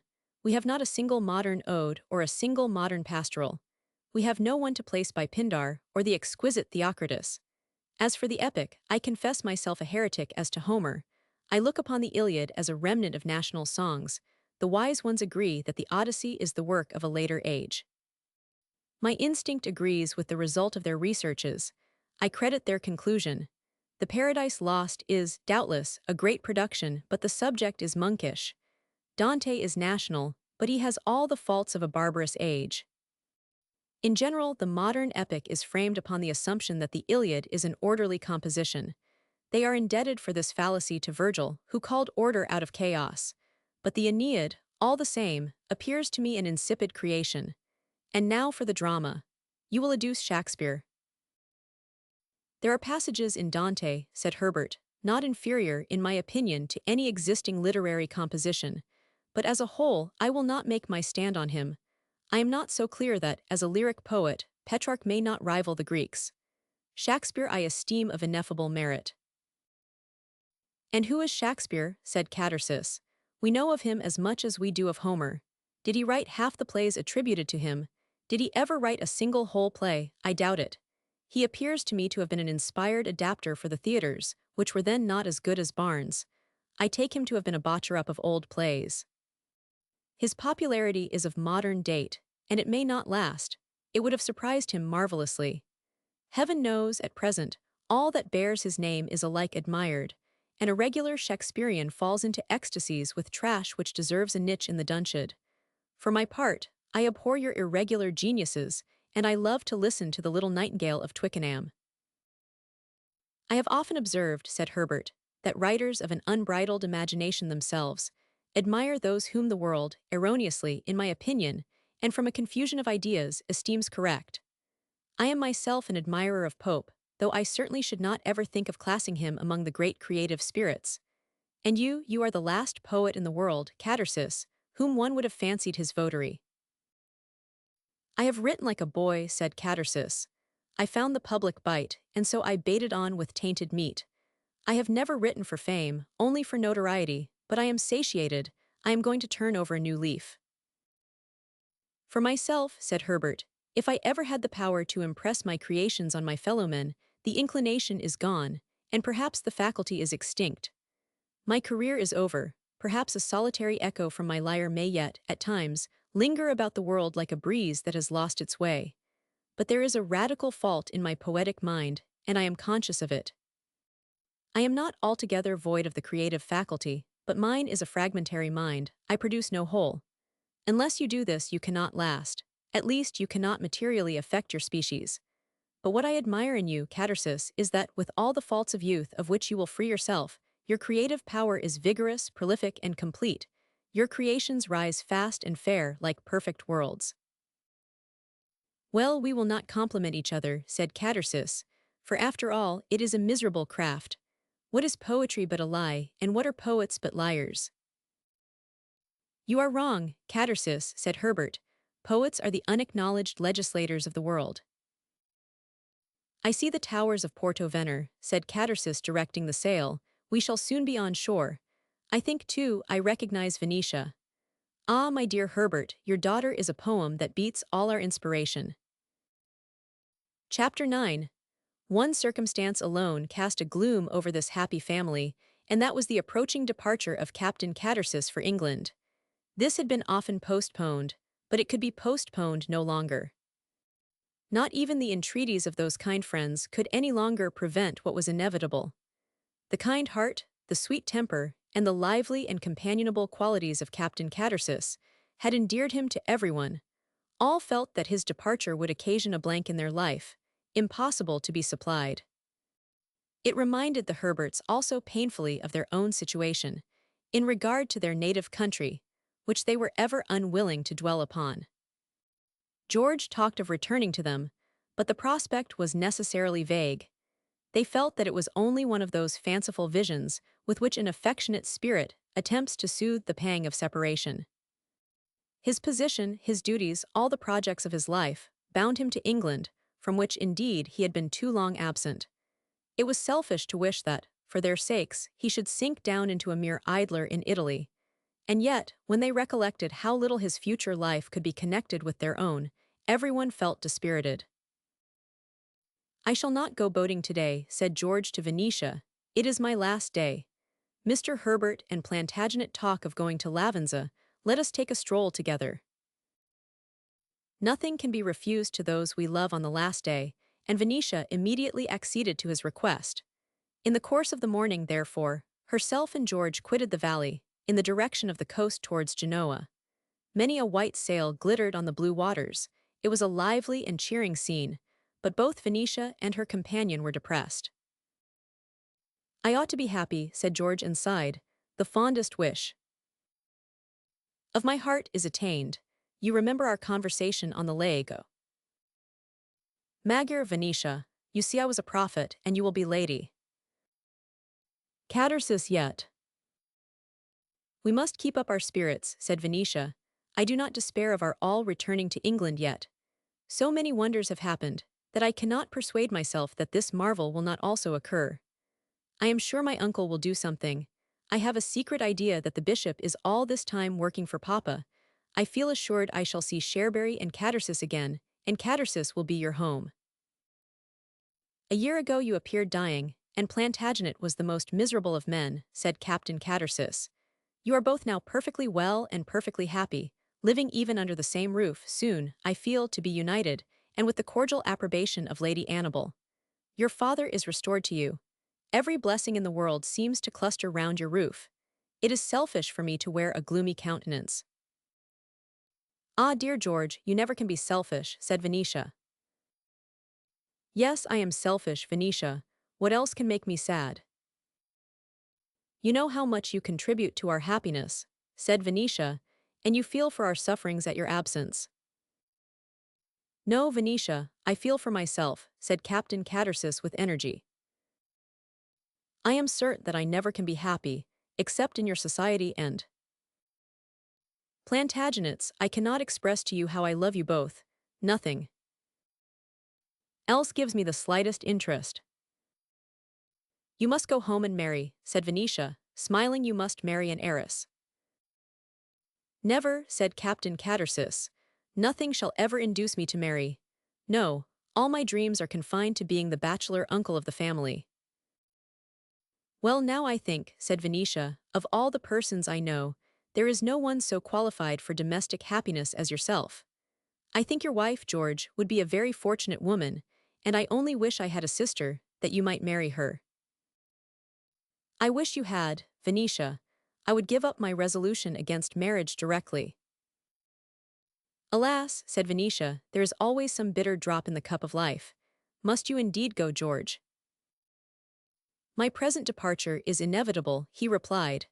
"But I have some thoughts of giving up my profession and Parliament, and then I will return, never to leave you again." "What will Lord say? That will never do," said Venetia. "No, I should not be content unless you prospered in the world, George. You are made to prosper, and I should be miserable if you sacrificed your existence to us. You must go home, and you must marry and write letters to us by every post, and tell us what a happy man you are. The best thing for you to do would be to live with your wife at the Abbey, or Cherbury if you liked. You see I settle everything." "I never will marry," said Captain Catersis seriously. "Yes, you will," said Venetia. "I am quite serious, Venetia. Now mark my words and remember this day. I never will marry. I have a reason, and a strong and good one, for my resolution." "What is it?" "Because my marriage will destroy the intimacy that subsists between me and yourself, and Plantagenet," he added. "Your wife should be my friend," said Venetia. Happy woman, said George. Let us indulge for a moment in a dream of domestic bliss, said Venetia gaily. Papa and Mamma at Cherbury, Plantagenet and myself at the Abbey, where you and your wife must remain until we could build you a house, and Dr. Masham coming down to spend Christmas with us. Would it not be delightful? I only hope Plantagenet would be tame. I think he would burst out a little sometimes. Not with you, Venetia, not with you, said George. You have a hold over him which nothing can ever shake. I could always put him in an amiable mood in an instant by mentioning your name. I wish you knew the Abbey, George, said Venetia. It is the most interesting of all old places. I love it. You must promise me when you arrive in England to go on a pilgrimage to Catersis and Cherbury, and write me a long account of it. I will indeed. I will write to you very often. You shall find me a most faithful correspondent, which, I dare say, Plantagenet would not prove. Oh, I beg your pardon, said George. You have no idea of the quantity of letters he wrote me when he first quitted England. And such delightful ones. I do not think there is a more lively letter writer in the world. His descriptions are so vivid. A few touches give you a complete picture. And then his observations, they are so playful. I assure you there is nothing in the world more easy and diverting than a letter from Plantagenet. If you could only see his first letter from Eton to me, said Venetia. I have always treasured it. It certainly was not very diverting, and if by easy you mean easy to decipher, she added laughing, his handwriting must have improved very much lately. Dear Plantagenet, I am always afraid I never pay him sufficient respect, that I do not feel sufficient awe in his presence, but I cannot disconnect him from the playfellow of my infancy. And do you know, it seems to me, whenever he addresses me, his voice and air change, and assume quite the tone and manner of childhood. I have never known him, but as a great man, said Captain Catersis, but he was so frank and simple with me from the very first, that I cannot believe that it is not 2 years since we first met. Ah, I shall never forget that night at Rainlog, said Venetia, half with a smile and half with a sigh. How interesting he looked. I loved to see the people stare at him, and to hear them whisper his name. Here they seated themselves by a fountain, overshadowed by a plane-tree, and for a while talked only of Plantagenet. All the dreams of my life have come to pass, said Venetia. I remember when I was at Weymouth, ill and not very happy, I used to roam about the sands, thinking of Papa, and how I wished Plantagenet was like him, a great man, a great poet, whom all the world admired. Little did I think that, before a year had passed, Plantagenet, my unknown Plantagenet, would be the admiration of England. Little did I think another year would pass, and I should be living with my father and Plantagenet together, and they should be bosom friends. You see, George, we must never despair. Under this bright sun, said Captain Catersis, one is naturally sanguine, but think of me alone and in gloomy England. It is indeed a bright sun, said Venetia. How wonderful to wake every morning and be sure of meeting its beam. Captain Catersis looked around him with a sailor's eye. Over the Apennines, towards Genoa, there was a ridge of dark clouds piled up with such compactness that they might have been mistaken in a hasty survey for part of the mountains themselves. Bright as is the sun, said Captain Catersis, we may have yet a squall before night. I was delighted with Venice, said his companion, not noticing his observation. I think of all places in the world it is one which Plantagenet would most admire. I cannot believe but that even his delicious Athens would yield to it. He did lead the oddest life at Athens you can conceive, said Captain Catersis. The people did not know what to make of him. He lived in the Latin convent, a fine building which he had almost to himself, for there are not half a dozen monks. He used to pace up and down the terrace which he had turned into a garden, and on which he kept all sorts of strange animals. He wrote continually there. Indeed, he did nothing but write. His only relaxation was a daily ride to Piraeus, about 5 miles over the plain. He told me it was the only time in his life he was ever contented with himself, except when he was at Cherbury. He always spoke of London with disgust. Plantagenet loves retirement and a quiet life, said Venetia, but he must not be marred with vulgar sights and commonplace duties. That is the secret with him. I think the wind has just changed, said Captain Catersis. It seems to me that we shall have a sirocco. There, it shifts again. We shall have a sirocco for certain. What did you think of Papa when you first saw him? Said Venetia. Was he the kind of person you expected to see? Exactly, said Captain Catersis. So very spiritual. Plantagenet said to me, as we went home the first night, that he looked like a golden phantom. I think him very like you, Venetia. Indeed, there can be no doubt you inherited your face from your father. Ah, if you had seen his portrait at Cherbury when he was only 20, said Venetia. That was a golden phantom, or rather he looked like Hyperion. What are you staring at so, George? I do not like this wind, muttered Captain Catersis. There it goes. You cannot see the wind, George. Yes, I can, Venetia, and I do not like it at all. Do you see that black spot flitting like a shade over the sea? It is like the reflection of a cloud on the water, but there is no cloud. Well, that is the wind, Venetia, and a very wicked wind too. How strange, is that indeed the wind? We had better return home, said Captain Catersis. I wish they had not gone to Lavenza. But there is no danger, said Venetia. Danger? No, no danger, but they may get a wet jacket. They walked on, but Captain Catersis was rather distrait. His eye was always watching the wind. At last he said, I tell you, Venetia, we must walk quickly, for by Jove, we are going to have a white squall. They hurried their pace. Venetia mentioned her alarm again about the boat, but her companion reassured her. Yet his manner was not so confident as his words. A white mist began to curl above the horizon.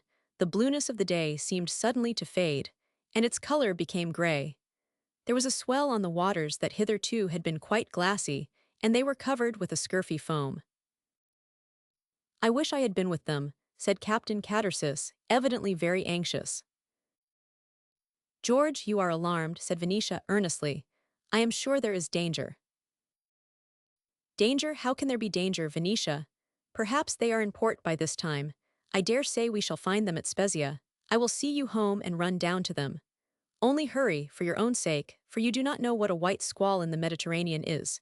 We have but a few moments. And even at this very instant, the wind came roaring and rushing with such a violent gush that Venetia could scarcely stand. George put his arm round her to support her. The air was filled with thick white vapor, so that they could no longer see the ocean, only the surf rising very high all along the coast. Keep close to me, Venetia, said Captain Catersis. Hold my arm and I will walk first, for we shall not be able to see a yard before us in a minute. I know where we are. We are above the olive wood, and we shall soon be in the ravine.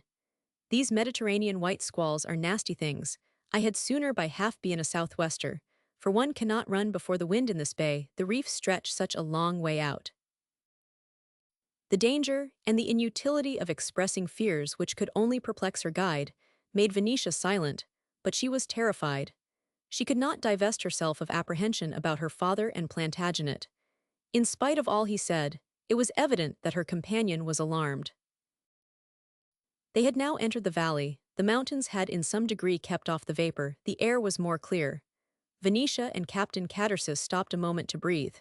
Now, Venetia, you are safe, said Captain Catersis. I will not come in. I will run down to the bay at once. He wiped the mist off his face. Venetia perceived him deadly pale.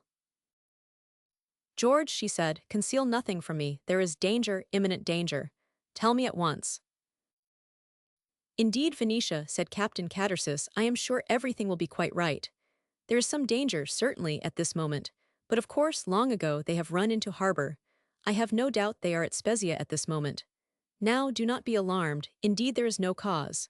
God bless you, he said and bounded away. No cause, thought he to himself, as the wind sounded like thunder, and the vapor came rushing up the ravine. God grant I may be right, but neither between the tropics nor on the line have I witnessed a sever squall than this. What open boat can live in this weather? Oh, that I had been with them. I shall never forgive myself. Chapter 10.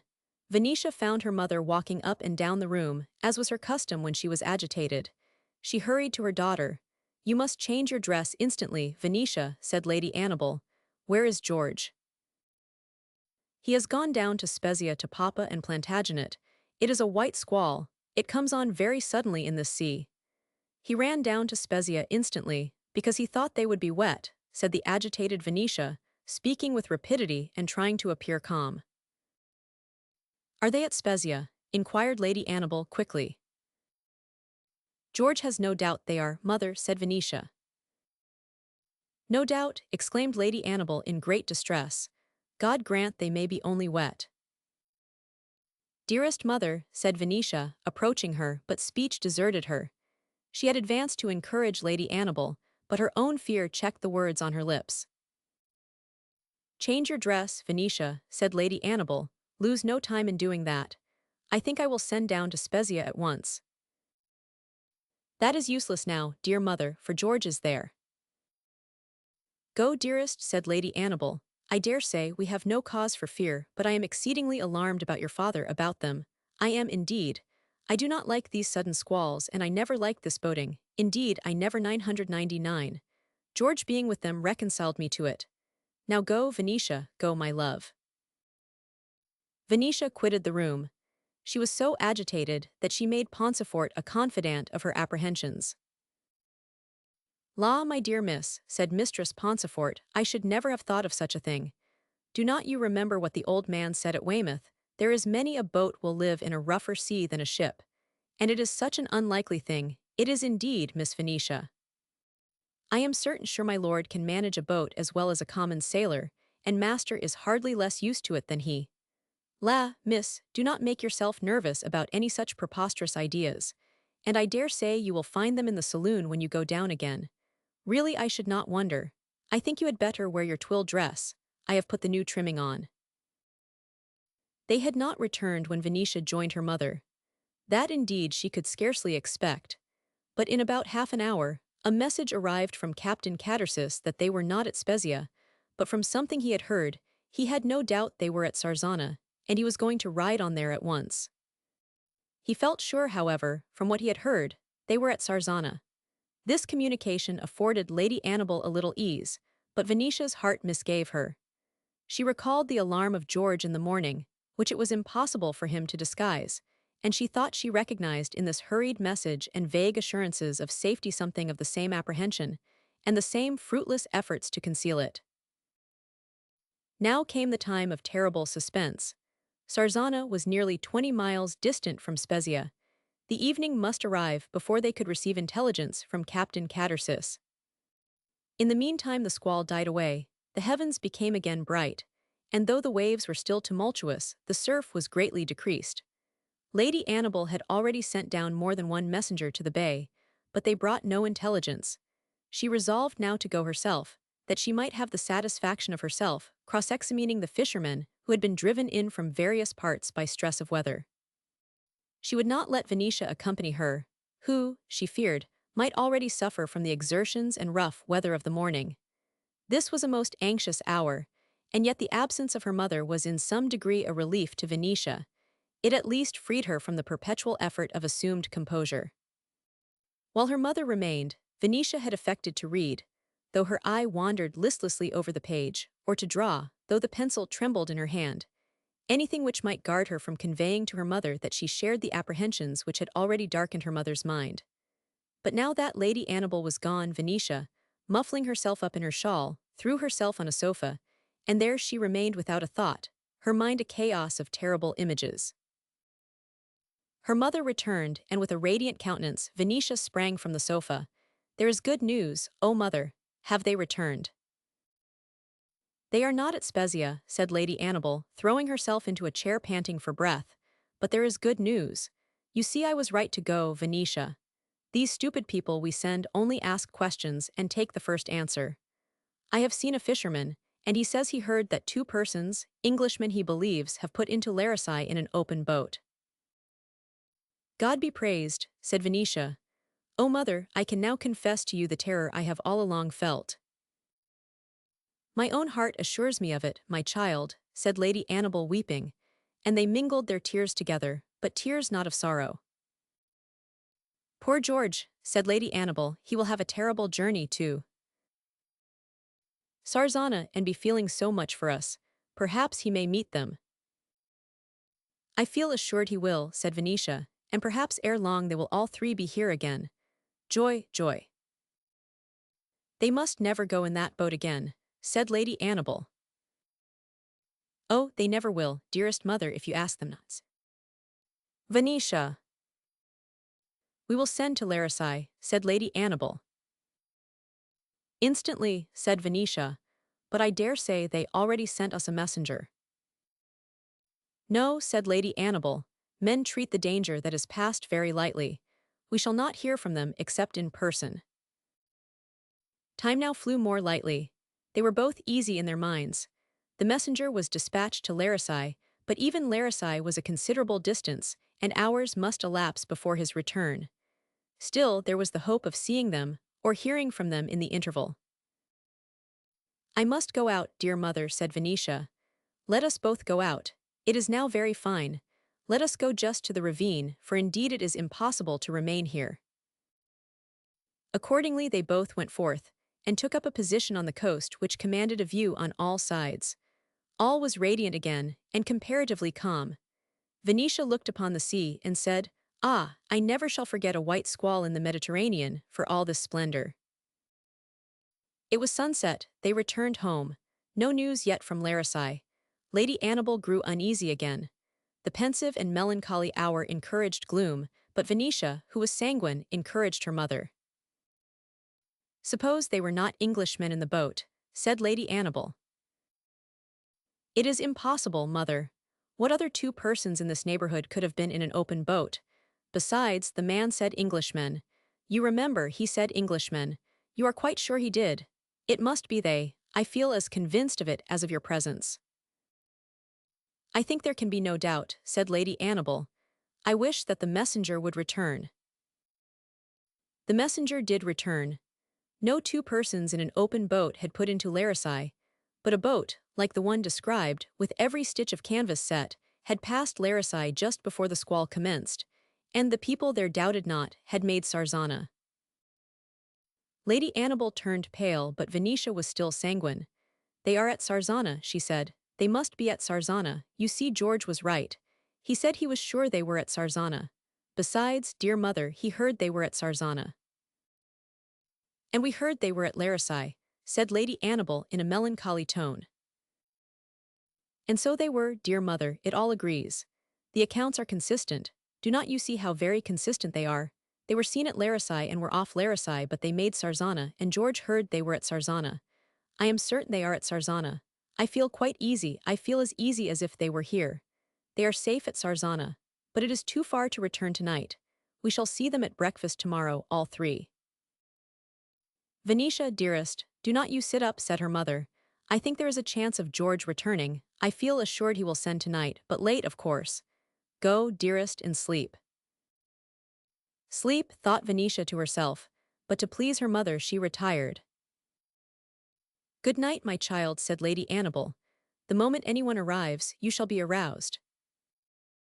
Chapter 11. Venetia, without undressing, lay down on her bed, watching for some sound that might give her hope of George's return. Dwelling on every instant, the time dragged heavily along, and she thought that the night had half passed when Pansifort entered her room, and she learnt, to her surprise, that only an hour had elapsed since she had parted from her mother.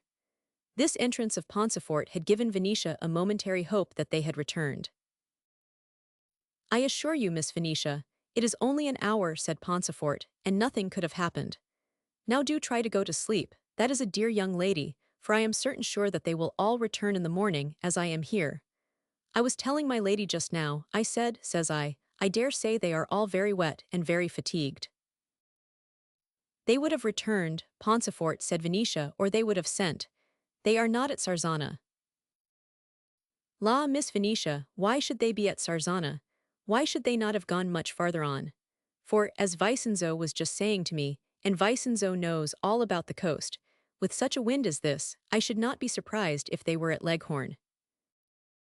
Oh, Pansifort, said Venetia, I am sick at heart. Now really, Miss Venetia, do not take on so, said Pansifort, for do not you remember when his lordship ran away from the abbey and went a gypsying, Nothing would persuade poor Mrs. Cattersis that he was not robbed and murdered, and yet you see he was as safe and sound all the time as if he had been at Cherbury. Does Vicenzo really think they could have reached Leghorn? Said Venetia, clinging to every fragment of hope. He is morally sure of it, Miss Venetia, said Pauncefote, and I feel quite as certain, for Vicenzo is always right. I had confidence about Sarzana, said Venetia. I really did believe they were at Sarzana. If only Captain Cattersis would return, if he only would return, and say they were not at Sarzana, I would try to believe they were at Leghorn. Now, Miss Venetia, said Pauncefote, I am certain sure that they are quite safe, for my lord is a very good sailor, he is, indeed, all the men say so, and the boat is as seaworthy a boat as boat can be. There is not the slightest fear, I do assure you, miss. Do the men say that Plantagenet is a good sailor? Inquired Venetia. Quite professional, said Mistress Pauncefote, and can command a ship as well as the best of them. They all say that. Hush, Pauncefote, I hear something. It's only my lady, miss. I know her step. Is my mother going to bed? Said Venetia. Yes, said Pauncefote, my lady sent me here to see after you. I wish I could tell her you were asleep. It is impossible to sleep, said Venetia, rising up from the bed, withdrawing the curtain and looking at the sky. What a peaceful night. I wish my heart were like the sky. I think I will go to Mamma, Pauncefote. Oh dear, Miss Venetia, I am sure I think you had better not. If you and my lady now would only just go to sleep, and forget everything till morning, it would be much better for you. Besides, I am sure if my lady knew you were not gone to bed already, it would only make her doubly anxious.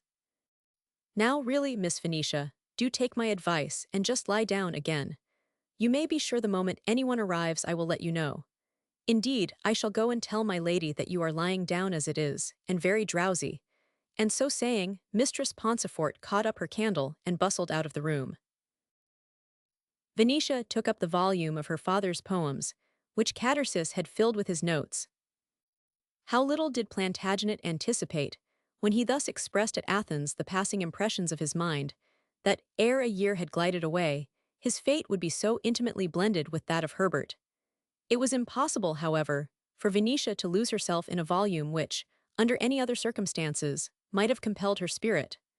The very associations with the writers added to the terrible restlessness of her mind. She paused each instant to listen for the wished for sound, but a mute stillness reigned throughout the house and household. There was something in this deep, unbroken silence, at a moment when anxiety was universally diffused among the dwellers beneath that roof, and the heart of more than one of them was throbbing with all the torture of the most awful suspense, that fell upon Venetia's excited nerves with a very painful and even insufferable influence. She longed for sound, for some noise that might assure her she was not the victim of a trance. She closed her volume with energy, and she started at the sound she had herself created.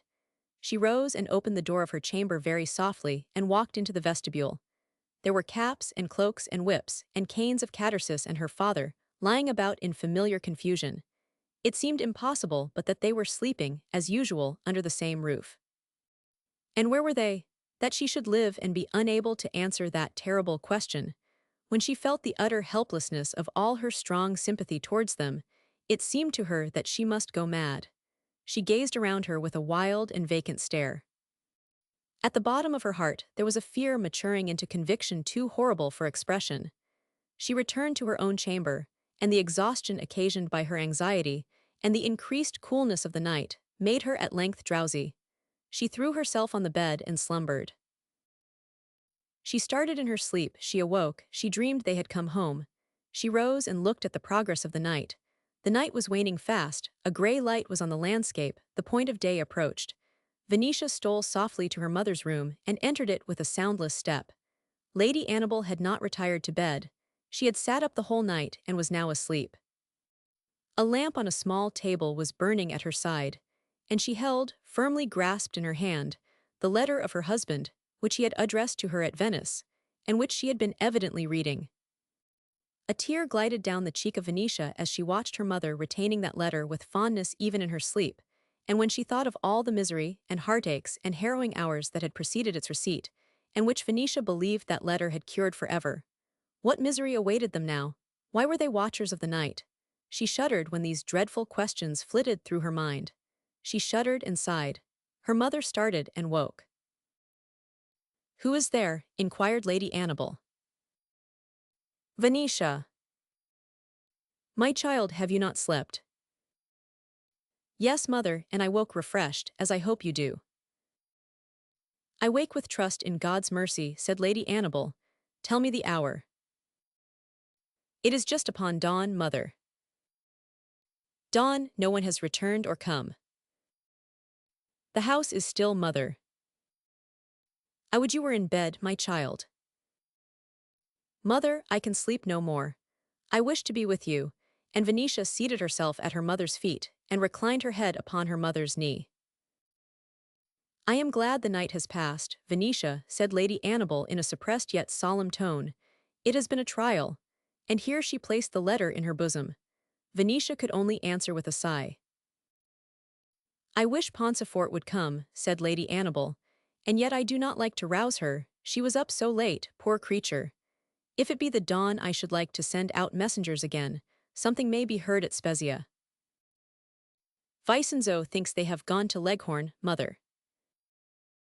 "Has he heard anything?" said Lady Annabel eagerly. "No, but he is an excellent judge," said Venetia, repeating all Pansifort's consolatory chatter. "He knows the coast so well. He says he is sure the wind would carry them on to Leghorn, and that accounts, you know, mother, for George not returning. They are all at Leghorn." "Would that George would return," murmured Lady Annabel. "I wish I could see again that sailor who said they were at Larissae. He was an intelligent man." "Perhaps if we send down to the bay he may be there," said Venetia. "Hush, I hear a step," said Lady Annabel. Venetia sprung up and opened the door, but it was only Pansifort in the vestibule. "The household are all up, my lady," said that important personage entering. "'Tis a beautiful morning. Vicenzo has run down to the bay, my lady. I sent him off immediately. Vicenzo says he is certain sure they are at Leghorn, my lady, and this time 3 years, the very same thing happened. They were fishing for anchovies, my lady, close by, my lady, near Sarzana. 2 young men, or rather one about the same age as master and one like my lord. Cousins, my lady, and just in the same sort of boat, my lady. And there came on a squall, just the same sort of squall, my lady, and they did not return home, and everyone was frightened out of their wits, my lady, and their wives and families quite distracted. And after all they were at Leghorn, for this sort of wind always takes your open boats to Leghorn, Vicenzo says. The sun rose, the household were all stirring, and many of them abroad. The common routine of domestic duty seemed, by some general yet not expressed understanding, to have ceased. The ladies descended below at a very early hour and went forth into the valley, once the Happy Valley. What was to be its future denomination? Vicenzo returned from the bay, and he contrived to return with cheering intelligence. The master of a felucca who, in consequence of the squall, had put in at Larissae, and in the evening dropped down to Spezia, had met an open boat an hour before he reached Sarzana, and was quite confident that, if it had put into port, it must have been, from the speed at which it was going, a great distance down the coast. No wrecks had been heard of in the neighborhood. This intelligence, the gladsome time of day, and the non-arrival of Captain Cattersis, which according to their mood was always a circumstance that counted either for good or for evil, and the sanguine feelings which make us always cling to hope, altogether reassured our friends. Venetia dismissed from her mind the dark thought which for a moment had haunted her in the noon of night. And still it was a suspense, a painful, agitating suspense, but only suspense that yet influenced them. "Time," said Lady Annabel, "time, we must wait." Venetia consoled her mother. She affected even a gaiety of spirit. She was sure that Vicenzo would turn out to be right, after all. Pansifort said he always was right, and that they were at Leghorn. The day wore apace, the noon arrived and passed, it was even approaching sunset. Lady Annabel was almost afraid to counterorder the usual meals, lest Venetia should comprehend her secret terror. The very same sentiment influenced Venetia. Thus they both had submitted to the ceremony of breakfast, but when the hour of dinner approached they could neither endure the mockery. They looked at each other, and almost at the same time they proposed that, instead of dining, they should walk down to the bay. "I trust we shall at least hear something before the night," said Lady Annabel. "I confess I dread the coming night. I do not think I could endure it. The longer we do not hear, the more certain I am of their being at." "Leghorn," said Venetia. "I have a great mind to travel there tonight," said Lady Annabel. As they were stepping into the portico, Venetia recognized Captain Catersis in the distance. She turned pale. She would have fallen had she not leaned on her mother, who was not so advanced, and who had not seen him. "What is the matter, Venetia?" said Lady Annabel, alarmed. He is here, he is here." "Marmions!" "No, George, let me sit down." Her mother tried to support her to a chair. Lady Annabel took off her bonnet. She had not strength to walk forth. She could not speak. She sat down opposite Venetia, and her countenance pictured distress to so painful a degree that at any other time Venetia would have flown to her, but in this crisis of suspense it was impossible. George was in sight, he was in the portico, he was in the room. He looked wan, haggard, and distracted. More than once he essayed to speak, but failed. Lady Annabel looked at him with a strange, delirious expression. Venetia rushed forward and seized his arm and gazed intently on his face. He shrank from her glance. His frame trembled. Chapter 12. In the heart of the tempest, Captain Catersis traced his way in a sea of vapor with extreme danger and difficulty to the shore.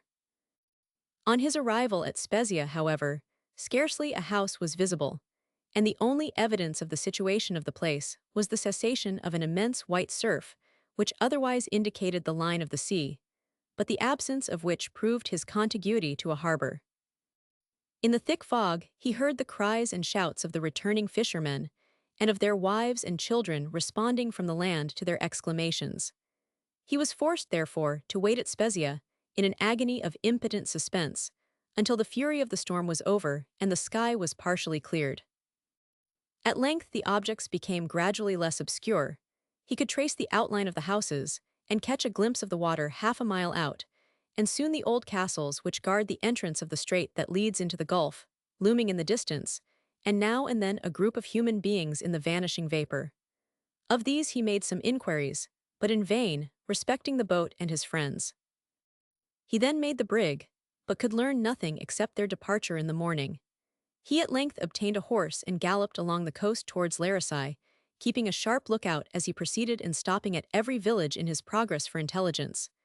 When he had arrived in the course of 3 hours at Larissae, the storm had abated, the sky was clear, and no evidence of the recent squall remained except the agitated state of the waves.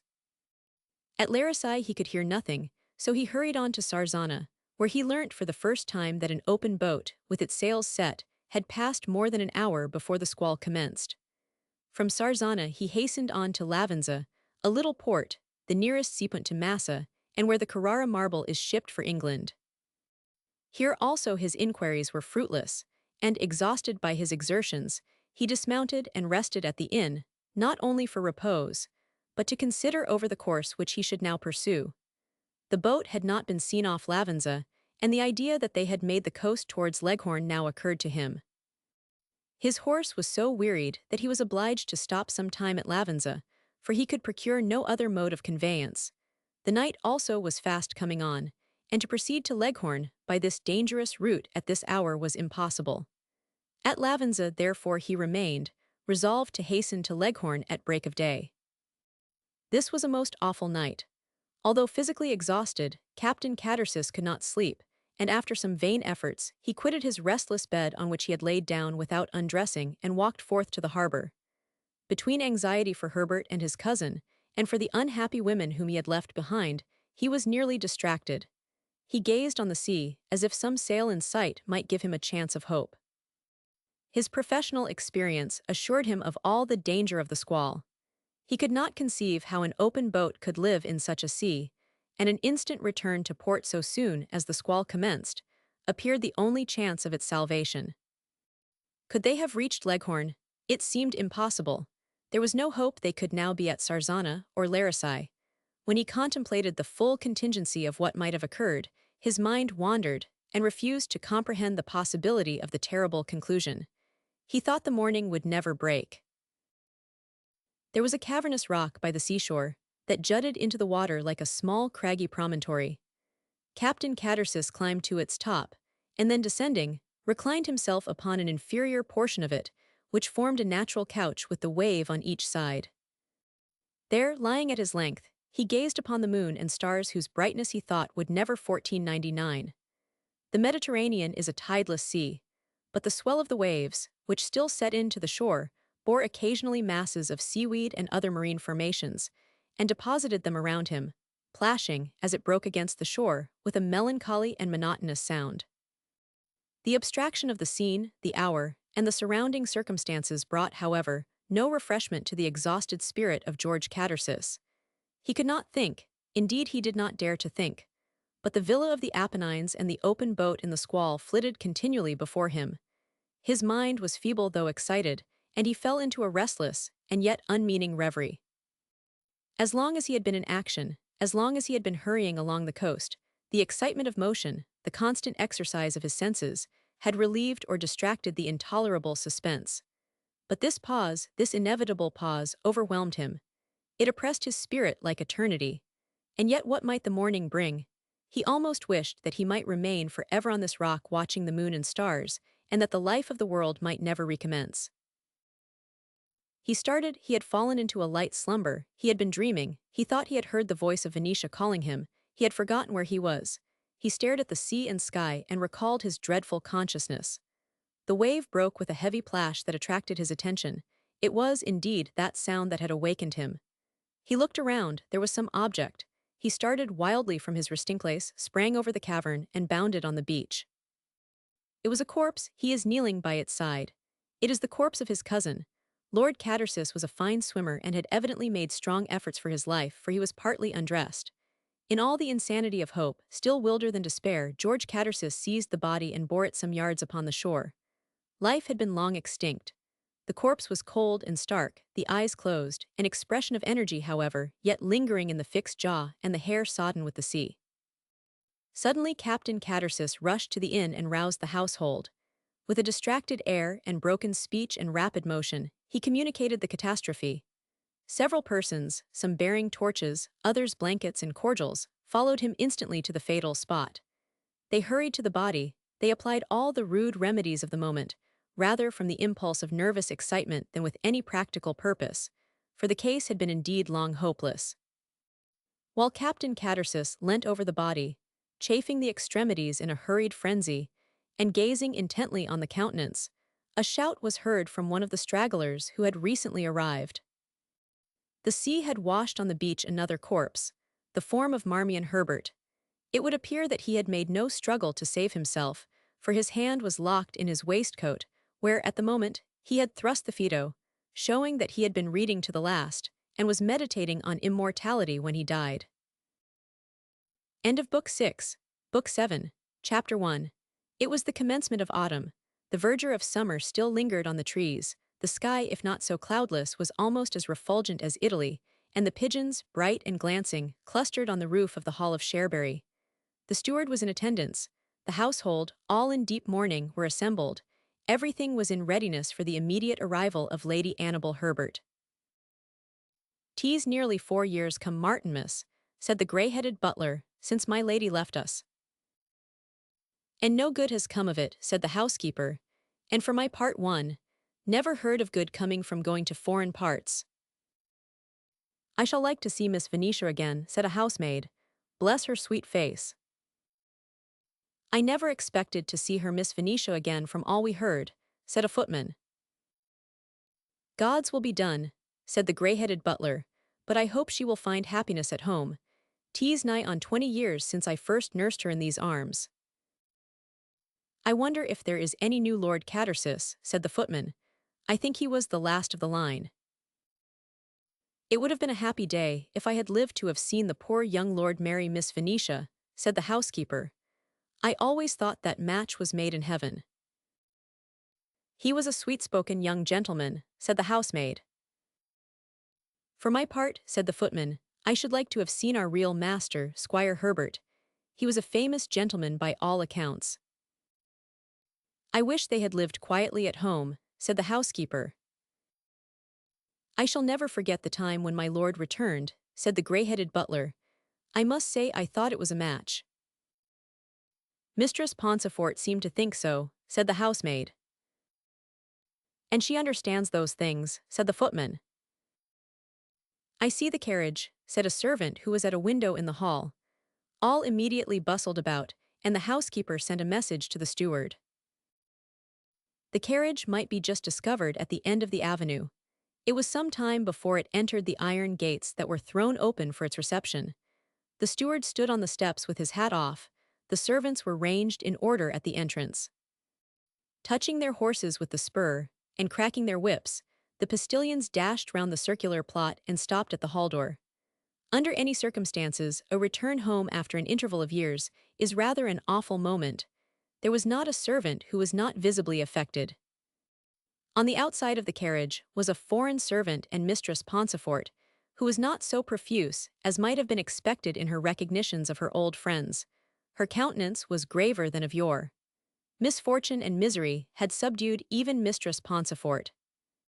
The foreign servant opened the door of the carriage. A young man who was a stranger to the household, but who was in deep mourning, alighted, and then Lady Annabel appeared. The steward advanced to welcome her, the household bowed and curtsied.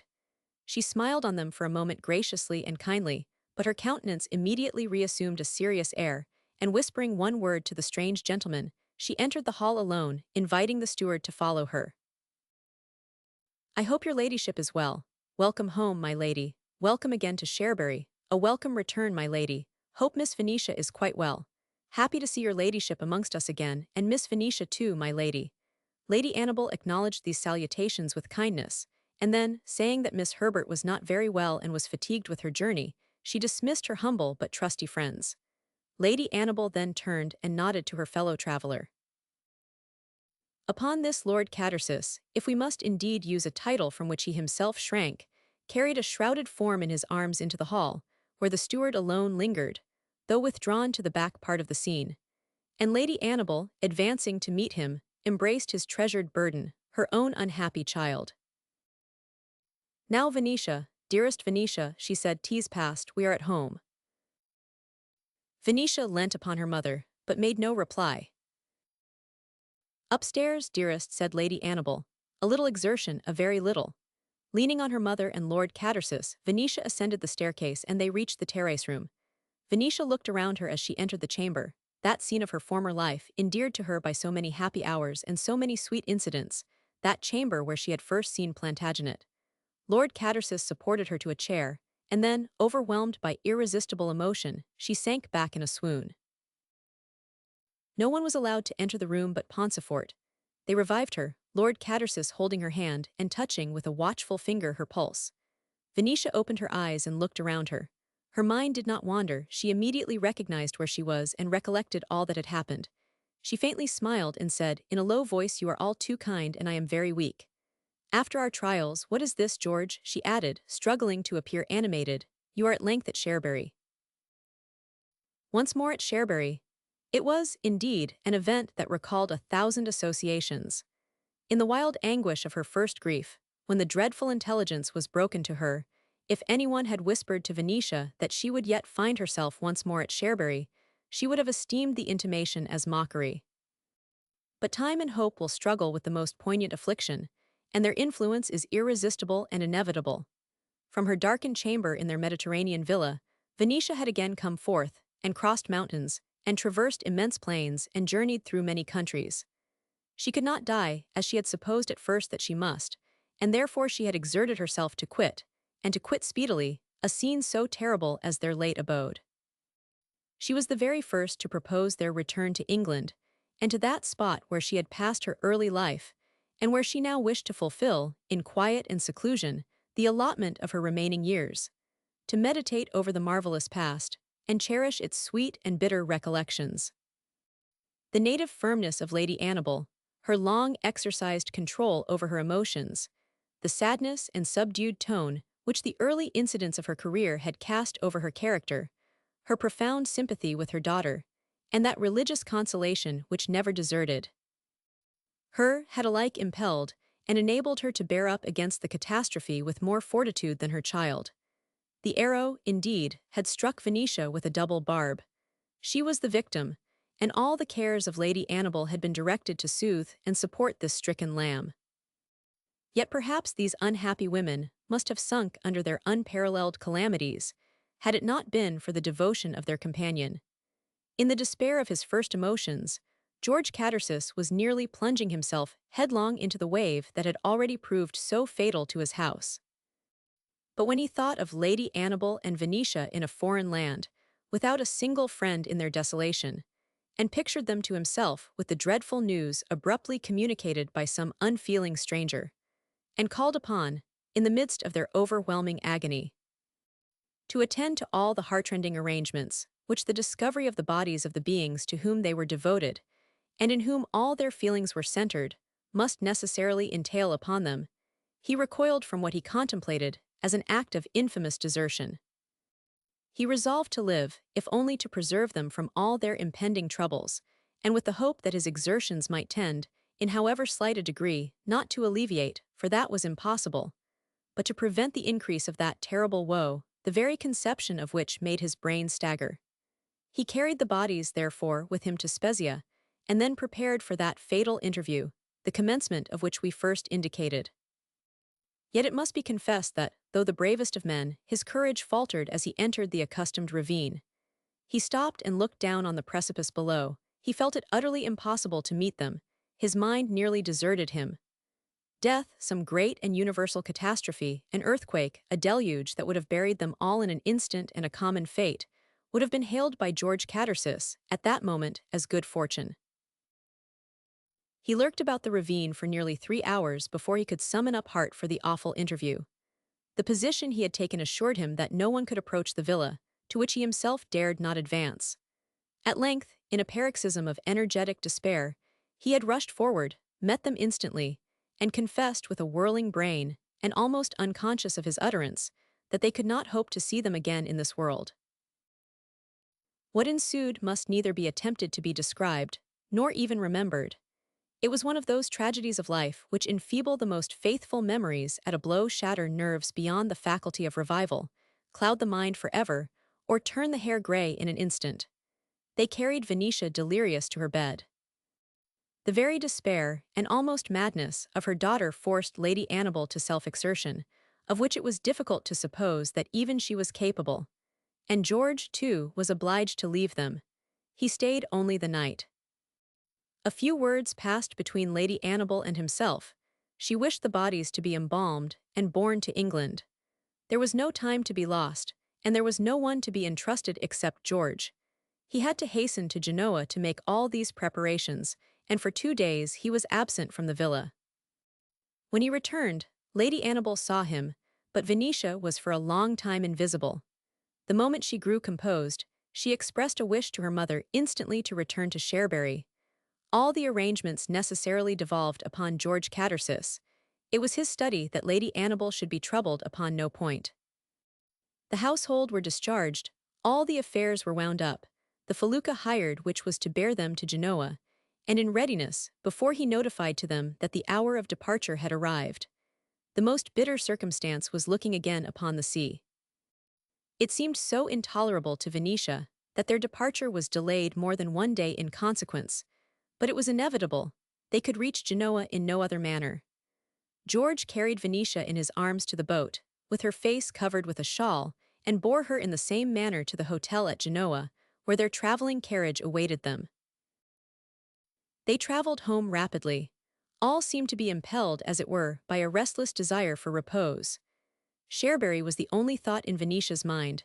She observed nothing. She made no remark during their journey. They traveled often throughout the night, but no obstacles occurred, no inconveniences. There was one in this miserable society whose only object in life was to support Venetia under her terrible visitation. Silent, but with an eye that never slept, George Catersis watched Venetia as a nurse might a child. He read her thoughts, he anticipated her wishes without inquiring them. Every arrangement was unobtrusively made that could possibly consult her comfort. They passed through London without stopping there. George would not leave them for an instant, nor would he spare a thought to his own affairs, though they urgently required his attention. The change in his position gave him no consolation. He would not allow his passport to be made out with his title. He shuddered at being called Lord Catersis, and the only reason that made him hesitate about attending them to Cherbury was its contiguity to his ancestral seat, which he resolved never to visit. There never in the world was a less selfish and more single-hearted man than George Catersis. Though the death of his cousin had invested him with one of the most ancient coronets in England, a noble residence and a fair estate, he would willingly have sacrificed his life to have recalled Plantagenet to existence and to have secured the happiness of Venetia Herbert. Chapter 2. The reader must not suppose, from the irresistible emotion that overcame Venetia at the very moment of her return, that she was entirely prostrated by her calamities. On the contrary, her mind had been employed, during the whole of her journey to England, in a silent effort to endure her lot with resignation. She had resolved to bear up against her misery with fortitude, and she inherited from her mother sufficient firmness of mind to enable her to achieve her purpose. She came back to Cherbury to live with patience and submission, and though her dreams of happiness might be vanished forever, to contribute as much as was in her power to the content of that dear and remaining relative who was yet spared to her, and who depended in this world only upon the affection of her child. The return to Cherbury was a pang, and it was over. Venetia struggled to avoid the habits of an invalid. She purposed resuming, as far as was in her power, all the pursuits and duties of her life. And if it were neither possible, nor even desirable, to forget the past, she dwelt upon it neither to sigh nor to murmur, but to cherish in a sweet and musing mood the ties and affections round which all her feelings had once gathered with so much enjoyment and so much hope. She rose, therefore, on the morning after her return to Cherbury, at least serene, and she took an early opportunity, when George and her mother were engaged, and absent from the terrace-room, to go forth alone and wander amid her old haunts. There was not a spot about the park and gardens, which had been favorite resorts of herself and Plantagenet in their childhood, that she did not visit. They were unchanged, as green and bright, and still as in old days, but what was she? The freshness and brilliancy and careless happiness of her life were fled forever. And here he lived, and here he roamed, and here his voice sounded, now in glee, now in melancholy, now in wild and fanciful amusement, and now pouring into her bosom all his domestic sorrows. It was but 10 years since he first arrived at Cherbury, and who could have anticipated that that little, silent, reserved boy should, ere 10 years had passed, have filled a wide and lofty space in the world's thought, that his existence should have influenced the mind of nations, and his death eclipsed their gaiety, his death, terrible and disheartening thought. Plantagenet was no more, but he had not died without a record. His memory was embalmed in immortal verse, and he had breathed his passion to his Venetia in language that lingered in the ear and would dwell forever on the lips of his fellow-men. Among these woods, too, had Venetia first mused over her father. Before her rose those mysterious chambers, whose secret she had penetrated at the risk of her life. There were no secrets now. Was she happier? Now she felt that even in her early mystery there was delight, and that hope was veiled beneath its ominous shadow. There was now no future to ponder over, her hope was gone, and memory alone remained. All the dreams of those musing hours of her hidden reveries had been realized. She had seen that father, that surpassing parent, who had satisfied alike her heart and her imagination. She had been clasped to his bosom, she had lived to witness even her mother yield to his penitent embrace. And he too was gone, she could never meet him again in this world in which they had experienced such exquisite bliss. And now she was once more at Cherbury. Oh, give her back her girlhood with all its painful mystery and harassing doubt. Give her again a future. She returned to the hall, she met George on the terrace, she welcomed him with a sweet yet mournful smile. I have been very selfish, she said, for I have been walking alone. I mean to introduce you to Cherbury, but I could not resist visiting some old spots. Her voice faltered in these last words. They re-entered the terrace-room together and joined her mother. Nothing is changed, Mamma, said Venetia in a more cheerful tone. It is pleasant to find something that is the same. Several days passed, and Lord Catersis evinced no desire to visit his inheritance. Yet Lady Annabel was anxious that he should do so, and had more than once impressed upon him the propriety. Even Venetia at length said to him, "It is very selfish in us keeping you here, George. Your presence is a great consolation, and yet, ought you not to visit your home?" She avoided the name of Catersis. "I ought, dear Venetia," said George, "and I have promised Lady Annabel 20 times, but I feel a terrible disinclination. Tomorrow, perhaps." "Tomorrow, and tomorrow, and tomorrow," murmured Venetia to herself. "I scarcely comprehend now what tomorrow means." And then again addressing him, and with more liveliness, she said, "We have only one friend in the world now, George, and I think that we ought to be very grateful that he is our neighbor." "It is a consolation to me," said Lord Catersis, "for I cannot remain here, and otherwise I should scarcely know how to depart."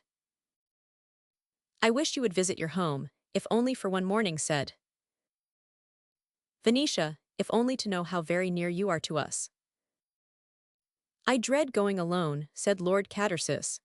"I cannot ask Lady Annabel to accompany me," because he hesitated. "Because," inquired Venetia, "I cannot ask or wish her to leave you." "You are always thinking of me, dear George," said Venetia, artlessly. "I assure you I have come back to Cherbury to be happy. I must visit your home some day, and I hope I shall visit it often. We will all go soon," she added. "Then I will postpone my visit to that day," said George. "I am in no humor for business, which I know awaits me there. Let me enjoy a little more repose at dear Cherbury." "I have become very restless of late, I think," said Venetia, "but there is a particular spot in the garden that I wish to see. Come with me, George." Lord Catersis was only too happy to attend her. They proceeded through a winding walk in the shrubberies until they arrived at a small and open plot of turf, where Venetia stopped. "There are some associations," she said, "of this spot connected with both those friends that we have lost. I have a fancy that it should be in some visible manner consecrated to their memories. On this spot, George, Plantagenet once spoke to me of my father. I should like to raise their busts here, and indeed it is a fit place for such a purpose. For poets," she added, faintly smiling, "should be surrounded with laurels." "I have some thoughts on this head that I am revolving in my fancy myself," said Lord Catersis, "but I will not speak of them now." "Yes, now, George, for indeed it is a satisfaction for me to speak of them, at least with you, with one who understood them so well, and loved them scarcely less than I 999. George tenderly put his arm into hers and led her away. As they walked along, he explained to her his plans, which yet were somewhat crude but which greatly interested her. But they were roused from their conversation by the bell of the hall sounding as if to summon them, and therefore they directed their way immediately to the terrace. A servant running met them. He brought a message from Lady Annabel. Their friend the Bishop of had arrived. Chapter 3.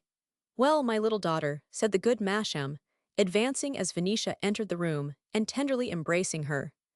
The kind-hearted old man maintained a conversation on indifferent subjects with animation for some minutes, and thus a meeting, the anticipation of which would have cost Venetia hours of pain and anxiety, occurred with less uneasy feelings. Masham had hastened to Cherbury the moment he heard of the return of the Herberts to England. He did not come to console, but to enliven. He was well aware that even his eloquence, and all the influence of his piety, could not soften the irreparable past. And knowing, from experience, how in solitude the unhappy brood over sorrow, he fancied that his arrival, and perhaps his arrival only, might tend in some degree at this moment to their alleviation and comfort. He brought Lady Annabel and Venetia letters from their relations, with whom he had been staying at their country residence, and who were anxious that their unhappy kinsfolk should find change of scene under their roof. "They are very affectionate," said Lady Annabel, "but I rather think that neither Venetia nor myself feel inclined to quit Cherbury at present." "Indeed not, mamma," said Venetia. "I hope we shall never leave home again." "You must come and see me some day," said the bishop.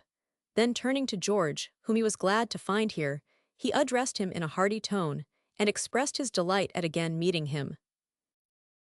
Insensibly, to all parties, this arrival of the good Masham exercised a beneficial influence on their spirits. They could sympathize with his cheerfulness, because they were convinced that he sympathized with their sorrow. His interesting conversation withdrew their minds from the painful subject on which they were always musing. It seemed profanation to either of the three mourners when they were together alone, to indulge in any topic but the absorbing one, and their utmost effort was to speak of the past with composure.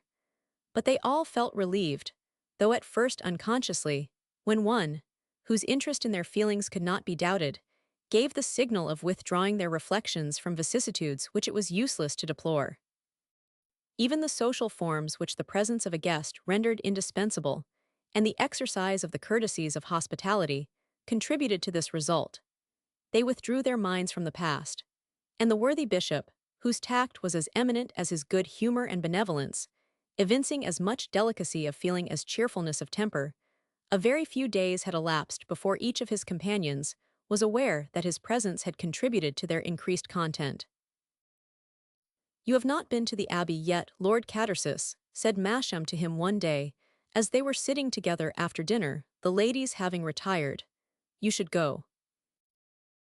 "I have been unwilling to leave them," said George, "and I could scarcely expect them to accompany me. It is a visit that must revive painful recollections."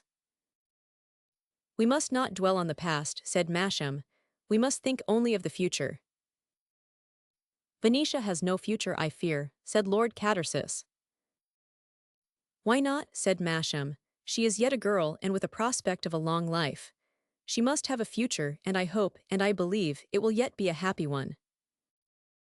"Alas," said Lord Catersis, "no one can form an idea of the attachment that subsisted between Plantagenet and Venetia. They were not common feelings, or the feelings of common minds, my dear lord." "No one knew them both better than I did," said Masham, "not even yourself. They were my children." "I feel that," said George, "and therefore it is a pleasure to us all to see you, and to speak with you." "But we must look for consolation," said Masham. "To deplore is fruitless. If we live, we must struggle to live happily. To tell you the truth, though their immediate return to Cherbury was inevitable, and their residence here for a time is scarcely to be deprecated, I still hope they will not bury themselves here. For my part, after the necessary interval, I wish to see Venetia once more in the world." Lord Catersis looked very mournful, and shook his head. "As for her dear mother, she is habituated to sorrow and disappointment," said Masham. "As long as Venetia lives, Lady Annabel will be content. Besides, deplorable as may be the past, there must be solace to her in the reflection that she was reconciled to her husband before his death, and contributed to his happiness. Venetia is the stricken lamb, but Venetia is formed for happiness, and it is in the nature of things that she will be happy. We must not, however, yield unnecessarily to our feelings. A violent exertion would be unwise, but we should habituate ourselves gradually to the exercise of our duties, and to our accustomed pursuits. It would be well for you to go to Catersis. If I were you, I would go tomorrow. Take advantage of my presence, and return and give a report of your visit. Habituate Venetia to talk of a spot with which ultimately she must renew her intimacy." Influenced by this advice, Lord Catersis rose early on the next morning and repaired to the seat of his fathers, where hitherto his foot had never trod. When the circle at Cherbury assembled at their breakfast table, he was missing, and Masham had undertaken the office of apprising his friends of the cause of his absence. He returned to dinner, and the conversation fell naturally upon the Abbey and the impressions he had received. It was maintained at first by Lady Annabel and the bishop, but Venetia ultimately joined in it, and with cheerfulness. Many a trait and incident of former days was alluded to. They talked of Mrs. Catersis, whom George had never seen. They settled the chambers he should inhabit. They mentioned the improvements which Plantagenet had once contemplated, and which George must now accomplish. "You must go to London first," said the bishop. "You have a great deal to do, and you should not delay such business. I think you had better return with me. At this time of the year you need not be long absent, you will not be detained, and when you return you will find yourself much more at ease, for after all, nothing is more harassing than the feeling that there is business which must be attended to, and which, nevertheless, is neglected." Both Lady Annabel and Venetia enforced this advice of their friend, and so it happened that, ere a week had elapsed, Lord Catersis, accompanying Masham, found himself once more in London. Chapter 4. Venetia was now once more alone with her mother. It was as in old times. Their life was the same as before the visit of Plantagenet previous to his going to Cambridge, except indeed that they had no longer a friend at Marringhurst. They missed the Sabbath visits of that good man, for though his successor performed the duties of the day, which had been a condition when he was presented to the living, the friend who knew all the secrets of their hearts was absent. Venetia continued to bear herself with great equanimity, and the anxiety which she observed instantly impressed on her mother's countenance. The moment she fancied there was unusual gloom on the brow of her child, impelled Venetia doubly to exert herself to appear resigned. And in truth, when Lady Annabel revolved in her mind the mournful past, and meditated over her early and unceasing efforts to secure the happiness of her daughter, and then contrasted her aspirations with the result, she could not acquit herself of having been too often unconsciously instrumental in forwarding a very different conclusion than that for which she had labored. This conviction preyed upon the mother, and the slightest evidence of reaction in Venetia's tranquilized demeanor occasioned her the utmost remorse and grief. The absence of George made both Lady Annabel and Venetia still more finely appreciate the solace of his society. Left to themselves, they felt how much they had depended on his vigilant and considerate attention, and how much his sweet temper and his unfailing sympathy had contributed to their consolation. He wrote, however, to Venetia by every post, and his letters, if possible, endeared him still more to their hearts. Unwilling to dwell upon their mutual sorrows, yet always expressing sufficient to prove that distance and absence had not impaired his sympathy, he contrived, with infinite delicacy, even to amuse their solitude with the adventures of his life of bustle. The arrival of the post was the incident of the day, and not merely letters arrived. One day brought books, another music, continually some fresh token of his thought and affection reached them. He was, however, only a fortnight absent, but when he returned it was to Catersis. He called upon them the next day, and indeed every morning found him at Cherbury, but he returned to his home at night, and so, without an effort, from their guest he had become their neighbor. Plantagenet had left the whole of his property to his cousin. His mother's fortune, which, as an accessory fund, was not inconsiderable, besides the estate, and George intended to devote a portion of this to the restoration of the abbey. Venetia was to be his counselor in this operation, and therefore there were ample sources of amusement for the remainder of the year. On a high ridge, which was one of the beacons of the county, and which, moreover, marked the junction of the domains of Cherbury and Catersis, it was his intention to raise a monument to the united memories of Marmion Herbert and Plantagenet Lord Catersis. He brought down a design with him from London, and this was the project which he had previously whispered to Venetia. With George for her companion, too, Venetia was induced to resume her rides.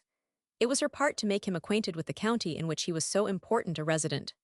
Time, therefore, at Cherbury, on the whole, flowed on in a tide of tranquil pleasure, and Lady Annabel observed, with interest and fondness, the continual presence beneath her roof of one who, from the first day she had met him, had engaged her kind feelings, and had since become intimately endeared to her. The end of November was, however, now approaching, and Parliament was about to reassemble. Masham had written more than once to Lord Catersis, impressing upon him the propriety and expediency of taking his seat. He had shown these letters, as he showed everything, to Venetia, who was his counselor on all subjects, and Venetia agreed with their friend. "It is right," said Venetia. "You have a duty to perform, and you must perform it. Besides, I do not wish the name of Catersis to sink again into obscurity. I shall look forward with interest to Lord Catersis taking the oaths and his seat. It will please me, it will indeed." "But Venetia," said George, "I do not like to leave this place. I am happy if we may be happy. This life suits me. I am a quiet man. I dislike London. I feel alone there." "You can write to us. You will have a great deal to say. And I shall have something to say to you now. I must give you a continual report how they go on at the Abbey. I will be your steward and superintend everything." "Ah," said George, "what shall I do in London without you, without your advice? There will be something occurring every day, and I shall have no one to consult. Indeed, I shall feel quite miserable, I shall indeed."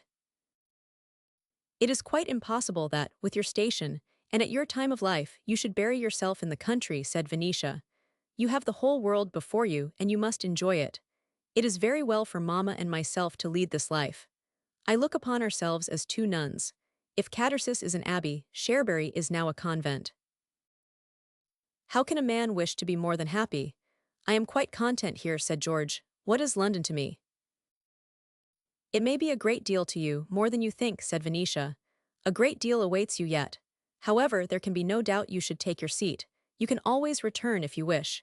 But take your seat and cultivate dear Masham. I have the utmost confidence in his wisdom and goodness. You cannot have a friend more respectable. Now mind my advice, George. I always do, Venetia. Chapter 5. Time and faith are the great consolers, and neither of these precious sources of solace were wanting to the inhabitants of Cherbury. They were again living alone, but their lives were cheerful. And if Venetia no longer indulged in a worldly and blissful future, nevertheless, in the society of her mother, in the resources of art and literature, in the diligent discharge of her duties to her humble neighbors, and in cherishing the memory of the departed, she experienced a life that was not without its tranquil pleasures. She maintained with Lord Catersis a constant correspondence. He wrote to her every day, and although they were separated, there was not an incident of his life, and scarcely a thought, of which she was not cognizant. It was with great difficulty that George could induce himself to remain in London. But Masham, who soon obtained over him all the influence which Venetia desired, ever opposed his return to the abbey. The good bishop was not unaware of the feelings with which Lord Catersis looked back to the hall of Cherbury, and himself of a glad and sanguine temperament. He indulged in a belief in the consummation of all that happiness for which his young friend, rather skeptically, sighed. But Masham was aware that time could alone soften the bitterness of Venetia's sorrow, and prepare her for that change of life, which he felt confident would alone ensure the happiness both of herself and her mother. He therefore detained Lord Catersis in London the whole of the sessions, that, on his return to Cherbury, his society might be esteemed a novel and agreeable incident in the existence of its inhabitants, and not be associated merely with their calamities. It was therefore about a year after the catastrophe which had so suddenly changed the whole tenor of their lives, and occasioned so unexpected a revolution in his own position, that Lord Catersis arrived at his ancestral seat, with no intention of again speedily leaving it. He had long and frequently apprised his friends of his approaching presence, and arriving at the abbey late at night, he was at Cherbury early on the following morning. Although no inconsiderable interval had elapsed since Lord Catersis had parted from the Herberts, the continual correspondence that had been maintained between himself and Venetia divested his visit of the slightest embarrassment. They met as if they had parted yesterday, except perhaps with greater fondness. The chain of their feelings was unbroken. He was indeed welcomed, both by Lady Annabel and her daughter, with warm affection, and his absence had only rendered him dearer to them by affording an opportunity of feeling how much his society contributed to their felicity. Venetia was anxious to know his opinion of the improvements at the abbey, which she had superintended, but he assured her that he would examine nothing without her company, and ultimately they agreed to walk over to Catersis. It was a summer day, and they walked through that very wood wherein we described the journey of the child Venetia, at the commencement of this very history. The blue patches of wild hyacinths had all disappeared, but there were flowers as sweet.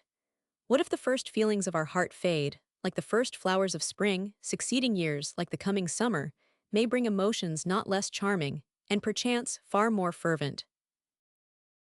I can scarcely believe, said Lord Catersis, that I am once more with you. I know not what surprises me most, Venetia, that we should be walking once more together in the woods of Cherbury, or that I ever should have dared to quit them. And yet it was better, dear George, said Venetia. You must now rejoice that you have fulfilled your duty, and yet you are here again. Besides, the abbey never would have been finished if you had remained. To complete all our plans, it required a mistress. I wish it always had one, said George. Ah, Venetia, once you told me never to despair. And what have you to despair about, George? Hi-ho, said Lord Catersis, I never shall be able to live in this abbey alone. You should have brought a wife from London, said Venetia. I told you once, Venetia, that I was not a marrying man, said Lord Catersis, and certainly I never shall bring a wife from London. Then you cannot accustom yourself too soon to a bachelor's life, said Venetia. Ah, Venetia, said George, I wish I were clever, I wish I were a genius, I wish I were a great man. Why, George? Because Venetia, perhaps, and Lord Catersis hesitated, perhaps you would think differently of me. I mean perhaps your feelings towards me might, ah, Venetia, perhaps you might think me worthy of you, perhaps you might love me. I am sure, dear George, if I did not love you, I should be the most ungrateful of beings. You are our only friend. And can I never be more than a friend to you, Venetia? Said Lord Catersis, blushing very deeply. I am sure, dear George, I should be very sorry for your sake, if you wish to be more, said Venetia. Why, said Lord Catersis. Because I should not like to see you unite your destiny with that of a very unfortunate, if not a very unhappy, person. The sweetest, the loveliest of women, said Lord Catersis. Oh. Venetia, I dare not express what I feel, still less what I could hope. I think so little of myself, so highly of you, that I am convinced my aspirations are too arrogant for me to breathe them. Ah, dear George, you deserve to be happy, said Venetia. Would that it were in my power to make you. Dearest Venetia. It is, exclaimed Lord Catersis. Then checking himself, as if frightened by his boldness, he added in a more subdued tone, I feel I am not worthy of you. They stood upon the breezy down that divided the domains of Cherbury and the Abbey. Beneath them, rose, embosomed in a valley of green bowers, the ancient pile lately renovated under the studious care of Venetia. Ah, said Lord Catersis, be not less kind to the master of these towers than to the roof that you have fostered. You have renovated our halls, restore our happiness. There is an union that will bring consolation to more than one hearth, and baffle all the crosses of adverse fate. Venetia, beautiful and noble-minded Venetia, condescend to fulfill it. Perhaps the reader will not be surprised that, within a few months of this morning walk, the hands of George, Lord Catersis, and Venetia Herbert were joined in the chapel at Cherbury by the good Masham. Peace be with them.